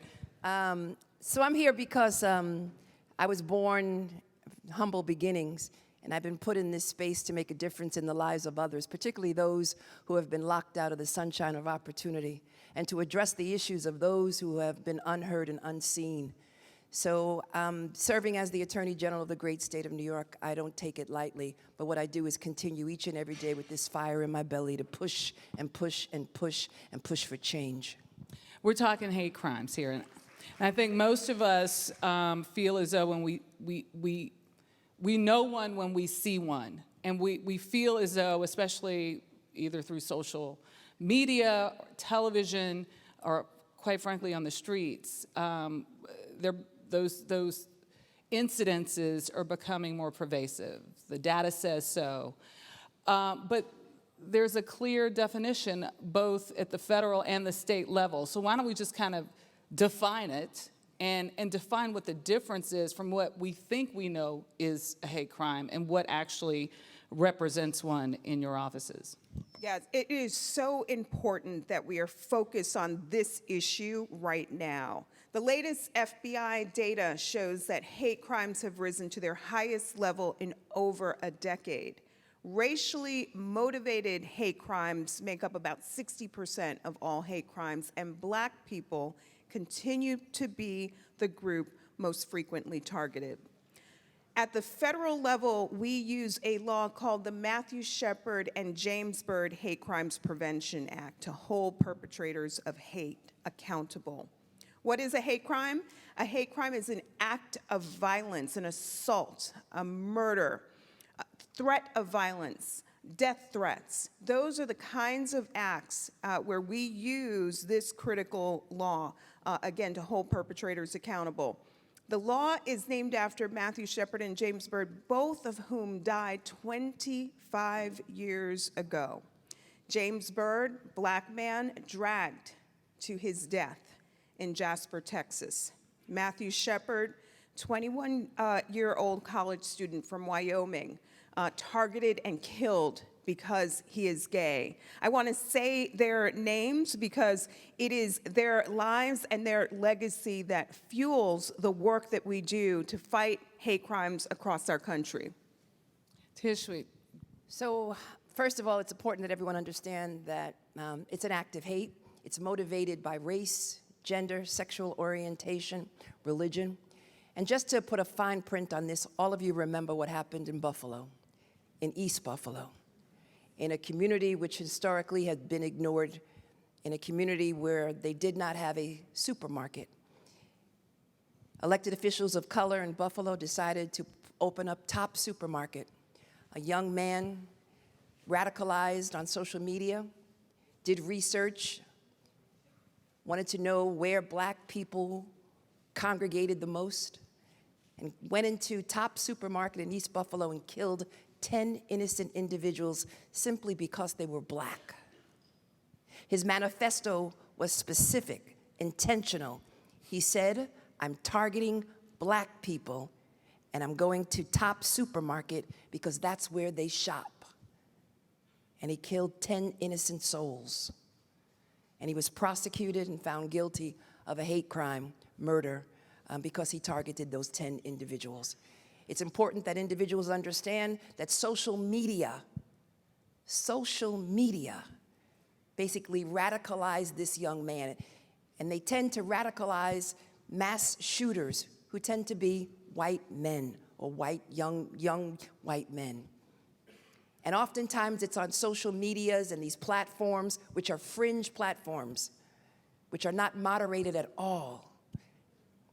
And right now, unfortunately, there's no federal statute and or state statute which requires them to moderate their content. They do it voluntarily, and unfortunately, there's not an enforcement mechanism to make them moderate that content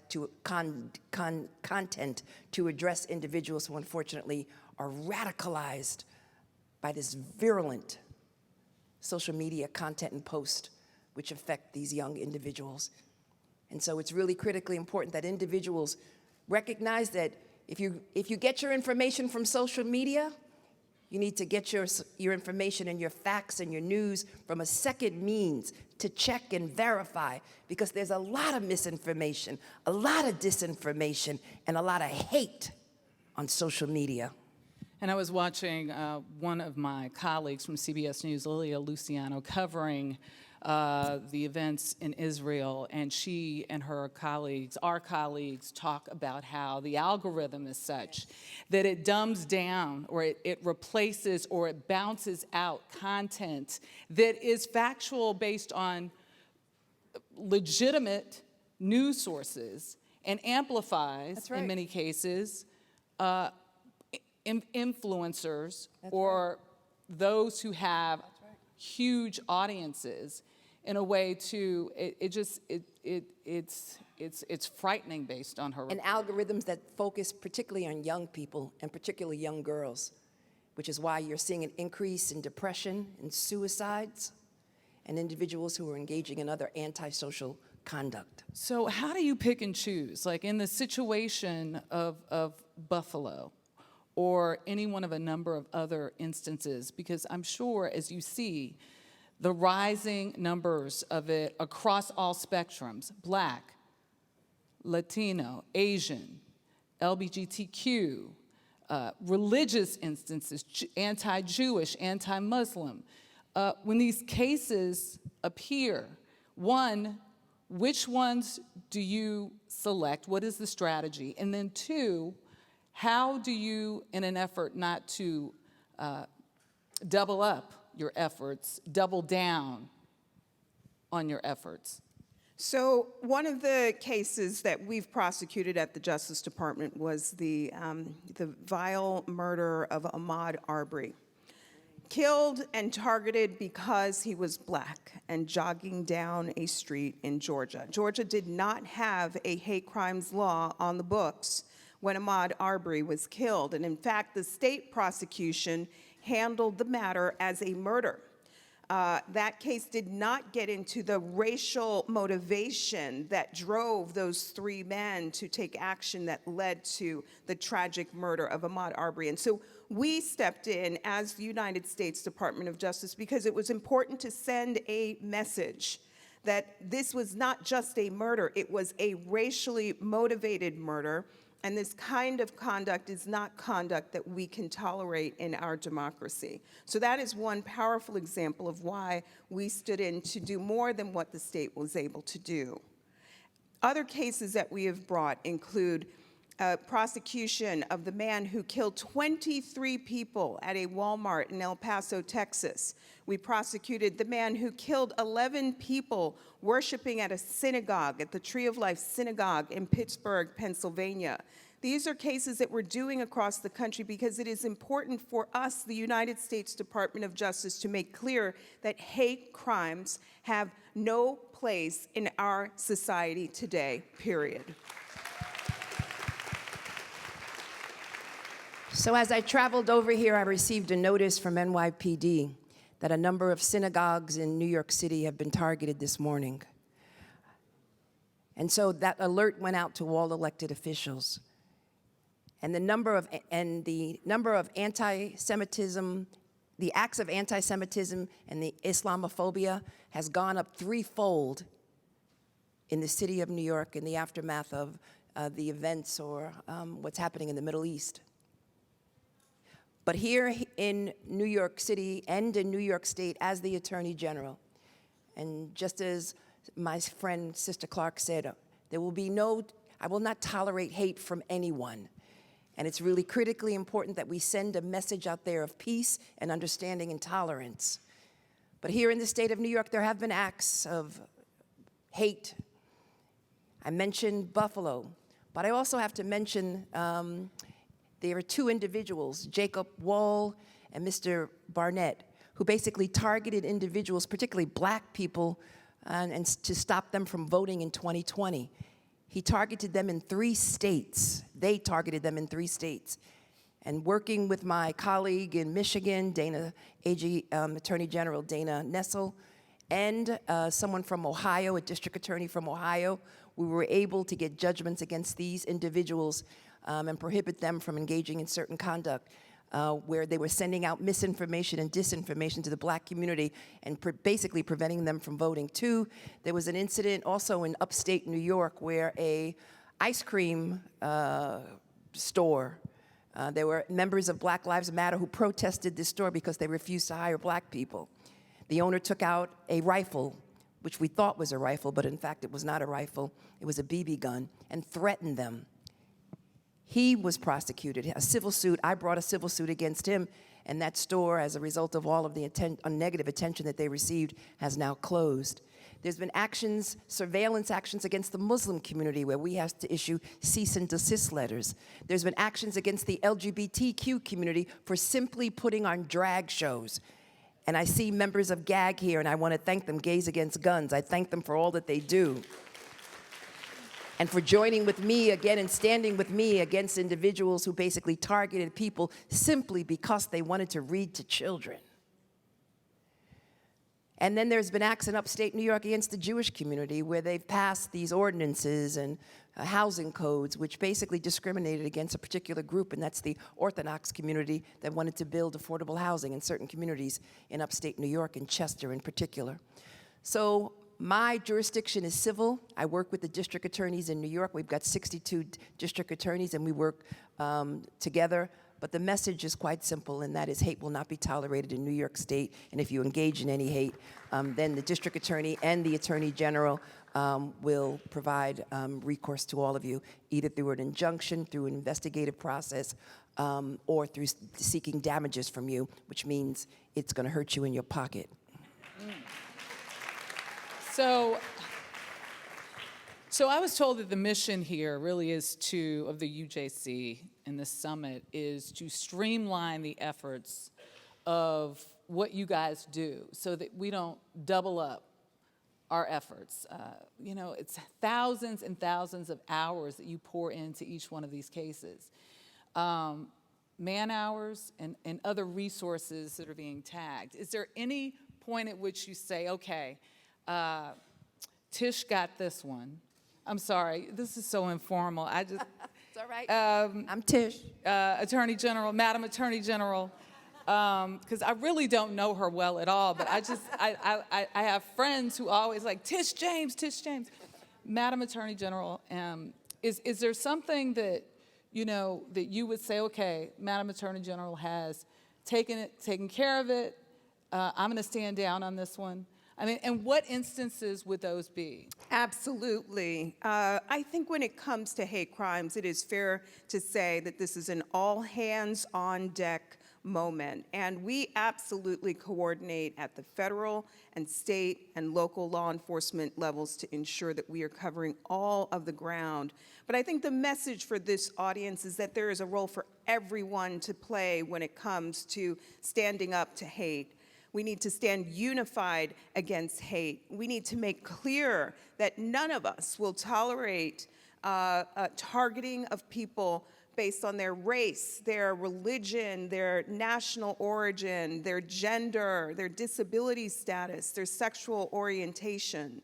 We need to make clear that all people need to be able to live freely, to shop freely at a store, jog down a street, live at a home in their community without being targeted because of what they look like or where they worship or who they love. So there's a role for all of us to play. In law enforcement, we hold people accountable, but frankly, we need to make sure that we are all standing up and speaking out, reporting hate crimes when they happen, right? We can't do anything if we don't know about it. And there is a tremendous problem when it comes to underreporting of hate crimes. So we need to make sure that we are reporting hate crimes. And we need to make sure that regardless of where the hate unfolds, inside a school, on a school, in a college campus, inside of a church, that we are speaking up so that law enforcement can respond and hold perpetrators accountable. And it's also important that everyone understand that we don't care about your immigration status, that individuals can report acts of hate against them. And so I don't ask you your political affiliation. I don't ask you whether or not you're a citizen or not. We are here to serve and to stand up and use the law both as a sword and as a shield, and to send the message that hate will not be tolerated against any particular group. And why? Because we both know and have experienced, I in particular, levels of hate. And that's why it's really critically important that I be in this position and use my voice and my authority to address those individuals who use hate as a sport. I think it's really important, though, to kind of define this, because I think a lot of times you'll notice that perhaps the Department of Justice will choose not to prosecute a case that is high profile. And whether that was, and maybe jog my memory, if it was this administration or a former administration, it really doesn't matter. But the point is, in what instances will you make that decision not to when you've gotten a conviction or not a conviction in a state case? So the Justice Department was founded in 1870, and a lot of people don't know this history. Some of the very first cases that the Justice Department took on were cases prosecuting the Ku Klux Klan and other white supremacist organizations that were using violence to stop black people from being able to vote and exercise other civil rights. So this need, this obligation, this mission to stand up to hate lies deep in the DNA of the Justice Department. And as we think about history, starting with Emmett Till, the 4 little girls killed in Birmingham, Alabama, the Charleston 9, the Buffalo 10, the Club Q shooting in Colorado, the Tree of Life 11, the Jacksonville 3 a few months ago. We have a duty and an obligation to prosecute these cases, to send a message that we will not tolerate hate in our country. Hate involves not just the victims. These are message crimes intended to send broad messages to entire communities, the LGBTQ community, Hispanics, immigrants, and others, that they don't belong in our country. And so we can't stand for that, and it's why it is one of our highest obligations at the Justice Department. But there's nothing preventing us from working together. So obviously when she comes in, she's got the big guns. And so if I'm going to work with her collaboratively, she's going to take the lead, and I'll support her in any way. And that's what we do. And so in the Buffalo case, the federal government came in. The United States Attorney in the Western District obviously prosecuted that case, along with the local district attorney. So whenever there's a case and I get a call from Ms. Clark, obviously I'm going to defer to her, work with her, support her, and do whatever I can to achieve our objective. And our objective is one thing: sweet, sweet justice. But perhaps that's because your political your political points of view aligned. So I'm wondering, and so you came on board in 2018, Madam Attorney General, AAG Clark, you came on board, 2 years ago? It's been 2 years, 2.5 years, 2.5 years ago. That can't, I'm sure it isn't always as streamlined, or has it been because of the offices that you hold? I'm gonna take this one. So, no, it's not always streamlined. Let's be honest, politics matter, right? Which is why everyone's gotta come out and vote next year. Amen. And particularly amongst young people, because consider the consequences if, in fact, we do not have a president who is a Democrat in office. She's gone, in all likelihood. No, she's definitely gone. And so it'll be individuals who don't believe in civil rights. They'll probably disband the office. And so it's really critically important that individuals understand the power of politics. She can't speak about it, but I can. It's the power of politics that we have to keep, again, we've got to come out and vote. And I recognize that right now we're, young people have got a number of issues and concerns, but think about the challenges and think about the threats that certain individuals pose to our values, to our rights, and to everything that we stand for and our institutions. And if they assume power, yeah, it's gonna be a mess. And we'll turn back the clock of progress further and further and further back. And I will not have an ally in justice to go to when I need someone to assist me in prosecuting individuals for violating human rights, civil rights, and all other kind of rights in this country and in the state of New York.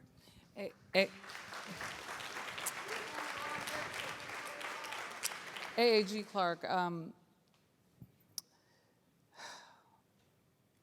the point I was going to make was a point you made earlier with reference to, and you kind of like dropped the mic there for a second, Attorney General, but it's the question of whether or not going into office you had to reorganize at any point in time, and how do you sort of pull up the stakes and reorg in a timeline where there's very little time. And you also have, right now, you have moments in which you have statesmen who are walking that very fine line that you say of speaking hate speech that ultimately triggers what the AG has defined as actions of hate crimes. Yeah.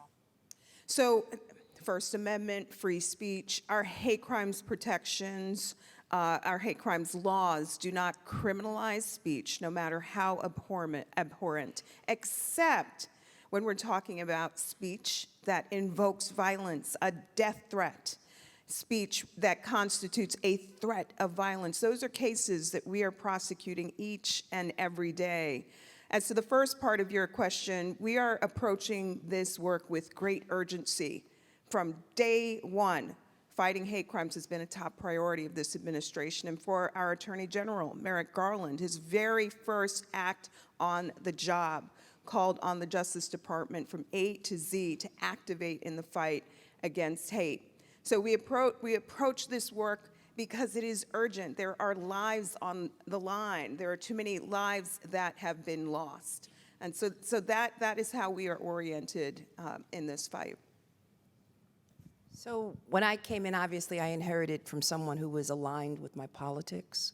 But I wanted to expand the office, and I worked with the legislature. We now have an Office of Special Investigation in the state of New York where I investigate all deaths as a result of police interaction in the state of New York, because there is no inherent conflict between my office and law enforcement in the state of New York. Two, we have an Office of Civil Rights, which we expanded, where we investigate police incidents of violations of law, alleged violations of law. We've got a new Voting Rights Act, because unfortunately the federal government did not pass a Voting Rights Act, the George Floyd Voting Rights Act. So in the state of New York, we will have the authority to approve any changes in election law in the state of New York. It has to be subject to the Constitution and to voting rights pursuant to the state of New York. So I've been blessed, one, to work very closely with two legislative houses, the Speaker Hasty, Carl Hasty in the Assembly, and in the State Senate, yes, clap, and in the State Senate, Andrea Stewart Cousins, two people of color who now lead both houses in the state legislature in the state of New York, and they've improved and empowered and expanded my office. And so if you don't think politics matter, look at New York. Engaging the community, how do both of your offices move in that direction? Well, this, I think, is an example. It is important that the voices and lived experiences of communities and impacted people inform and drive our work. That is a cardinal rule about how I approach enforcement of federal civil rights laws. We travel across the country to underserved communities and have conducted listening tours in Louisiana, Mississippi, Alabama, Arkansas, and more to make sure that no voice is left behind. So ensuring that we are doing work that is community-centered and trauma-informed and victim-focused, I think is really critical to making sure that all of us, at the end of the day, have access to equal opportunity and access to the American dream. And I do outreach, and I particularly focus on young people because young people encourage me, and they represent hope, and they represent the future. And so there have been a number of schools that we have engaged in investigations because there have been acts of bullying and harassment against students of color, the members of the individuals who are transgender, and the list goes on and on and on, immigrants, people of color, et cetera. And we entered into basically agreements and resolutions with certain municipalities throughout the state of New York who have been engaging in this type of conduct. But I specifically want to go out and talk to young people because hate thrives in isolation. Hate thrives in isolation. And so you've got to get out there and let individuals know some of the signs, recognize that there are individuals who may need assistance, and also to identify individuals who are struggling with mental illness, which is a major, major issue. And then also, if there's any social media outlets, again, we're trying and working with the federal government to pass a law which would amend Section 230 of the Communications Decency Act, because right now, platforms and these fringe platforms are immune from any liability as a result of this virulent content which is on their social media pages. I just have to kind of stand up and say these are two very hardworking individuals who are now, quite frankly, I don't know how to say this, under threat, have been targeted by the enemies of, well, you can put an underline and score it however you so choose. But that one isn't easy. That one cannot, it weighs very heavily on not only your emotional, your mental, your physical being. So that said, one, what gives you hope? What keeps your faith? What gives you motivation to continue the work? And what is your call to action? And each of you have about 20 seconds, sorry. So what gives me hope is engaging with audience like this. I am so grateful to all of you. What gives me hope is engaging with families who have lost loved ones. That is what fuels my soul. Being in this role and having the opportunity to make sure that we are using our nation's federal civil rights laws to stand up for the marginalized, to stand up for the voiceless, to stand up for those victimized by hate, to stand up for people held in jails and prisons where there are unconstitutional conditions, to stand up for those who experience voter suppression and voting discrimination but who deserve a voice at the ballot box, to stand up for those who are subject to modern-day redlining, who aren't provided access to loans by banks and financial institutions. There is a lot of work to be done. But what gives me hope is knowing that we can get this work done together. So that's what fuels me. So I just love all the young people who march and who have grievances against their government. But let me just say that, as everyone knows, I'm in the midst of a very historic trial. And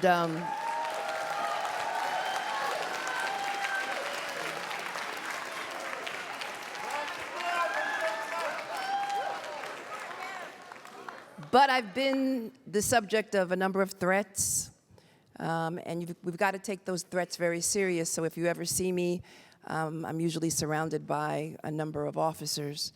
We've got to take that serious. There are individuals who are unhinged, and whenever there's communication, people act on it.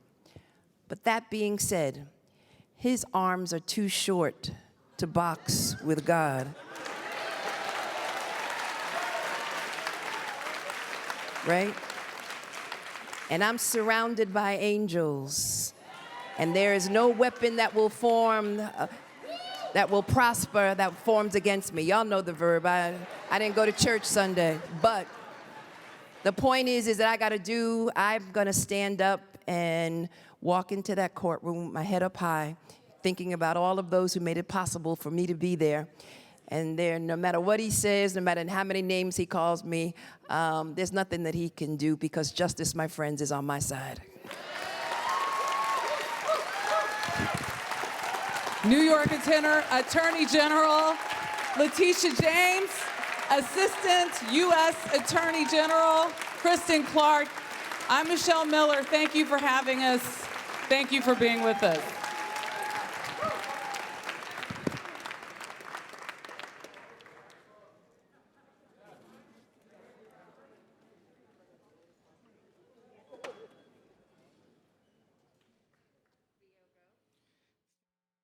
Carmen Perez-Jordan is the President, Chief Executive Officer of the Gathering for Justice. She is also a founder of Justice League New York City and Justice League California that advance juvenile and criminal justice reform. Please welcome Carmen Perez-Jordan.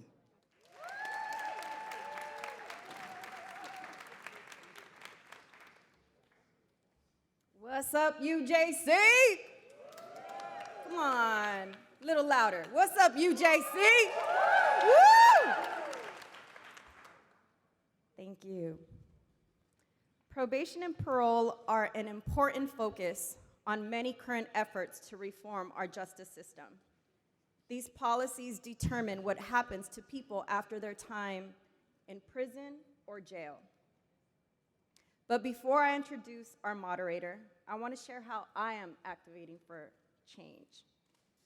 I activate for change by cultivating the next leaders of this generation, and by bringing visibility to important issues that impact our communities, as well as holding the system accountable. Now let's get to what we came for.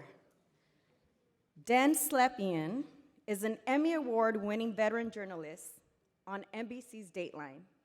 He is known for his documentaries about the criminal justice system, several of which have helped free innocent people. His podcast, Letters from Sing Sing, which hit #1 on Apple's charts the day of its release, let's give it up for that. That's what's up. Details his 20-year journey into the case of J.J. Velasquez and the relationship they formed. As a volunteer, Dan worked in Sing Sing to help 11 incarcerated men create Voices from Within, which has a booth here, so please go check them out. Please join me in putting your hands together and welcoming my friend and fellow UJC member, Dan Slepian.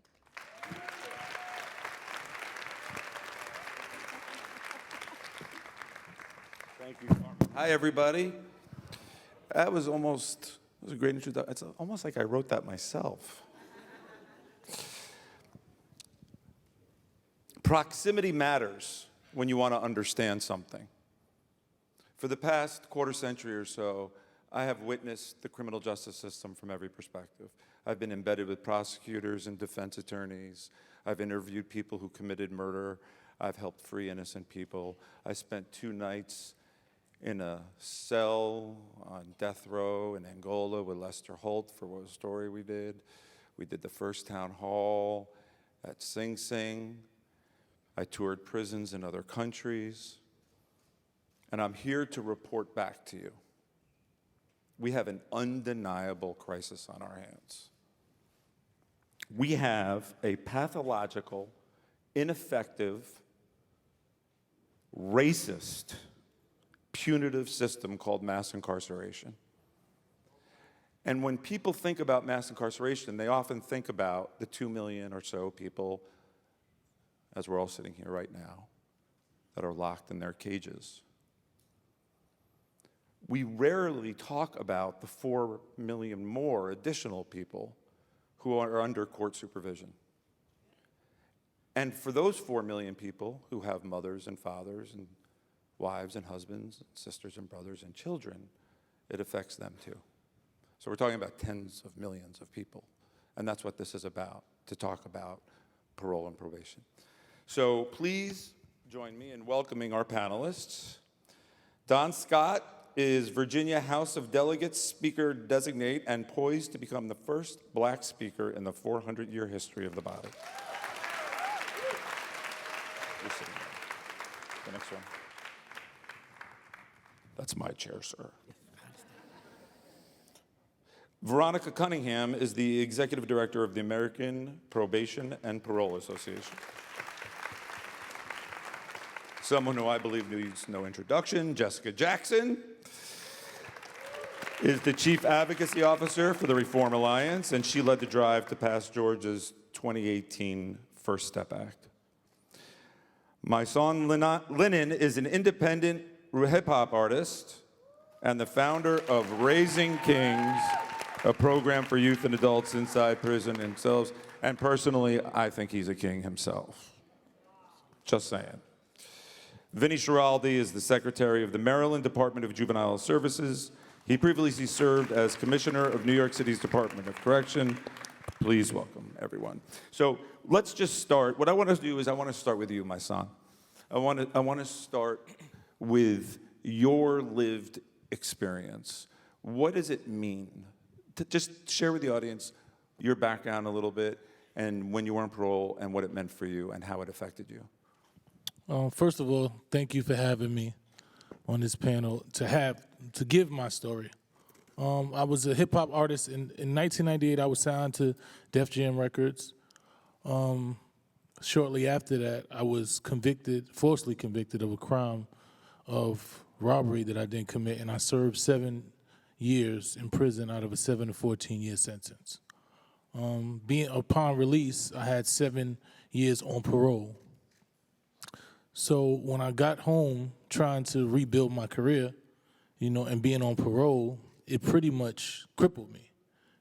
I wasn't able to travel. I had a 7 o'clock curfew, and if you know hip hop, nothing starts till after 7 o'clock. I wasn't able to travel anywhere. I missed so many different concerts. I was closely aligned with the Rough Riders, and that's when DMX, he was like one of my mentors. And a lot of concerts and things they were doing, they were trying to get me to come out and join some of the shows, and the parole wouldn't allow me to travel. I remember it was a big concert that they had in LA one time, and I put in for a travel probably like a week in advance and thinking, why wouldn't they let me do it? They know that's, this is my career, and I'm trying to come home and do positive things, so why would you not allow me to do it? And they denied me. One time I had to do a battle somewhere, and they denied me. They called somebody, they thought that I was there, and they came to my apartment at 6 in the morning, hoping to catch me doing something wrong. And that was regularly, 6 o'clock in the morning. I just came home and my mother was there. I was released to parole because you can't be released on parole by yourself. So I was staying in my mother's home, and 5 or 6 in the morning, they would come knock on the door. She's, jumping out of sleep, like, what's going on? These guys got badges. They're like, we looking for him, and they come into your room, and wherever your common area is, they're allowed to just search and go through all of your things. A lot of times they would show up to my apartment right before, like, curfew is at 7 o'clock. They'd be there at 6:58, hoping that I would be late. And I went through that a lot of times. Fortunately for me, I was able to maintain and stick through the strict procedure that they had, but it cost me pretty much a career. You know, I really wasn't able to get back into the hip hop the way that I wanted to based on my parole. And fortunately, I was released after 4 years of being on parole. But doing those 4 years is damn near hell. So forget about the obvious question of why any of that would make sense. My question for you is, how did that make you feel? I mean, it made you feel like you were still incarcerated. You know, like if you've been incarcerated, you understand that they pretty much take your dignity and take your manhood and take your freedom away from you. So when you're released, you want that freedom back. You want to feel, especially like a human being, like a man. You know, and when they can still come and just invade your privacy and dictate every move you make and stop you from being able to feed your family, then, you know, it dehumanizes you. And it gives you a level of anger. And if you're not a strong individual, I know a lot of individuals who was like, man, forget that. I'm not, they're going to have to catch me where they can because I'm going to go do what I got to do. And, you know, and that's part of, I think, the game they play because they know most people are not going to stick to these rules and miss opportunities and miss job opportunities and miss life opportunities to stick to these rules that they put there. And what happens after that is then they violate you. So they're able to re-enter you back into that same system. You know, so it did a lot mentally for me. So you felt, it's fair to say you felt punished more than supported? It's way more punitive than support. Yeah. Vinny, you have made a career working on these issues for 3 decades in both, you've worked with the city government, in academia, you have a new book out called Mass Supervision. No plug there, I'm just saying it just happens to be coming out now. So what is your take? You ran this department in New York City under Mayor Bloomberg. Yep. Tell us your perspective of this. Yeah, so, you know, when I ran probation, I had never worked in probation before, so I didn't know any of this stuff, right? I just started learning it. I did a listening tour with my staff. Vinny. Whoop, sorry about that. I did a listening tour. That's what a good with my moderator staff. does. It tells you. Yeah, that's moderation. And I saw lots of this. The first time I visited my Manhattan office, somebody said, hey, you know, there's a couple of probation cases being heard. Why don't you come in and see it? So I went in, and there was a woman convulsed in tears asking the judge to revoke her and send her to Rikers Island, like the most violent jail or one of them in the country, right? Which I later ran, so I can attest to that like face to face. And she was, lived in Harlem, single mom. We wouldn't let her bring her kid to the probation office. So she was running out of favors. It's an hour and a half each way. And sometimes she's sitting 2-3 hours waiting to see a PO to pretty much answer the same 5 questions that she asked the previous week. One like they were helping her find a job or a place to live or drug treatment. None of that. It was just check a box. And she literally was asking the judge to lock her up, and the judge did. It's insane. But now this is not the way it was supposed to be at the beginning. Right. We're not in history class here. Yeah. So we don't want to get too much into the 19th professorial. century. Right. But just very briefly, Yeah. the birth of probation and Right. parole, what was it supposed to be? Right, so this starts all as a voluntary, friendly visiting program to help rehabilitate people. Probation at the front end, literally, guy in a temperance movement, John Augustus, a bootmaker, starts going to court and bailing people out and supervising them and returning them to the court, and the judge would release them instead of locking them up. Parole on the other end, you get out early if you've played by the rules while you were locked up and you did some programs, and volunteers will support you when you come home. That's the way it all started. In a system that was based in rehabilitation, at least reportedly, right? Penitentiaries were there for penitence. They weren't for punishment, literally, at the beginning. And whether they ever delivered on that or not, that's the basis of our system up until 1972. Right? In 1972, we launch the war on drugs and the beginning of mass incarceration, and the prison population and the probation populations and parole go up every single year until 2008. And when I say go up, they go up 8-fold. So then we end up supervising more people and imprisoning more people than any country on the face of the earth in the history of the world. So it started as a charity. Right. Right, and ends up as this punishment system. That's right.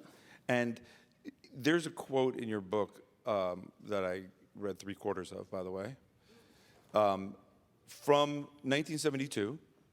I just didn't have time to read the rest. Not that it wasn't good. I'm just saying. From 1972 about what the thought process was in the White House at that time. You want to just read that one quote? Yeah, sure. That's from John Ehrlichman, right? Right. President Nixon's assistant for domestic affairs, so very high-ranking person, right? The Nixon campaign in 1968 and the Nixon White House after that had two enemies, the anti-war left and black people. You understand what I'm saying? We knew we couldn't make it illegal to be either against the war or black, but by getting the public to associate the hippies with marijuana and blacks with heroin, and then criminalizing both heavily, we could disrupt those communities. We could arrest their leaders, raid their homes, break up their meetings, and vilify them night after night on the evening news. Did we know we were lying about the drugs? Of course we did. Well, you know what? They succeeded in their mission, didn't they? So what is your opinion, given everything that you have now seen, the historical research you have done, what should happen now? Well, what happens at that moment is the whole field pivots, right? If you run a prison and punishment is what this is about, you're fine. You're not worried about your market share. If you're on probation and parole and it's only based on rehabilitation, and the country thinks rehabilitation is dead, what do you got? And so we all pivot. We all start to do stupid stuff, like tell you you gotta be home at 7 o'clock at night, as if that matters. We become extraordinarily risk averse. We pile conditions on people, and we develop a hair trigger back to incarceration. So should we tear it down? So I think we need to do one of two things. Either we need to roll it way back, reduce it, eliminate technical violations, and make it a more helping function. Or I think we should at least experiment with, on some occasions, just eliminating it, just doing without it and seeing what happens. The research does not show that the stupid stuff that they did to you makes any damn difference on the two things we care about, rehabilitation or public safety. They are not associated. Those things are not associated with rehabilitation and public safety. I think it actually Absolutely. Absolutely. Veronica, you oversee an association that represents 90,000, is that right? 90,000 parole and probation officers to supervise more than 4 million people. Do you agree with Vinny that it should be torn down or eliminated or greatly scaled back? Vinny and I had our fist fight backstage there. I agree with the first option, roll it back, let's get back to what it was intended to do. I absolutely do not believe you abolish it. And I come from this, a lot of different perspectives, just like John Q. Citizen. I'm a citizen, so I believe that there are processes and systems that should be in place. I also come from it from a person who has family members and friends who found themselves on the wrong side of the justice system. I come from it as a victim myself of a crime, and I also come from this particular perspective because I've worked in the probation system for 45 years, for probation, parole, and pretrial. I know I look like I'm 99, but I only worked there for 45 years. So I absolutely think that the system has failed us, all of us. But I absolutely believe that people who are released on probation and parole, 9 times out of 10, they need some type of support. When my brother was released from prison, he walked into prison a really cool, calm person. The day he walked out, he was like this. There is no reason you should have said, Ty, go out and do great things. Ty needed a lot of help and support. That's why we need the system transformed. So why are they called officers? You know what? I don't know. I don't even know if Mr. John Augustus, I don't know what he called people. So my thing is, what's in the name? We don't have to call them officers. But we need people who are going to support and provide guidance to individuals when they're released. How do you respond to these things that happen, as my son said, or my friend J.J. Velasquez, right, who's clearly innocent, for those of you who have listened to Letters from Sing Sing, which I assume is every single person in this audience. Just kidding. He was clearly innocent. The President of the United States apologized to him in person in the White House, and he needed a pass from his parole officer to go to Washington to get that apology. Why does that make sense? It doesn't. And one of the things you will never hear me do is make excuses for the people who work in the system who don't do the right thing. I will never do that. What you went through makes absolutely no sense. We were talking a little bit backstage, and I was sharing a very similar situation where a PO didn't give a person a travel permit. I intervened, and the next day it wasn't a nice day for that PO. I just say that. So so to speak, you're what we call, let's just use an analogy, a good apple, right? And if you think about this thing as a tree, an apple tree, and there's a lot of succulent apples, and then there's these rotten apples on the tree. Is it not the rotten apples? Isn't the problem the tree? Ooh, I like that. I'm out of here. I mean, isn't that the issue? Yeah, I mean, it's listen, and I don't want to minimize what we're talking about here because it's very important. We're talking about human dignity, but every system we have is broken. But you don't throw the system out. You try to fix the system. And I would say to you, again, because I've done this work for so long, when I started, the mentality was more law enforcement. Lock them up, let's catch them. I would submit to you today that I believe the pendulum has shifted, that more of us believe in second chances and human dignity and supporting people and giving them direction and helping them to find the right resources. I think things are changing. Is legislation important? Oh my God, absolutely. Okay, well that's good because Jessica Jackson is here. And for those of you who know Jessica, she is a force of nature. And she is the Chief Advocacy Officer and Chief Operating Officer of the Reform Alliance.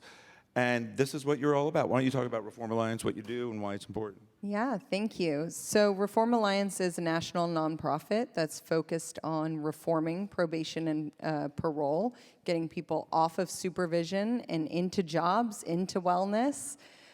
So we started 5 years ago this January, and to date, we've actually created a pathway off of supervision for almost 700,000 people. Thank you. And we've done that through legislation by passing 17 bills in 11 states. We've now got legislation in 5 other states, as well as a federal bill to get excited about. So we've been working all across the country, red states, blue states, purple states, to end those technical violations that Vinny was talking about, to put caps on probation or create a way for people to get their probation terminated early, to create more parole opportunities for people so that they can get out and take life-changing classes, get the mental health support they need, get into jobs, get into housing. And how is your experience working with the politicians? How has that been across the country, not just here, but what is the temperature, when you've taken the temperature across the country, what is the feedback you've been getting from politicians? Well, I think it varies greatly. You know, we do work in red states, we work in blue states. Was it easier to walk in and talk to politicians in California, where we capped probation to 2 years for felonies, 1 year for misdemeanors, about the issue? Yeah, definitely. Than it was walking into Georgia and trying to do, similar stuff there. But it's interesting because this is actually an issue where there is so much stupidity going on. People being incarcerated because they went to Thanksgiving dinner at their mom's house and their brother who had a felony was there as well, right? People getting incarcerated for going to pick up their kid in a different jurisdiction. We literally have on our Instagram a story where we interviewed someone who was almost incarcerated because he got hit by a drunk driver and was in a coma and missed his probation meeting, right? There's so much stupidity and there's so much waste, financial waste. So when we're talking to Republicans, in Georgia or Florida or Mississippi. We're talking about that financial waste. We're talking about the fact that you're spending $11 million locking up this guy for going to his mom's house when you could be investing that money into helping him get a job or helping him get into housing or helping him get mental health support. And that is what's going to make your community safer, right? So we've been able to really be persuasive because this is just an issue everybody can come together and say, we want common sense solutions. See, when I mentioned pathological before, this is kind of what I meant because it makes sense. What you're saying makes perfect sense. An analogy is we know the statistics when it comes to education in prison. My friend Sean Pica and Hudson Link, that they do this in the BARD, that when you have we know the recidivism rates are, 70-something%, right, over 5 years. You have a bachelor's degree, it's something like 15%. You have a master's degree, it gets to about 0% recidivism. Yet you can't get an education in prison. So we're actually paying more money to make ourselves less safe. And that sounds kind of, but yet we continue to do it. And we don't change because people are motivated by their emotion as opposed to reality. Are you finding that when you talk to politicians, or just want to be tough on crime? Yeah, I think you find a lot of people who are scared to get out there on this issue because they're scared that they're going to pass a law and somebody's going to get off probation and they're going to go and do something stupid and it's going to make headlines, right? So they are afraid of that. Luckily, we've been able to find some really courageous politicians to work with, like Don Scott here, that are able to get that conversation going. And I think the best part of what we're doing is that the data is on our side, right? Because we know that when you actually invest in people instead of investing in probation or parole, the communities are safer. They're less likely to recidivate. And then we have the data saying that what we're doing is working. So we've been lucky to have some really courageous politicians who are willing to get out there, but now we're able to really show the results and continue the work in other states. Well, speaking of courageous politicians, Mr. Scott, you are the Speaker-elect in Virginia.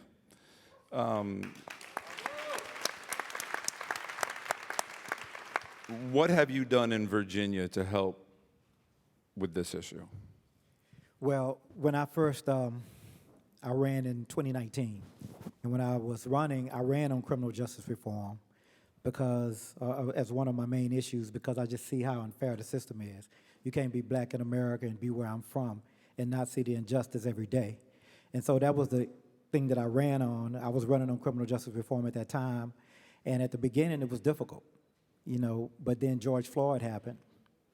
And everybody started really paying attention. And as always in America, when we make these great strides, there's always a backlash.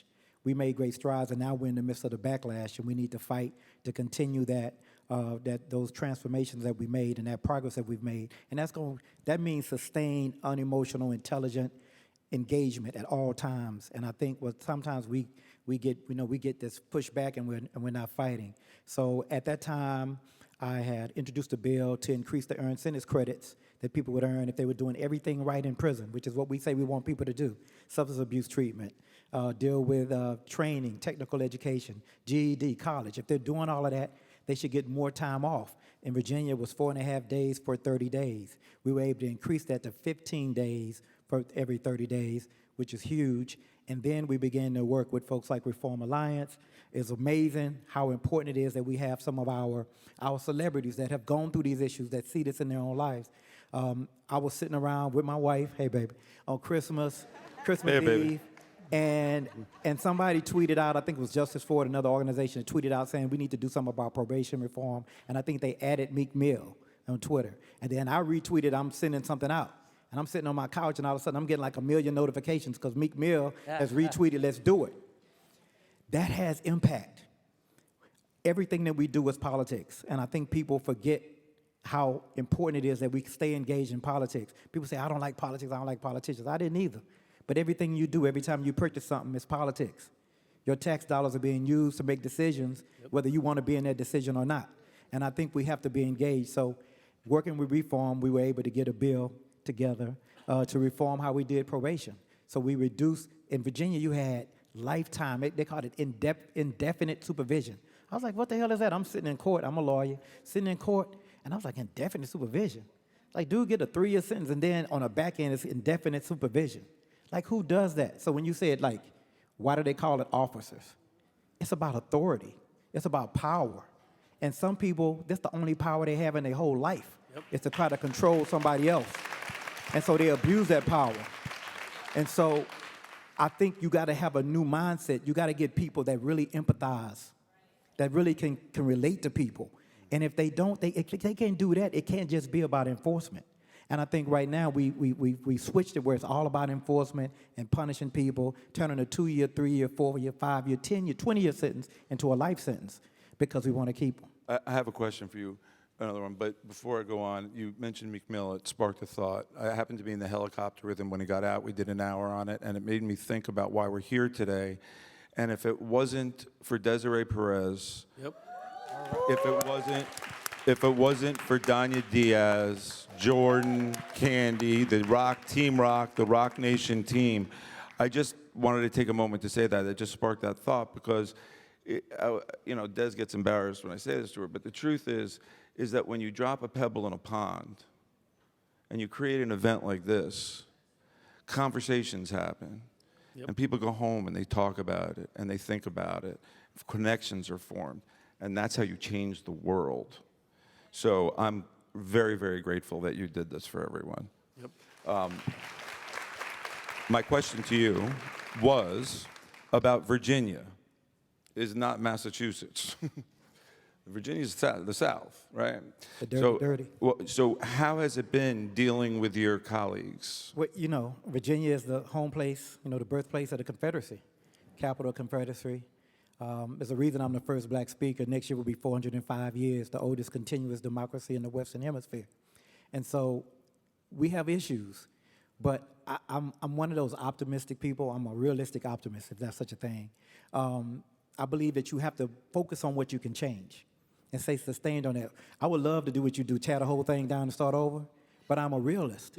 So we have to stay focused on what we can continue to change. And so in Virginia, we were able to do that. And if you Google this right now, you look at the Bureau of Justice Statistics, Virginia led the nation in the reduction of incarceration in 2021 and 2022. Because of those bills, because we have less people on probation and parole. Imagine we had 60,000 people being managed by probation and parole in Virginia. That's crazy. Like, you're setting people up to fail. I know this for a fact, exactly what you said. Somebody left to go to a job, and or somebody didn't get a job, and the failure to get a job can get you violated. That's nuts. So those are the things that we've been able to do, and we have more work to do as America does. I'm not giving up on America, so I'm not giving up on Virginia, I'm not giving up on you, and I'm not giving up on myself. So, as a story, in my job as a Dateline producer, we call this the twist. Don has a reason why he cares so much about this. And why don't you tell folks why? 1994, I did a 10-year bid in the federal prison system. So I understand how this system works. I'd never been in trouble in my life, former naval officer. I was in my 3rd year of law school. I didn't get a slap on the wrist. I got a crack in the head. And so I understand what this system can do to people and how it can break you down. I understand the type of, you talked about trying to take your dignity away. I understand that how strong you have to be to survive that system. I don't know how anybody who's come out of prison doesn't have PTSD. Prisons create more problems than they correct. And so the more we can do to keep people out of that system, and in our communities being supported, the better off this country will be. That's not something I'm making up. That's data. That's supported by data. And so we got to have more intelligent conversations. And what's happened is we have allowed people to scare the hell out of everybody. This mantra keep running in my head. Y'all know I'm a big Jigga fan. The industry is shady and need to be taken over. And so that's what this industry is. And they feed and eat off black and brown bodies. And we need to understand that so we continue to not put ourselves in those positions. And one of the things we have to do is we got to be politically engaged. I hate to say it, but a lot of our communities, we just naive about politics. This politics game, that's it. I mean, there are countries that go to war because negotiations and politics broke down. That's what it was. It's politics. It could be violent. And that's not what we're doing right now. We have the opportunity to make real change in the political arena. I know everybody says we're all the same. Democrats, Republicans, I beg to differ. And I would ask that you intelligently take a look at it, and you'll probably beg to differ as well. You know, at the end of the day, it comes down to human dignity, right? I think I speak for everyone here to say that what you've done, rising like a phoenix from the ashes, is an amazing feat, and America needs more people like you. Thank you. Thank you for what you're doing. Vinny, you are initiating a program in Maryland. When we talk about who should be doing, should we even change the word supervision? Right. Who should be doing the supporting? Why don't you explain what you're doing and why that changes the dynamic? Yeah, so I mean, we've got a lot of kids carrying guns. I run a juvenile system in Maryland, and a lot of them are shooting people and getting shot. Actually, way more are getting shot than shooting. Shooting makes the TV, right? And so we hired a bunch of formerly incarcerated people, several nonprofits, very specifically to be life coaches for the kids on our caseload who we thought were the highest risk of getting shot. And, you know, we sit down with them, with law enforcement, with the prosecutors, with defense attorneys, to try to use our intelligence to figure out which kids are the ones that should be on this. And then once they're on it, their life coaches see them every single day, sometimes many times a day. And they want to see them. They get, it's all voluntary. We're not forcing them to do it, right? So if they don't want to do it, they don't do it. They can send them to college. We got money to actually literally send them to college. We can get them a stipended job. If their family is in danger or they are, we can move them. So there's all sorts, and then we do cultural activities, camping, and stuff like that. And we call that a suitcase for success for the kids, because they don't just need a little help, some of these kids. I agree with you guys. I don't know that the government should be involved in this. We are, and so we should try to reform that while we are. If a governor comes to you and says, I'm willing to try it, or a judge, or some of these progressive prosecutors I see stalking around here wanted to say, hey, I'm not putting anybody on misdemeanor probation anymore. I want to see how that goes. But it's not just go forth and sin no more, though. Folks need help.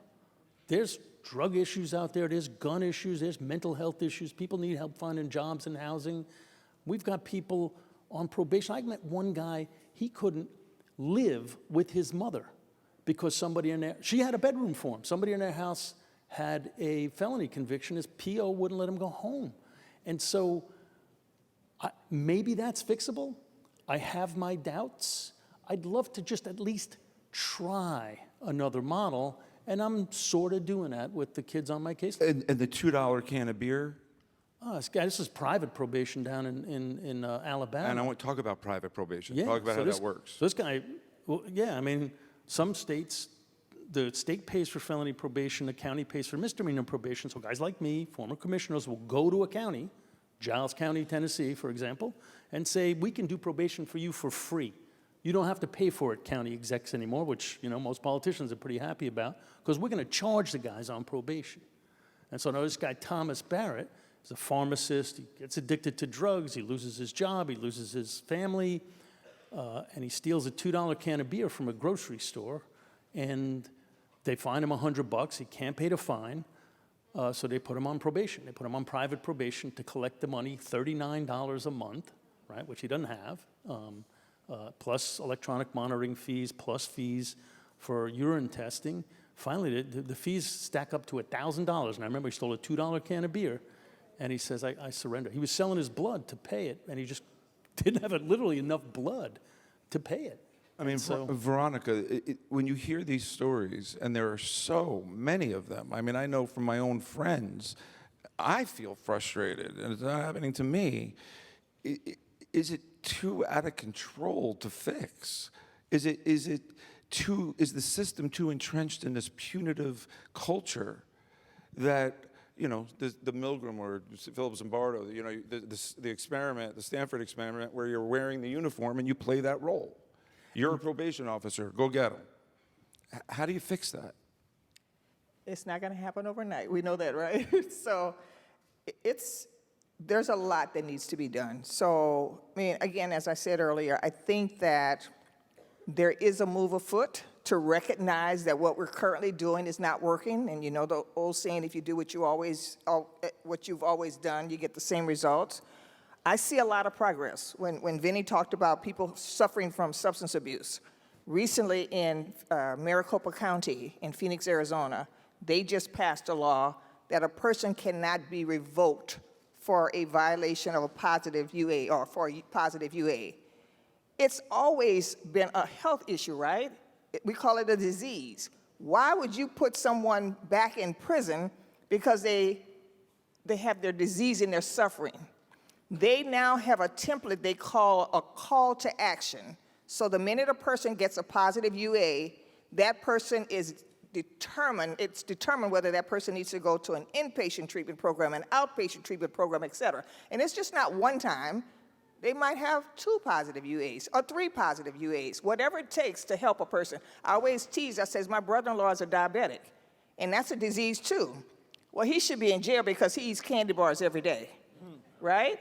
So you don't put a person who is suffering like that back in prison. So should we change the word to support other than supervision? I love support. I absolutely love support because that's what we should be doing. And I tell people all the time, they can't fire me because this was 20 years ago, but I used to do things that I shouldn't have, that the system said I wasn't allowed to do as a PO, right? I took a person who was overdosing on drugs. I dragged him into my car, and I took him to get help. I gave a person bus tokens because he had just gotten a job, and he wasn't going to get paid until 2 weeks into the job. I'm like, well, how are you going to get to work? That's 5 miles. He said, I don't know. I bought bus tokens and gave it to him. That's what we should be doing as POs or support officers or support people or whatever you want to call us. We need to give people guidance and direction. And we keep saying human dignity. That's what it's all about, because I promise you, a PO who is not doing the right thing, if that was that person's son or daughter sitting before someone else and they talked like that to them or mistreated them, they would not like it. Well, you know what? You're a good apple. You need to build a new tree. Okay? Jessica, this audience and people watching hear all of these stories, and everyone's like, what can I do? What can I do? What can people do? What is your call to action to everybody? Yeah, I would say that we need everybody to make these changes. We need folks who are going to be on the ground joining Reform. So you can go to reformalliance.com and sign up to be a reformer. You can follow us on social as well. But we need everybody out there calling their politicians, telling them, you need to take action on this issue. Because what that actually does is it gives them the political cover they need, right? You might have a politician who sits there and looks at some of these stories and says, that's wrong. That's not how I want the system to operate. But they're scared if they do something, they're gonna get hammered on it, right? So they need the cover from their constituents saying, we will support you. In fact, we're more likely to vote for you if you pass these bills. And that's why we need everybody up there coming to our rallies, calling their legislators, sharing stuff on social, saying we need to bring some real change to the system. Is there any recourse for people who are on probation or parole who are treated like shit? Excuse my language, I'm sorry. Where decisions are made that are punitive and mean-spirited and make absolutely zero sense. What do those people do? Who should they go to? First of all, they probably should be fired in some situations, and yes, I said it. But you know, I mean, everything has to be handled on an individual basis. There's no one-size-fits-all. And again, I know as in the positions I've been in, when I've seen some of those travesties, I've handled them accordingly. Right. But probation officers know and parole officers know it's hard to get that if I take a chance on you, let's say you missed a couple of appointments and you tested positive, and you live a happy, healthy, productive life, in most departments, I will get nothing for that. Yeah. But if you go out and reoffend, I'm toast. I literally talked to one PO, he said they used to have a golden toilet bowl cover that they used to convey to the PO who took a chance on a guy and got burned, just to humiliate them, right? So these are risk-averse places. It's not about the individual PO. Most POs don't sign up to be a PO to screw people over. but they know damn well that which side of the bread it's buttered on. And that is buttered on, lock the guy up, and don't take a chance. Now, some of that is changing, to be sure, but if we can shrink it or eliminate it, and really, that's not, the most important part isn't abolition. That's not like, I'm not like Mr. Abolition, but if we can make this smaller and capture the savings and start to co-design services, supports, and opportunities in communities for people coming out of prison, they're getting mostly nothing now, except a risk-averse PO who tells them they can't stay out past 7 o'clock at night or travel out of the county without permission. That is mostly the experience. I have very little confidence that we're going to be able to fix that at any level of scale, and so that's why I focus on shrinking it and providing resources to people. One more thing. Yeah, I just wanted to say one more, and I often say this to folks. So we have this big criminal justice system or criminal legal system. Everybody knows who the police are. You know who a judge is typically, right? You understand a person who works in a prison as a correction officer. Community corrections, probation, and parole is the least talked about aspect of the system, the least funded aspect of the system. So with this conversation, resources is the name of the game. So we have to do a better job, and I have to do a better job in the current capacity in which I serve to make sure that people are aware of the value. We keep statistics on how many people have been revoked. We should be keeping statistics on how many people completed a GED program, how many people successfully completed a drug program, et cetera, et cetera. We've got work to do, and it's on our part to do that. I just want to say, the reality of what we're dealing with is prison is about money, right? And if they stop people from going to prison, then it cuts down the money in the prison system. So these things are created directly so that you can go back to prison, that you can have some influence of law throughout it. If they understand, if you get the resources and if you give education to people and you give them jobs, that people are not going to reoffend. So that's not the goal. The goal is definitely not for them to get as many people clean and right. They want to continue to fill these buildings, and that's the reality of what we're dealing with. And they understand that the more roadblocks that you set in front of somebody's going to fail. And it's just like they point out the probation officers when one person does something wrong, but they ignore the 100 people that did the right thing because they want to be able to focus on that and say, just like what they do with the laws, they say, oh, we want to put cash bail. This one person right here, look what he did. But they're not going to tell you about the 2,000 people that didn't do anything. So it's about money. So we understand that. Imagine if reimagining the whole thing, we get rid of PO, we call life support coaches, and all of those people are formerly incarcerated, credible messengers that actually understand what it means. Yep. And that's what we do. That's some of the work we do until freedom. That's the work that I focus on, being formerly incarcerated. I deal with at-risk youth. I go to prisons and I give them the ideology and the understanding of what they're facing when they come out here. And then we have support systems when they actually come out here. And we give them opportunities and put them in the right, we redirect them and we give them the understanding. We've been on the same side of this before. We were on parole and probation. We understand how hard it is, and then a lot of times we have certain organizations and systems where they allow us the leeway to be able to do the certain things, but those are the things that's going to be necessary because those who are most impacted are the ones closest to the problem are closest to the solution. So get the people that have been there, that are able to identify with the realities that go on in our communities, the heartaches, and on how to rebuild your life, and let them deal with those who are entering society. I'm told time is up. Let's change the world together. Thank you all to our panelists. Thank you.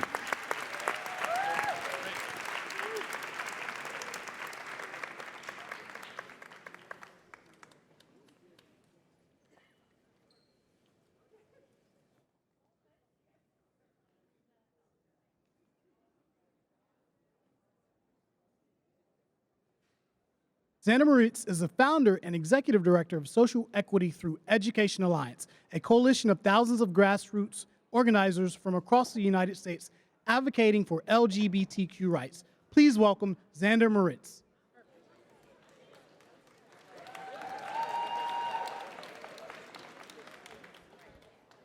Hello, hello. Thank you and hi, everybody. It's great to be here with so many people who are so engaged. My team and our organization have reached over 1 billion people in 101 countries, so we know, as you do, that civic engagement is possible, it's powerful, and together we can mobilize huge numbers of people to create transformative change. I'm thrilled to see civic engagement capping this great day of presentations. This year, Sea Alliance has organized the largest student-led protest in Florida's history in response to our politicians passing laws to prevent young Black, brown, trans, and queer people from voting. This is because they know, as we do, that if less than half of the current eligible young voters in Florida turned out, not only would the entire state of Florida change dramatically, but the entire United States would transform to meet our needs. This is why our youth-led team is organizing a year-round movement of young folks that are activating young voters for change, with brand new relational technologies that register more voters from more communities in less time, for less money.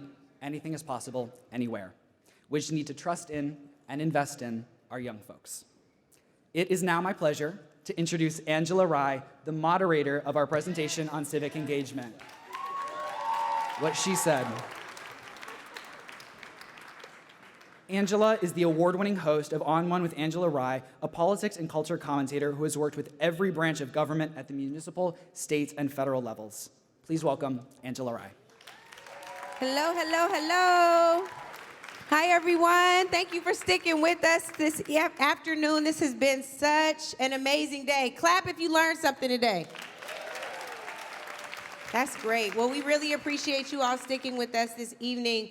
I will be closing out the panel, but before we jump into this panel today, I just want to take a moment and recognize all of the student state ambassadors. Raise your hands. Thank you all so much for your work. I also want to recognize Danya. I don't know where Danya is, but Danya, Jana, Des. Clap it up. This is Rock Nation fam that pulled this off. The United Justice Coalition, we thank you all so much. So it is my honor to talk to you all tonight. I don't know if you all know, but we have a little election coming up in 2024. Oh, that's how I feel about it too. So we're gonna get into it because we gotta be better than that, right y'all? We gotta get into it. So it has already started, to your right. So we are going to talk a little bit about what it means to be civically engaged today.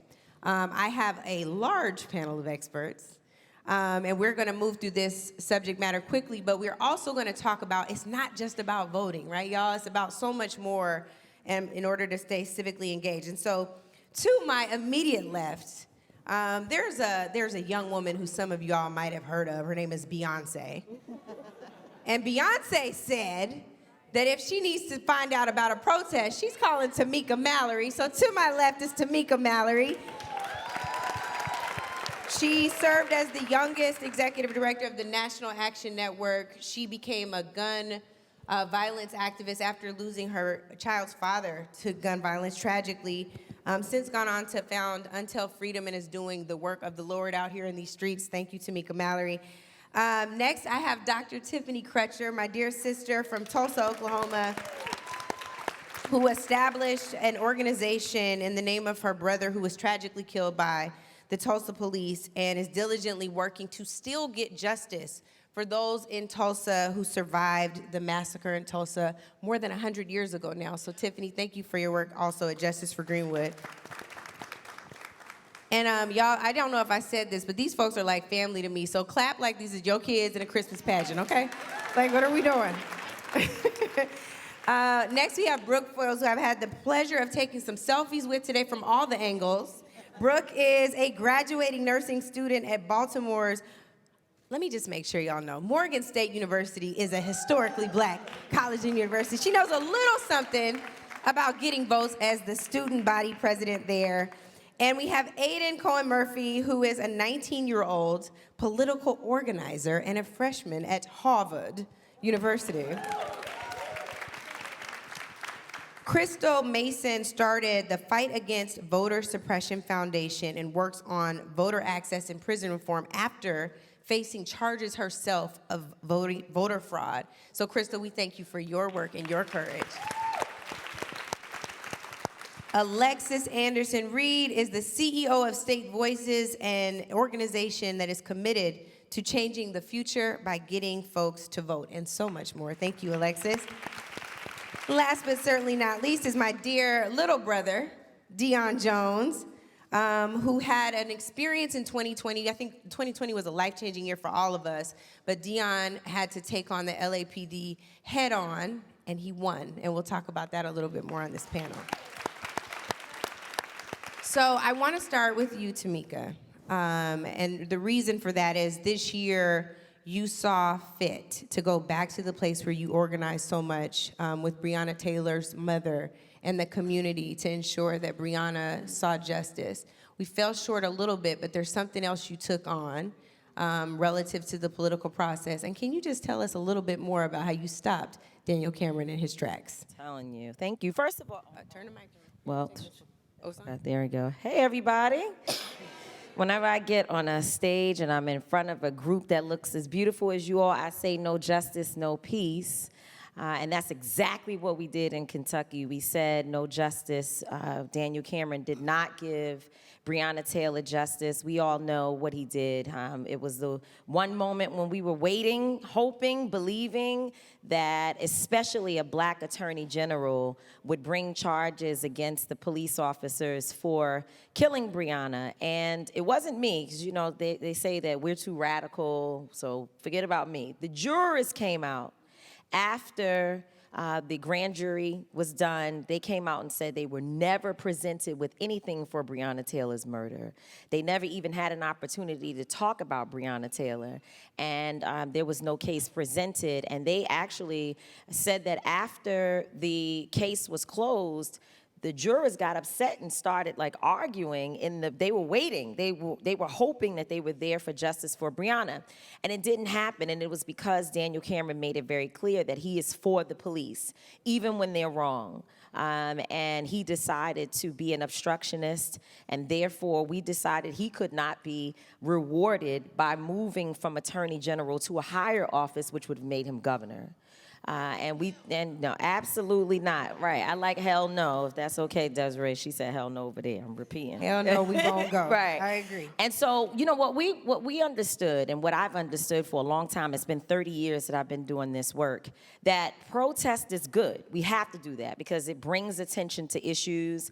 I believe in protest and I support younger protesters. I've seen many of the younger people who are out there on the streets right now at this conference, and I support that. But if you don't connect your protest to politics, we miss the point, right? So we have to move the needle from the streets into the House of Representatives and all those who are responsible for our lives and for the people of Kentucky. And we knew that Daniel Cameron had national implications. If he would have become, as a black man, a younger black man who's very close to Mitch McConnell, if he would have become governor, he would have had a track straight to the White House, right? They would have started to try to look at him as a presidential candidate. And what we don't need a black face, we need people who have black policies. And he instead wanted to do a number of things, and we don't have time to talk about them today because it don't matter because he won't be doing them. But he had a number of things in mind, like getting rid of the Civilian Complaint Review Board so your grandmama and my mama and others would have nowhere to go for any type of justice in the system. He wanted to do so much to give police more power and to take power away from the people. And only other thing I'll say is that, you know, one of his policies was that he wanted to give the death penalty to people who kill police officers. And I said, okay, well, you know what? Let's just say we agree with that. And he said also he wanted murder charges for drug dealers. I said, okay, there's some people I know, they agree with that too. I don't, but they do. But he wasn't talking about giving those charges to Big Pharma, which is killing our people every day. And so there was inequity in that, and we stopped him. But what's more important than who we stopped is how we helped other people get elected to office. So we've got city council, we have other representatives, at least 5 different individuals who won their seats as a result of the movement that began in 2020 with the local community. And now in this election and a few of the earlier elections, folks have taken position. Folks who came from protesting on the ground are now in political office in Kentucky. And that's the type of movement I think we have to be building building around the country. I love that, Tamika. Absolutely. Dr. Crutcher, I'm going to come to you, and part of the reason for that is you saw a grave injustice when you lost your twin brother. And instead of being paralyzed by the grief, you jumped into moving our folks, and you've done it in multiple ways, right? Like from something like an injustice from 100 years ago to right now ensuring that our votes aren't suppressed. Can you talk about that connective tissue and why that engagement matters to you so much? Yeah, well, thank you so much, Angela, and definitely an honor to be on this panel, and thank you to Rock Nation, Desiree, and see all of my people. Appreciate the opportunity. You know, I was in healthcare. I was treating patients, had my own clinical practice in Montgomery, Alabama, and I was doing the thing. I was working to close the disparity gaps as it related to healthcare. And then my twin was tragically murdered, my twin, in the wound for 9 months, 3 minutes apart. And I got that call, and my life changed drastically. Fast forward, the police officer, Betty Shelby, was indicted. We went to a criminal trial. First time in the history of Tulsa, a police officer was indicted. We thought we were, you know, making progress, and she was acquitted after 9 hours of deliberation. I'm gonna be honest, I did wanna just lay down and die. You know, my mom, we lost her to COVID in 2021, and after the verdict, to hear her say she killed my baby, screaming, collapsing, because we thought we were gonna get justice. The jury penned a letter to the verdict saying, we don't believe that she's blameless, but because of the way the laws are written, we have to render this verdict. And I think that was the fire that started in my belly. It started burning really, really strong. I gotta change these laws. Like you said, Tamika, it's one thing to protest, but if it's not connected to policy, then it's just a parade. And so I got with the Legal Defense Fund. I got with the Human Rights Watch. I got with National Action Network. I got with Rock Nation. I got with all of these organizations who could help me put a spotlight on the injustices that's been happening, not just current day, but that's been happening for generations. And so we started the Terrence Crutcher Foundation in my brother's name, and never in a million years would I have thought that Terrence's last words to me would be walked out the way it's walked out now. His last words were, sis, I'm getting ready to go back to school. I'm gonna make you proud, and God is gonna get the glory out of my life. Didn't know what that meant. But right now, this very moment is living proof of that prophetic word that he spoke right before he died on our birthday. And so we started this foundation with just 3 simple pillars: advancing policy to prevent the legal murder of unarmed Black women and men in this country, to strengthen communities, because we know we have to catch our kids early. So we're disrupting school-to-prison pipeline through literacy programs. We're teaching our high schoolers organizing right now, because we know that they're the next generations of leaders. And right there in the center of our work, Angela, is honoring the legacy of our ancestors. And so when you talk about Black Wall Street, when you talk about the massacre, my great-grandmother barely escaped. And so we're on the forefront of getting reparations for the 2 last known living survivors who are 109 right now, fighting. And so the work that we do is simple. We have to act. That's what this is all about. We have to ACT. Y'all know I love acronyms. Last year was about MAD, get mad, make a decision. This year it's about ACT. Action changes things. And what we're doing is knocking doors, not just when election cycles come around, not just when we want something from individuals, but we knock doors at the Terrence Crutcher Foundation every single month to simply listen.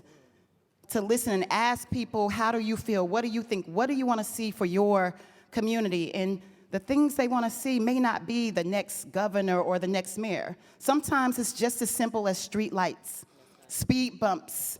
They want their parks open. And that's what we do every single month, and it's really catalyzed a movement to get people to act. And if they see their issues that they care about on the ballot, then they may get up and go to the polls and vote. So I'll yield so we can share the panel with everybody else, but thank you for letting me be here. Thank you, Tiffany. I'm gonna skip the order a little bit. Dion, I wanna come to you because at the tragic death, the murder of another black man at the hands of police, George Floyd, you risked your own life in the middle of a pandemic, out in the streets protesting. And I think the thing that you probably thought least is that you would have your own encounter with the Los Angeles Police Department. And so I want you to speak to that a little bit and then how you were victorious.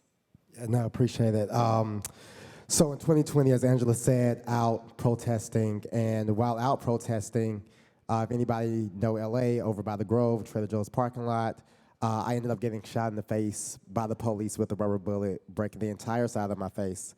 And the doctor said that where the bullet actually hit me, it was 1 inch from my eye and 1 inch from my temple. So had it went one way, had I not moved my head in the second that I saw it, the officer aimed at me. Had I moved one way, I would have been blinded. Had I moved another way, I would have been dead. Shortly after, Gibson, Dunn, and Crutcher reached out to me asking if I wanted to pursue litigation. If anybody has ever went through litigation, you know that it's a very difficult decision to make because your life goes under a microscope. I told them no for about a month, and then the police showed up at my door, and I said, hold on, let me call my lawyer. So at that time, they began to represent me, and we went through 3 years of discovery, depositions, all that stuff. Tamika, Angela, Tata, folks just have been super supportive of me during that time out in LA. And this year, in federal court, we ended up getting a judgment against the police officer who shot me. The important thing about that, though, that I am the first protester from the 2020 protests to get a judgment against a police officer that did not take a settlement, refused to take a settlement, because I thought it was really, really important of what was going to happen after the victory. And what has happened after our victories, winning in federal court, not only against that police officer, but also achieving a historic settlement around culpability with the city of Los Angeles, is that since that across the country, because we've been in federal court, people have used Jones versus the city of LA to win judgments against police officers up to $3 million. One of the most recent ones was like $3 million. $3 million, a young man whose actually uncle was a police officer who shot him with a rubber bullet.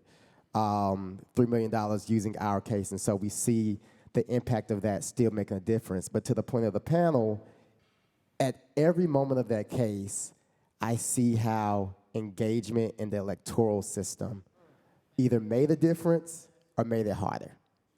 So from having a police department that was trying to cover up stuff and not having an accountable police chief, having a mayor at the time that was moving very, very slow, having a city attorney who was trying to push out cheap settlements like $15,000 and $20,000 settlements for people who lost testicles. Excuse my language, but that's the truth. And not really having people in office that was taking not only this moment seriously, but taking it serious that citizens who are out there exercising their democratic right to protest are getting injured and nearly killed by the systems that are meant to protect them. Yeah. Thank you, Dion. Crystal, I want to come to you, and it's because Dion just raised this point about how civic engagement mattered at every phase. And so we are beat over the head even when we overperform to turn out in elections, and that's all you were trying to do. And something happened. Talk to us a little bit about your case. Well, I did FAT time, so I did 2.5 years in FAT. I came home, went back to my same house I've been living in since 2008. I went to the same polling place I voted in 2012. And when I went there, they told me my name was not on the ballot. So I was confused. I'm thinking maybe because I gave my mom, power of attorney of the house over the kids, then that's what it is. I had a 16-year-old tell me that I can fill out a provisional ballot. And I asked him what it was, and he said, if you're at the right location, it'll count, and if you're not, it won't. So I was like, okay, fine. Pulled out my ID, everything matched, filled out this provisional ballot. went away. Next thing you know, I was called to my supervised release officer, and I was arrested for illegally voting. Now, if you guys know, a provisional ballot is not a vote. If it's in place, if you can vote, it'll go forward. If you can't, it stops right there. Well, in 2018, I was sentenced to 5 years for illegally voting, and I'm out right now, still on the appeal bond. January will make 7 years that I'm fighting to not go back to prison and do 5 years. This really upsetted me. The first thing I said was, because I'm a mother. You know, I've already left my kids once. I got out here showing my kids, even though you hit that bump in that road, you can get back on track. I was working at Santander. I had a good job, insurance for the kids and everything. But because I was on supervised release, they violated me and put me back in prison. So in Texas, let me give it to you, I completed my time. I did my federal time. I was on something called supervised release, meaning my time was over. I had my supervised release officer testify. I had the supervisor testify in my court, in my trial, saying, hey, we never told her she couldn't vote. She never signed anything saying that she was ineligible to vote. Yet, I'm still out on the appeal bond fighting to stay free. So my story was, when this happened to me, it's like, I'm never voting again. Like, oh no, you know, like, if this can take me away from my kids, because it did. I had to go back to prison for 10 more months. And I was just like, and it's emotional for me because I'm still living it, so I'm just trying to keep myself together. We understand, Crystal. But my worst was I will never vote again. My kids are looking at me say this. Everybody's looking at me say this. I'm saying this on national news. And I was like, you know what? When I did that 10 months, because I felt like that was me and God time, because I kept saying, God, why me? Why me? He said, why not you? You're the prime example of rehabilitation. So I did it. I came back and I told my attorney, Kim T. Cole, I was like, no, that's not what I want to do. I don't want it to be where I'm telling you guys not to vote because you're looking at my story, because that's exactly what they wanted me to do, is scare the black and the brown away from the poll. So I said, no, don't let my story discourage you, but encourage you to go to the polls, because you got to understand, the judge, the DA, the prosecutor, all of them are elected officials that did this to me. So this is the reason why I'm out in the streets knocking on doors telling people, hey, just because you're a felon in Texas, you're eligible to vote again. Know your laws in your states. Know if you're eligible, because we need to get out here to these polls. And we will make a difference. So that's where I'm at right now. Crystal, thank you. And I also, if we can, just also give Crystal a round of applause, because she's not out here just fighting her case. She's using her case as a foundation to ensure that we are brave enough to go cast our own ballot. So thank you, Crystal.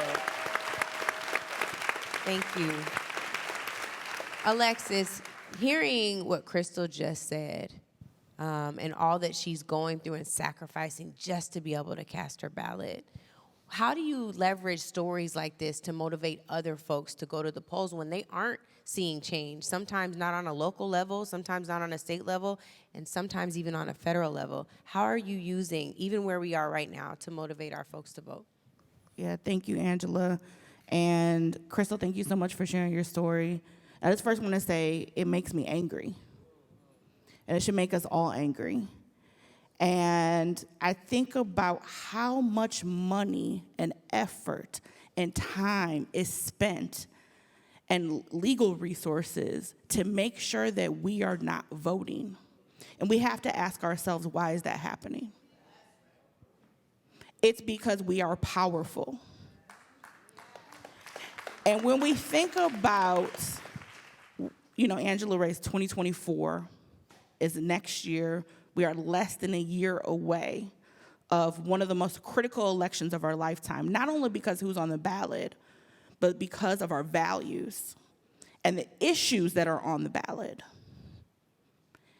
And it is going to be about making sure that not only the people who vote continue to vote, but it's going to be making sure that we are expanding the electorate. And what I mean by that is that they are intentionally trying to target our community with false narratives, right? They're trying to intentionally target Black and brown communities and young people with threats. This year, there were over 100 bills trying to stop us from voting, okay? So what that means is the name of the game in 2024 is we have to make sure that people who usually don't vote, like our grandparents, right, that young people are voting. We have to make sure that folks in the Black and brown community are voting. We have to make sure that your neighbors are voting, that folks in your churches are voting. And I think one thing that I heard over and over again on this panel is that what we see every single election cycle is that we see a huge amount of voter turnout during the federal election. So like we might see like 60 to 80% voter turnout. But then all of a sudden in the local election, you'll see it drop, like no joke, to 9% Black voter turnout. And it's those local elections at at our local level, at our state level, that are making the decisions every single day that impact our lives. Those are the DA's races, the sheriff's races, our school board races.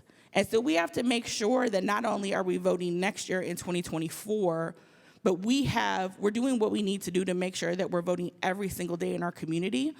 And I think the last thing I want to say is that we know, and it's very clear, that voting alone and elections alone will not bring us freedom and liberation. But we also know that it's an important tactic, it's an important tool in our toolbox, right, in order to organize ourselves and to make sure that our voices are heard on the issues that impact our lives every single day. Yes, thank you so much, Alexis. Aiden, I want to come to you because Alexis just raised this point about voting in and of itself isn't sufficient, it's vote and. And so you, even as a young political organizer, are engaged in some of this work. Talk about what else, as this audience gets prepared to leave today, what must we be doing to not just get ready for 2024, but to ensure that we stay engaged and are protected, our interests are protected. We're mobilizing people based on our interests and holding them accountable. Yeah, absolutely. And I first just want to say I'm so honored to be here alongside all of you. You've been inspirations of mine for years. So I think if you're a young person, if you're a supporter of criminal justice reform, climate justice, Palestinian liberation, whatever the issue is, you're not satisfied with where we are politically. And you're probably not super excited to vote in the general election for president in 2024. And I think that the way that we really try to combat that is by reframing trying to push back on some of this like party narrative of this election is and will be the most important election of your lifetime. So you should come out and vote. This is what's going to decide, because people come out and vote, and they vote, and they vote, and things overall stay the same. And if you're not frustrated with that, then I don't know how. So I think that a big part of that is where you find traditional messaging around and this focus on the presidential. But I think as people on this panel have talked about, is the most impactful elections are on a state level, they're on a local level, and these are often elections that there is not a lot of investment in from progressives or liberals, but there is a lot of investment in this from conservatives and people who are trying to perpetuate systems of oppression. And there just hasn't been the focus on these elections that there needs to be. And so I think so it's one about expanding your view of voting to not just be the question of are you going to vote for Joe Biden next year? That's a question that you can answer for yourself. But are you going to go out and cast a vote for who is going to have prosecutorial discretion in your community?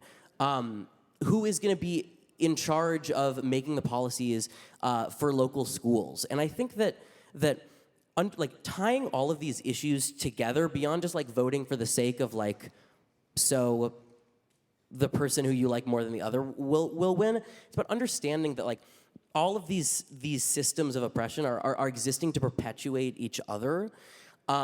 Education policy, if you're focused on your school board, education policy is, because of a million reasons, including the school to prison pipeline, like education policy is criminal justice policy. It is like all of these things are inherently tied together. And so no race can go ignored on the ballot. And then expanding beyond this view of voting that parties tend to push because like the parties exist to win elections, not necessarily to make change. And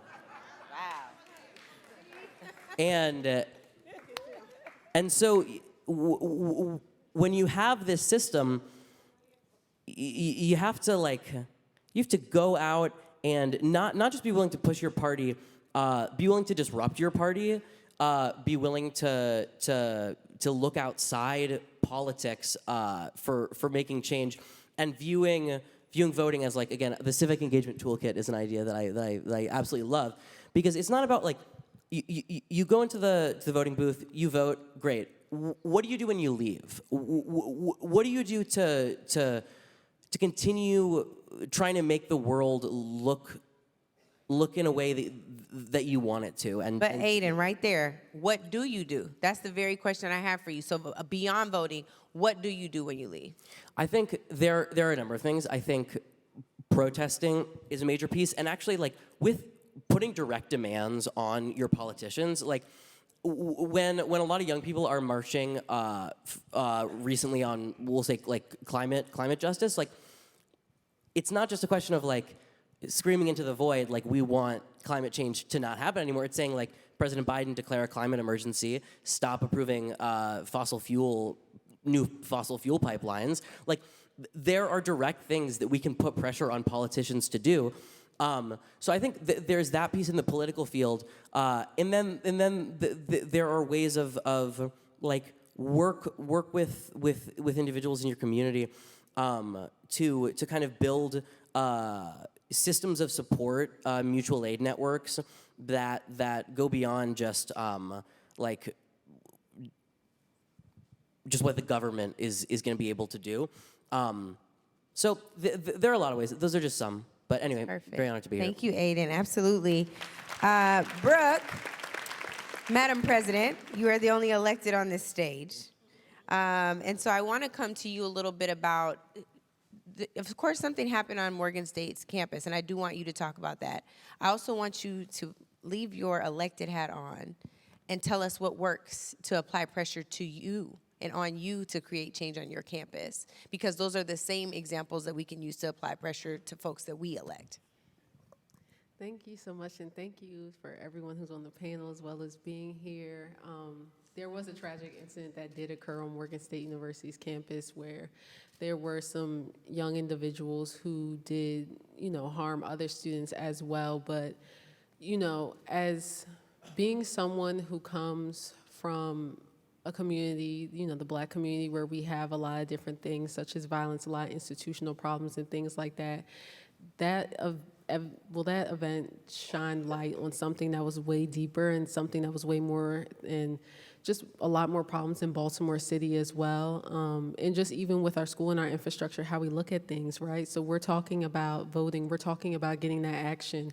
It shouldn't be, as many people are saying, we shouldn't be reactive, we should be proactive all the time. We should be advocating, we should be leading, we should be moving forward, and we should really get the understanding of the weight, for example, what the elections will carry, because we can't say everything after the elections are done. We can't do as much, but we can do a lot beforehand. We can advocate, we can get some people out of office, we can check our rules like everyone's saying, and especially for my campus, we had a big conversation about security. Why was there not more security?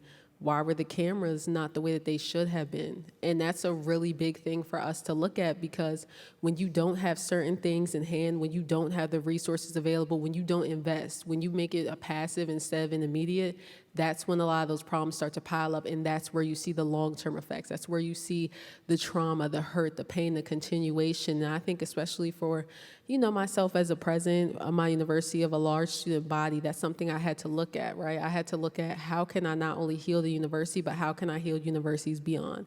And that became a really daunting task because gun violence is very, very prevalent. And, a lot of the students in my generation have been very vocal about it, even being at the height of a lot of school shootings. It's very scary not knowing if your next text, like I texted my parents that night, I didn't know if that was gonna be my last text to them. So it's things like that that really just go on and go on. And I think a lot of times it was a rhetoric about how Morgan State University was and how it is and the crime around the area. And the truth is that Morgan State University is full of students who are just as deserving as any other student. All students deserve to be safe. They deserve an environment to learn. All people deserve an environment that nurtures their needs, that uplifts them, that allows them to grow, because we all deserve to thrive and live out our destiny. Nobody should have it taken away from them early. And then that really just allowed me to even think more, because even the young men who did come and attack our campus, they're misled, they're misguided. And that's a conversation a lot of people didn't want to have. And it's always the conversation about, well, they did this, well, they did that. Where were their representatives? Where were their leaders? Where were the people who were supposed to guide them? A lot of students are lost, and a lot of children are lost because they're in a darkness. And nobody's there to be their North Star. And a lot of people don't want to be the one that leads them out, that brings them back to the light, because it's a hard, daunting task. Well, it's sad to say, but when the civil rights leaders were getting hosed down, that was a hard, daunting task, but they did it. And now we're here today. So it really has to become a thing of, what are you willing to take on to really do more for your community? Is that the sleepless hours? Is that the protests? Is that going out? Is that saying the uncomfortable things on the floors to your elected officials and letting them know what they're doing is not representing them? It's not representing the populace. It's only representing them and the money in their pockets. So you just have to keep going. You have to keep really just putting into it, and especially for the students, if there's students still in here, you have to understand that you may be young as well, but you can also take on that daunting task, no matter how small, of just educating your friends, going out there, learning about different things, because while you may not be able to tackle the world, for example, with that situation, we were able to tackle the safety and security at Morgan State University. Thank you so much, Brooke. And not off the hook that easy. I still want to know what works to apply pressure to you as the president of the school. What has been the most effective strategy you've seen? Because that's going to be your call to action to these folks today. Yes. So the most effective way that I've found to apply pressure to myself is to really look and talk to the students. So that's been able to be my way of connecting, keeping myself grounded. The way to really, really make that change and apply that pressure is to map it out. Rome was not built in a day, and we cannot fix the United States or a lot of our problems in one day. So I think especially with applying the pressure, I always remember myself that whatever I do will be able to lead the next generation, will be able to impact them. And when you remember and keep that mindset, then when you go out in order to talk about voter rights, or when you go out to talk about redlining, when you go out to talk about any type of systemic issue, and especially when it comes to change, you can remember this small step will help someone in 2040, in 2050, and 2060 as well. I love that. Deanna, I want to come to you because you've also found ways to apply pressure through art, through your music. What other recommendations do you have today for this audience in terms of how they can apply pressure, stay civically engaged, because it is so much more than the ballot box? Yeah, I'll say, to your point, through my work as a performance artist, through my music and stuff, my practice really focuses on folks finding the freedom within themselves. And most of the thing that's blocking us from being our freest self is most of the time dominant society. And so how do we break down those walls of, as a black gay man who grew up in Mississippi and in the church, I had to break down a lot of walls.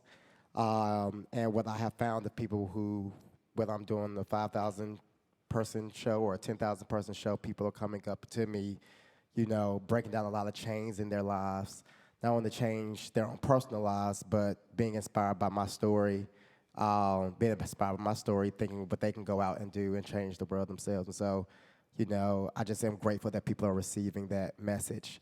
I think actionably, though, the difference between me and someone else who was out there who got shot is that I had a huge, very, very powerful firm named Gibson, Dunn & Crutcher that decided to take my case and spent millions upon millions of dollars to make sure that they won their case.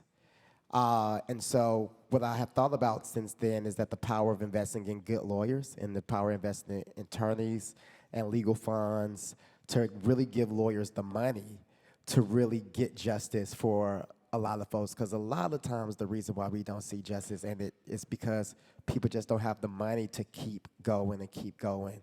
And Gibson Dunn spent nearly $30 million on a pro bono case that they ended up winning.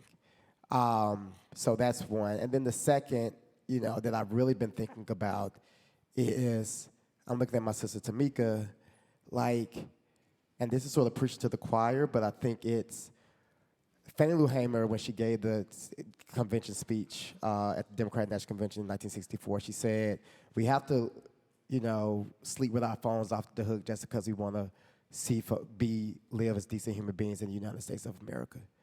And I think about my sister Tamika, and she said something a couple of weeks ago that really shook me, that in her neighborhood that she grew up in, she could not stand on the sidewalk and have a regular conversation safely or feel safe doing that. Because if someone walks towards her, that could likely be a threat in the neighborhood that she grew up in. And that's light. And so I think the idea of lightening the load of Tamika Mallory and the Tamika Mallories out there by us literally trying to make this world that world that we all can live as free and decent human beings in, right? And in addition to that, protect these black women who are on the front line, who don't get the credit, who get kicked out of the meetings, who get overtalked, who get gaslit. Protect these black women.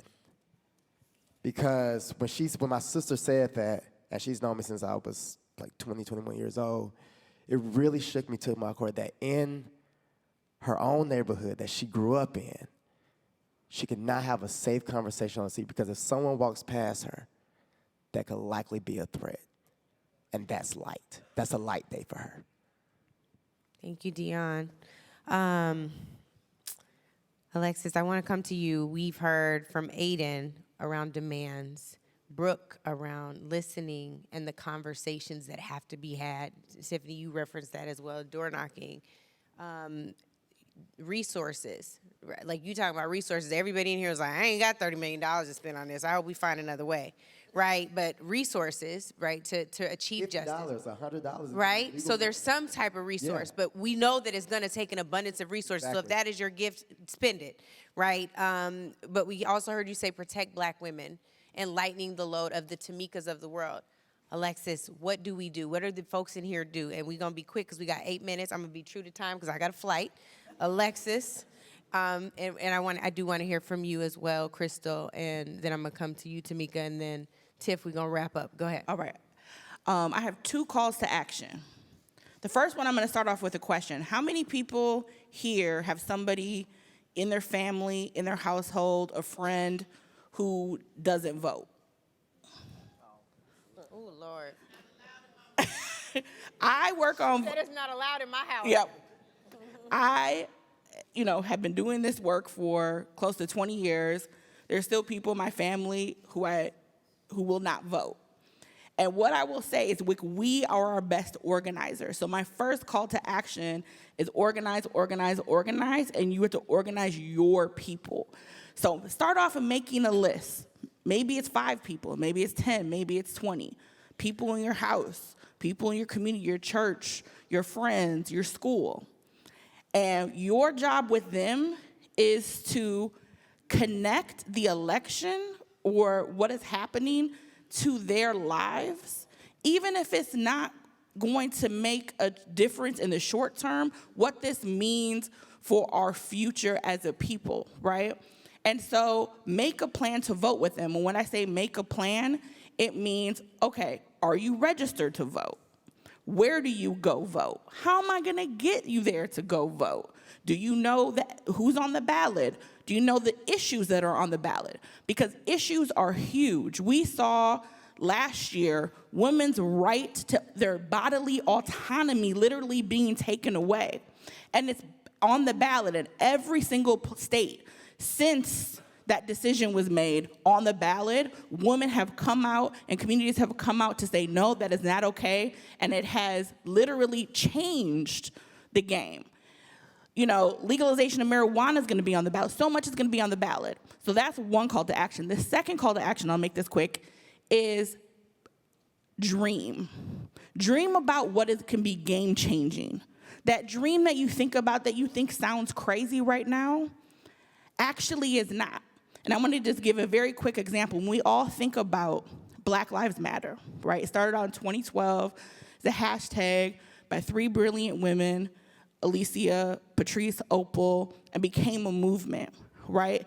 At that time, in 2012, after the brutal murdering of Trayvon Martin, and if you would have tried to imagine what that movement would have turned into and the impact that it would have on our lives and our culture and the impact that it's having on how we are shifting the way we're thinking about policing in this country.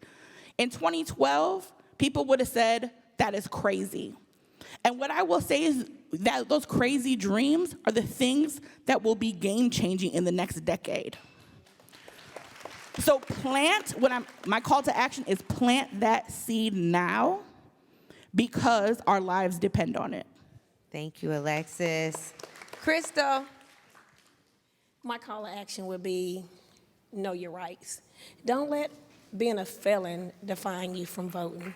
If you're eligible, go out there and vote, you guys. My mom, she carries the voter registration cards like it's a Bible. And when you turn 18 in my house, she got them ready for you. So that's what you need to find out in your state. And if you're eligible to vote, being a felon, go vote. I voted, so I voiced. And that's my call to action. Thank you, Crystal. Tamika. Ooh, there's so much that has been said. And just thank you, Dion, for being a good brother always, always. I think I would give the call to action that we need to invest in organizing. You know, there are folks on this row right here that are invested in my organizing and in Until Freedom, and we couldn't do it without you all, because ultimately fighting businesses, fighting issues, fighting elected officials, and then going and asking them for the money to help you do the work, it doesn't really work like that. You don't get a meeting after you've called folks out for their issues, put it that way, I'm saying it nicely. And so all of us who are in this room, the $5, the $10, the $2, the $100, the $100,000, it matters. We take organizers for granted. We don't understand, like when we see folks out there protesting, I know there are folks in my life who, you know, they look at me and they're like, oh, you know, you do great protests, and they think I'm like a protest party planner. And in fact, I'm a strategist. And an organizer who's been able to, we have major wins. And winning in the governor's race, a lot of people called them and were like, wow, because we applied very specific tools, which one, knocking on doors on days when there was no election. So we got to know the people of Kentucky because they were like, first of all, when we got there, they were like, you from New York, get out. We don't need you here. But after a while, they were like, no, we absolutely need you. Can you live here with us and help us do this fight? And we lived there for 4 months, but we had to eat.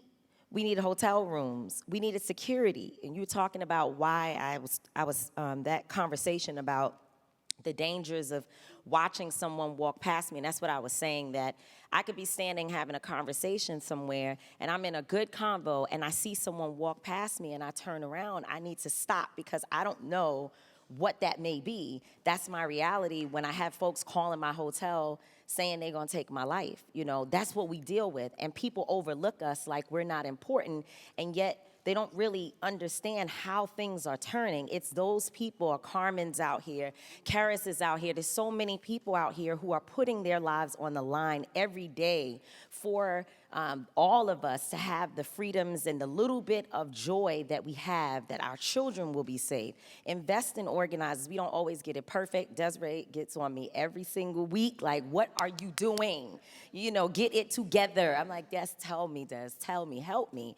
But we need that. You always on us. Listen, we got to focus. We need people to encourage us, because the work that we're doing, it's taxing. We are tired. We are worn out. We are overworked. We are overlooked, overworked, burnt out. But we believe that the path to true freedom means that each one of us has to be invested. So when we say we need $10, $5, $3, or we just need a kind word or a hot chicken meal, do it. Help people so that we can continue to do our work. I'll tell you this last thing. This woman sends a check for $50 to me every 2 weeks.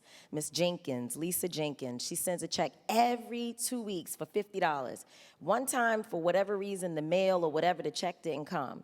My heart was broken, because Miss Jenkins, that communication of that $50 check, it may not be a lot to some people, but it is a lot to us, because she is saying, and this has been going on for 2 years, that every 2 weeks when she gets paid, instead of that $50 going in her bank account, she has her job sending us $50 of her money. That tells me that she believes in what we're doing. And what we do at Until Freedom, instead of just taking the $50, which if Linda Sarsour was here, she'd be like, no, we need to keep the $50. But what we do is we look at younger organizers and we give it away. We are always investing and finding ways to pull other people forward. So I just want to leave that word with you all. If you're sitting in a position of power, or if you've just got $10 and that's your power, give it. Help, support, invest, because we cannot go to the people we're fighting and ask them to fund us. That's why y'all look at folks and say, what happened to so-and-so? He was so powerful, and now all of a sudden it's like he's selling out. Well, his lights were probably off or getting ready to go off, and at some point he had to make a decision. Do I feed my children, or do I keep being out here with people who act like they love me and they tell go, go, go, but then they're not really showing that there's a commitment and an investment in the work. So please invest in your local organizers, find your tribe, and make sure you do everything that you can to pull these people who are doing real, real big and strong work every single day. Pull us along. Thank you, Sam. Tiffany, Dr. Crutcher, you said earlier the importance about knocking on doors and listening. And so I want to know if you have an addition quickly, because we're out of time. Yeah, I'll be really, really quick, and just thank you. This has been really inspiring, but I'll challenge everyone to just figure out what your why is. I think it's the why that's gonna get you to the polls. And a mentor of mine once said, if your why doesn't make you cry, Tamika, it's not strong enough. And my why is simply Terrence Jr., my twin brother's son. I can't bring Terrence back, but I can fight like hell, Angela, to make sure that Terrence Jr. doesn't have his same fate. And so we have to learn how to dream and know our power and our worth. And I've learned how to dream.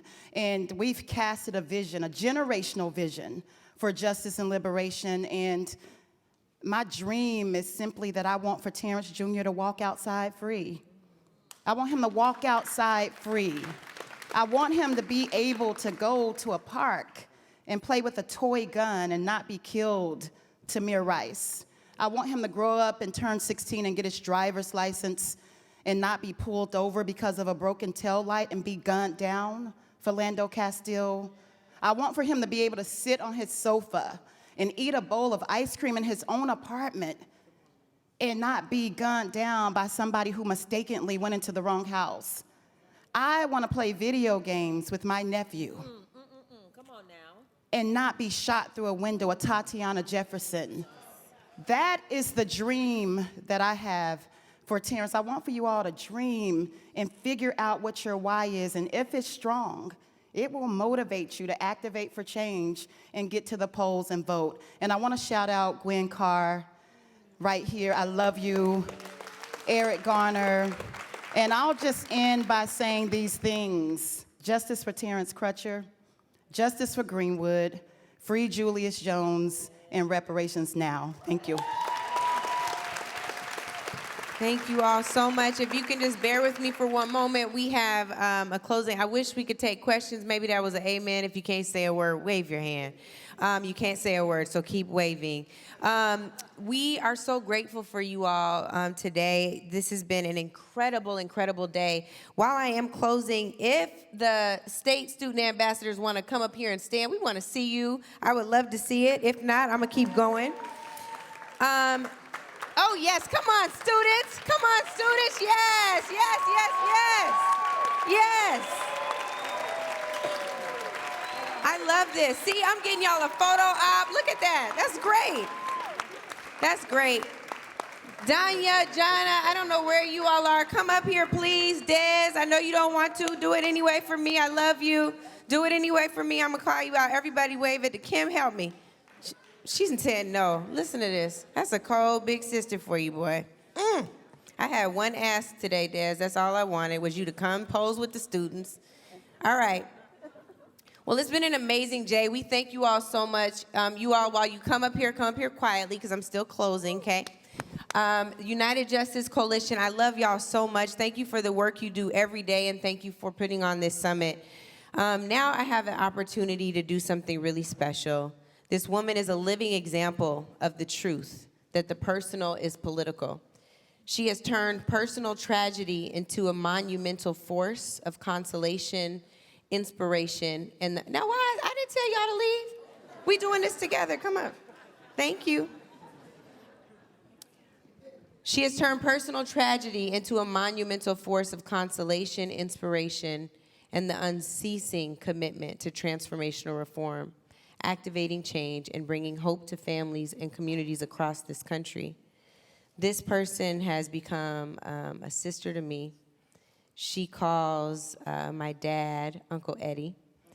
Among her many achievements, advocating for criminal justice reform, justice for her brother, justice for Greenwood. It is my honor and privilege to award this year's recipient of the UJC Summit Recognition Award to Dr. Tiffany Crutcher.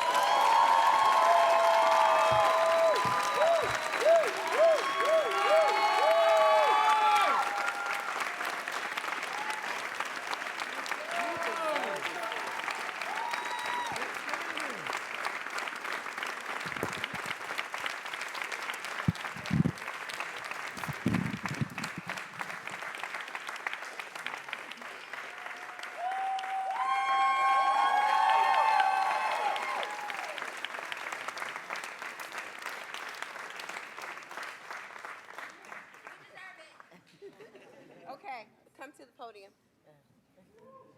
She deserves that, big time. Now, Tiffany does everything decently in order, so she's going to be brief, but I do want you to just say a couple of words. You don't have to, want me to hold it for you? I'm going to hold it. I'm going to stand right here. I'm speechless. Just thank you. Thank you for standing with us no matter what. Desiree, Danya, Rock Nation, every time I call, you answer. Every time I call, you answer. Thank you. Daisha Smith, every time I call, you answer. As much pressure as I put on you. The NFL. To my team who's here, Shada Brown, our Deputy Director, Jayla. I cannot accept this award alone. I cannot. There's so many families in this room, so many families that we fight for, and so I accept it on their behalf as well. And so I'm just humbled, truly humbled, and thank you to each of you all. You all are the next generation, and we're counting on you to win. Thank you so much.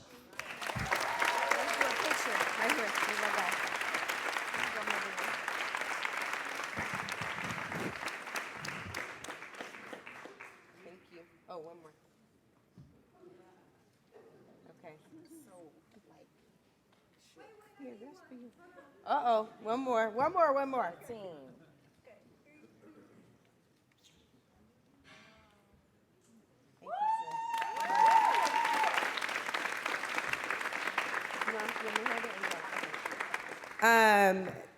Again, thank you all so much for being here. Students, y'all, we love you. You guys kept us together today. This panel was incredible. To Aiden, Brooke, Dion, Alexis, Crystal, Tiff, Tamika. All right, y'all, that's it. We're a wrap. We love you. God bless you and your family. See you next year. Organize your people. We're out. Concludes the 2023 United Justice Coalition Summit.